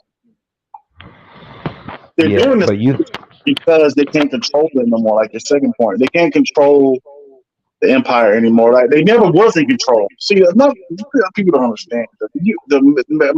I'm trying to see how I can word it. Just say our government was never in control of the treaty. You remember a treaty? There was a treaty, right? Right, the intergalactic treaty. No, it was a Dulce War. Yeah, it happened there before Dulce War. Going too far. It happened with Eisenhower or something. Mm-hmm. Right, because of the fucking flyby where they basically drew down on those motherfuckers in 1953.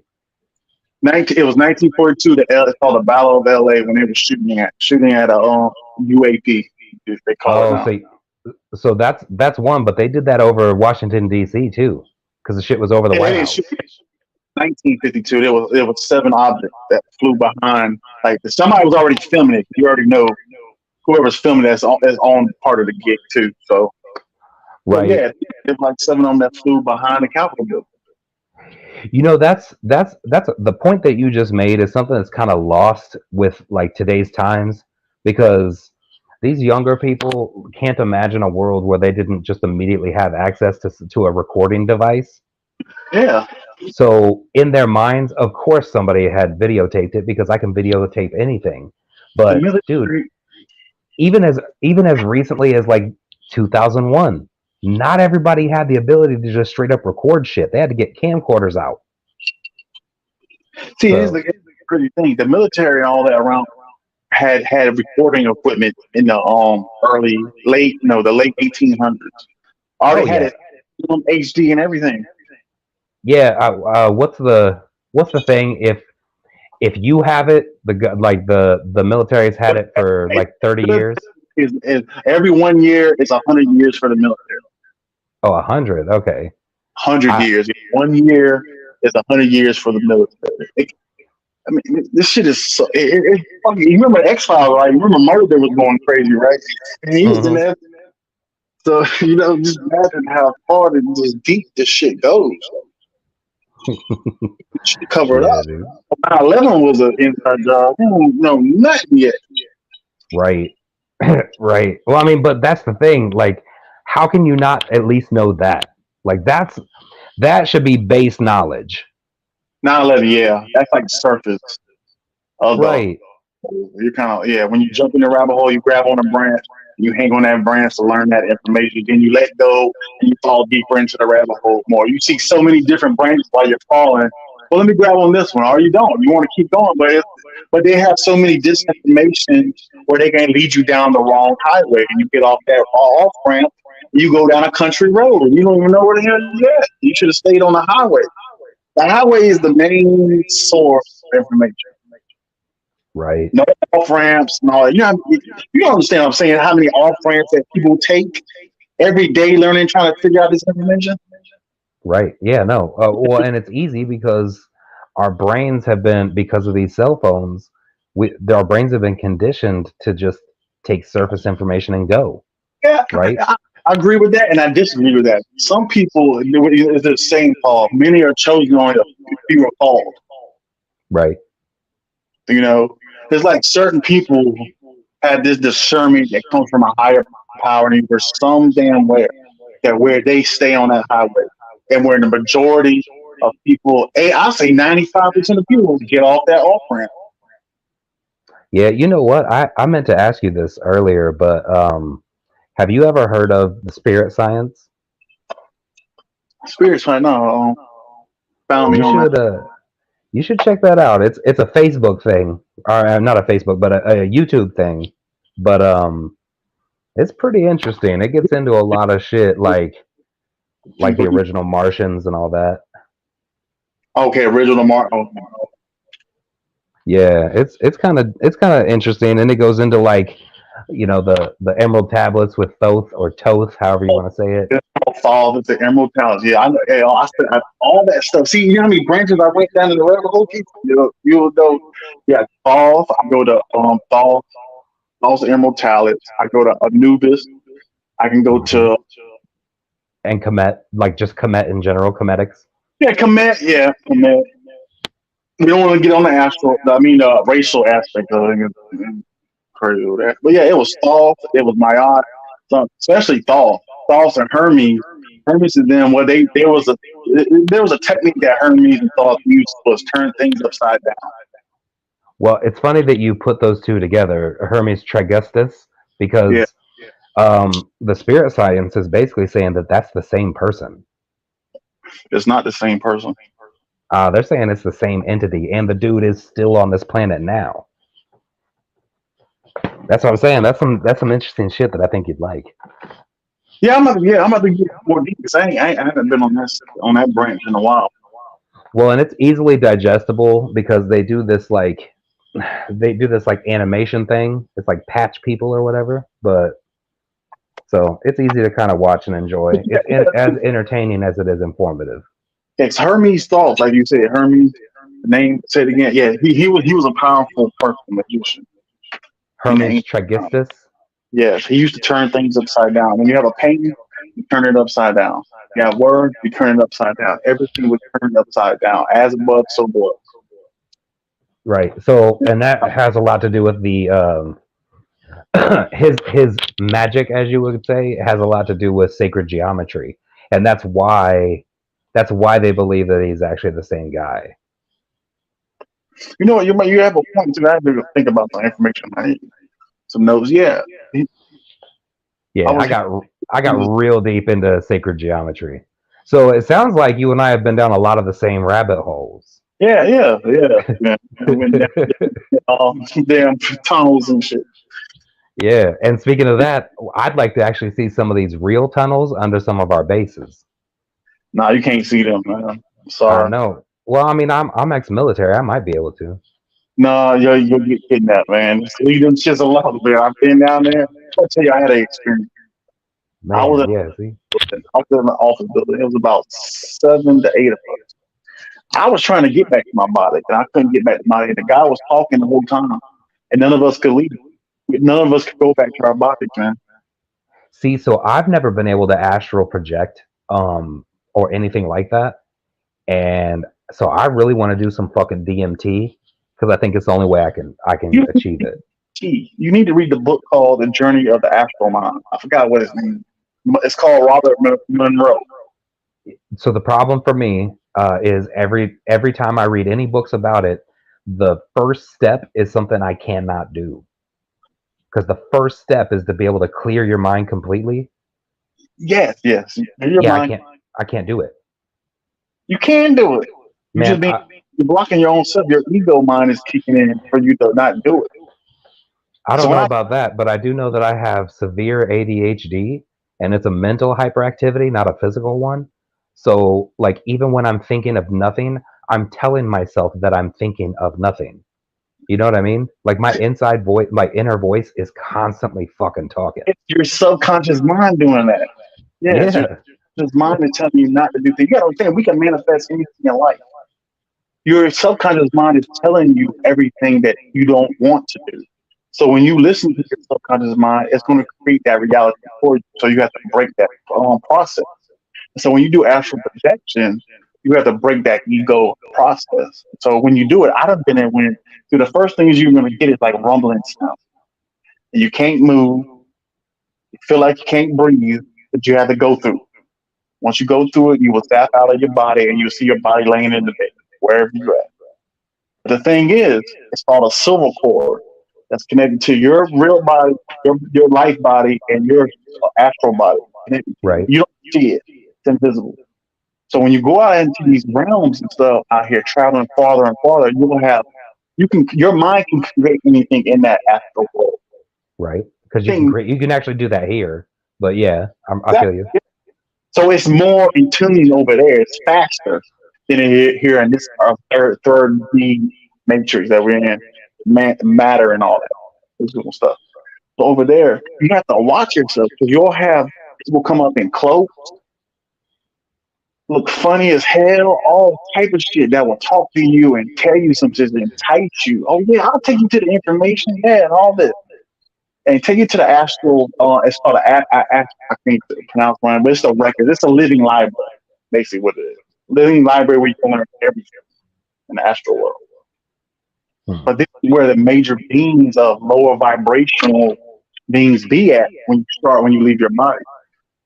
If you're in a higher vibrational state, you will go into them higher vibrational realms. Other high being people that are peace, love, and stuff like that. You see what I'm saying?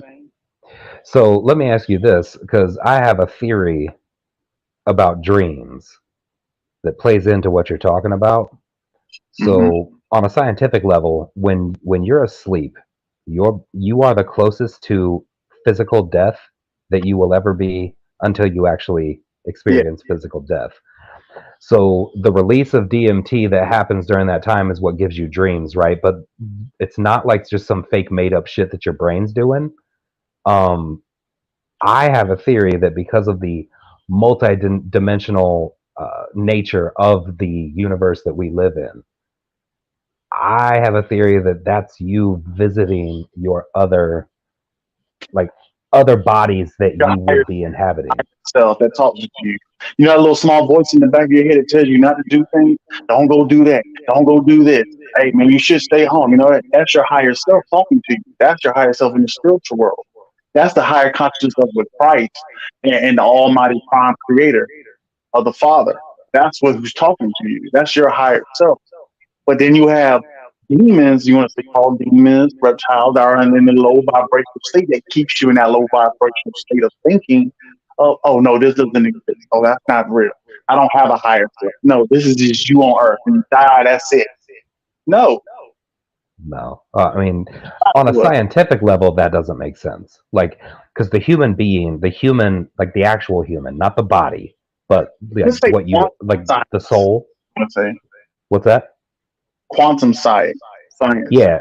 So the human soul is energy. That is you, right? You have a body. You are a soul, right? So energy, as we know, because although we haven't learned a lot as humans, we have learned some shit, and we know that energy cannot be created or destroyed. So you are energy. So you are a part of the original creative energy that created everything. Yes. Which is why you're able to create, and you're able to create your own reality too. The problem is that you are, I mean, currently how many? It was like 8 billion people. So you're 1/8 billionth of that creative energy, and you know what I mean. So it's going to take more than just you to make global change. The governments around the world, especially our government, has perfected that knowledge. They know all about that. They know about have that. Yes, they did. They do. They perfected it a long time. That's where the big boys play at. Like anybody want to get involved with that stuff with them? That's the big boys. That's reality. That's where shit goes down. The real deal shit. This is an illusion that they gave us, and we live in there. Well, and that's why they push so much disinformation, because they found out that it's not knowledge that's power, it's information. Information is power, because because with information you can force somebody to stop being their full selves. You can stop people from doing anything, really. That's what's going on right now. There are periods that are going around the world, the whole entire world, where certain groups of individuals that are humans are being woken up. And all this information, like the Dalai Lama, all these other people, they know about this stuff. That's why they kept it secret. But they'll give you breadcrumbs and say, well, you do this, you do that, but don't tell you the rest. Right. Well, and that's all organized religions have done the same thing. Because this is all ancient knowledge that we all should have had access to. This is ancient knowledge that comes off planet Earth. This is out of the solar system. This is the Milky Way galaxy we're in. Where these are beings that are light years away. And then they can travel light years. How does that work? Travel light years without time switching. Because if I'm in, you remember the movie Interstellar with Matthew McConaughey? If I go travel 32 light years out and come back to Earth done changed 15 years. But how can you make it the way when you travel these light years and come back and Earth is still the same time? See, that's deep classified information. Talking about some shit like that. Well, and to be honest, you know who was really onto that was fucking Einstein. Einstein was onto it, but Tesla was really onto it because he understood that the time and space are not the same thing. Those are two completely separate planes. And so go ahead. Well, I was gonna say, if you look at it like in your mind, picture it like a graph, right? So you have time as your up, and then you have space as your side to side, right, for your graph. If you're able to exist completely on one or the other, then the other one, you are not actually existing in the other one. So sorry. Earth is lunar. In space, there is no lunar. There's no up. There's no down in space. See what I'm saying? If your spaceship is upside down, you're not upside down. Right. Well, and time is not linear either. And since time is not linear, like there is, I don't know. It's super simple, but also really complex, if that makes sense. Quantum mathematics and quantum mechanics. Right. Like super quantum mechanics and super mathematics of these scientists learning that the ability of how, okay, we travel 32 light years out. We come back to Earth at the same time, but it's been 15 years. How can we stop from going 32 light years out, come back, and time doesn't change? When you just left at that point of that origin, you left and went 32 light years out, and you come back in the same time stays the same. That takes a lot of quantum mathematics to learn that ability with grab drives and stuff like that. Most of these starships like have grab drive systems on their starship. Like space is cold. Space is not hot. Space is below zero. So when you go to these certain star systems that don't have no planets, they're planets, but they're barren. Say they don't have nothing. Say this planet is 400 degrees below zero. You can't live on that. You can't start life on that. No, I mean it probably has shit. I don't remember what they're called anymore, but it probably has like very, very, very small organisms that are able to live in those extreme temperatures. They're the small organisms. We're talking about. You remember the movie Shop of Horrors? Yeah. Remember a movie like that? There's plant life on certain planets in a secret. I shouldn't say this. The secret space program where they have shadow astronauts that go out to these planets that have these plant life that will eat you. Planets that are 12 feet tall, look like the Shop of Horrors, like in the Mario video games and all that. That will eat you. Speaking of that, by the way, as a kid, I fucking loved that movie because the voice of Audrey 2 was one of the dudes from the fucking Temptations. No, or Earth, Wind, and Fire. The one that played the plant? Yeah. Feed me. So you think that's what they were telling us the whole time? Yeah, shadow astronauts has been going seeing these planets and say you have like 4 military guys, you have 2 scientists, and you have 2 other people, you know, say. And they go to this planet and you see fucking plants that will eat your ass and shoot darts at you too and hit your spaceship that will go through your spaceship and make you collapse and convulse and all type of stuff. Like these plants are intelligent. Like they don't have to be a humanoid, gray reptilian be on a planet that has life. You have intellectual intelligence life on plants. The whole planet is full of these plants. You can't live. Speaking of that, did you know that the plants here actually function in a similar fashion? Mm-hmm. So, did you know they scream? Yeah, it's on a small scale level. These are quantum level plants that does this. Even worse, they can think. Right. Well, I think these ones can too. I mean, they put off, like they can at least think on a what's the word I'm looking for? Not carnal, but I guess I'll just say on a base level. So, like an instinctual level, they can think, like the ones on our planet right now. Who's the guy that did the experiment of talking to plants? One plant he talked to, the other plant he talked bad about. He talked so much bad to the other plant, it withered and died. The other plant he talked to, it grew life. You know what that has more to do with the vibration, though. So yes, have vibration. Each planet in this out there in the Milky Way and past the Milky Way and other galaxies have different vibrational sections. It's one moon you might go on might have life on it. You go to the other moon, got low vibration, and the moon just right next to you. So, having said what we just said, and getting close to because you got me into some shit that I love, right? So we're talking a little longer than we should, but the closest I've come to be able to clear my mind and actually try to meditate is with binary beats. Yeah, binary beats are very good because they go at a certain hertz vibration. I forgot the hertz vibration because what was the hertz vibration of the Earth? Oh, that I don't know. I don't know that off the top of my head. I'd have to look it up. And see, and these vibrations go into that quantum field of thinking and stuff like that. That's why people say, you ever saw the movie The Secret, where a lot of the people, elitist stuff, they know how to create money that comes to them easily. Yeah, what they're talking about is that's one of the 12 rules of the universe. The laws of the universe, actually. The law of attraction is one of the 12 laws of the universe. I'm actually writing a book on that, and I've got elements of that, elements of the 7 laws of Kemet, Taoism, Buddhism, and even Christianity. all mixed into this book to help people understand what they are. Because the 12 laws, you have to intune all 12 laws of the universe into your life.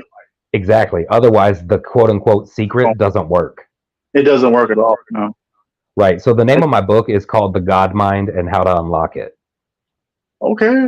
All right. So yeah, and it's a step-by-step process to get you to be able to manifest the reality that you actually need, which isn't necessarily the same one that you think you want.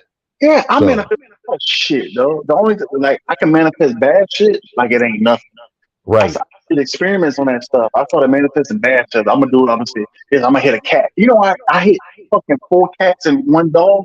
Bro. I was jumping in front of my car, and I manifested that shit. I said I want to do an experiment just to see. I hit 1 dog, man. It was, I don't know, puppy or what, man, but it's either him or me, though. And You know what though? That's one of the laws. Is that the reason it's so much easier to manifest bad shit is it has to do with our vibration. So it's a whole nother thing. So like if you, for instance, if you're trying to manifest something positive and you say a negative, like let's say you want to win the lottery and you say, but I don't want to lose. The word lose is a negative feeling. Exactly. I need this money. Like another word is I need this money. I hope I hit this. See, when you go into these manifestation type trances, you have to already look that you already had them. You have to feel the feeling of you already hit the lot. Right. Well, and actually be appreciative of it. There's a difference between being saying thank you. Yes, gratitude is so important. That's actually the first step. Where you live at. Yeah, first step is gratitude, where you live at, your house, where you gotta say thank you. Thank you, God, for giving me this job. Thank you for me breathing right now. Thank you. Be gratitude to the universal aspects of the prime creator. If you don't do that, you're gonna be lost. But also understand that you are a part of that prime creator. Yes, we all are, but most people don't tap. They haven't. They tapped in because the Draco Empire has put us in this section of the Milky Way into a low vibrational state. It's on purpose. They did it on purpose. So only chosen, like I said, many are called. Only a chosen or few called. I got you. You mix that up, but I got you. Yeah, many are called. Many, I didn't see. They already screwing me up already. He's like, that's because it's 4:30 in the morning for you, though, right? Mm-hmm. Yeah. See, I'm just an hour behind you, but I do got to get to bed because I got shit I gotta make happen tomorrow. See, I just seen them objects fly right past me right now through my TV. A black object. It's like a size of a fly. It just flew right past me. Huh. You know that's weird. Right? That's hella weird. It wasn't me. It went straight through the TV. Shit. Well, hey, I would love to have more of this type of conversation with you. I'm not on very often. Like I never get to actually be on panel with Nunya and all them. I always have to watch it later. But I do have the ability to at least like listen while all that shit's going on. So you're gonna have to start popping up on there more, man, because I'll at least interact with you. If you do a show or something like that, do it once a week to benefit you and have like the first hour this topic or 2 hours that topic, and the next kind of be like into the unknown or something like that. You know what I'm saying? Yeah, so I want to do that. That's actually originally what I had set out to do, but so I own my own business and I'm just working like crazy. So I've got to be able to make time. And I'm pretty much there. I was supposed to actually transition because I sold my business, but we haven't finalized the deal. We were supposed to finalize it on the 1st. So I'll run your show for you. What's that? I'll run your show for you. I do it once a week. Yeah, I mean that'd be pretty cool. Yeah, we have to talk first. Like I have to get my phone number and definitely. If you want, I can throw mine in the back chat for you right now. Yeah, throw in the back chat, and I'm gonna call you quick after you hang up on it. Yeah, let me write this out. And you'll have my number after I call you. Definitely. Done. Oh, you can hang up now. Let me call it. All right, man. Yeah, let me end this out real quick. Everybody, I mean, we still got about 5-7 people up in here, so I appreciate everybody staying with us this long.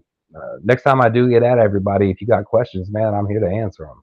So on that note, Mike Hood, thank you. Snowman, thank you. Everybody else who jumped up, Red Illusion, thank you. Everybody who's in the chat, thank you. Stay well.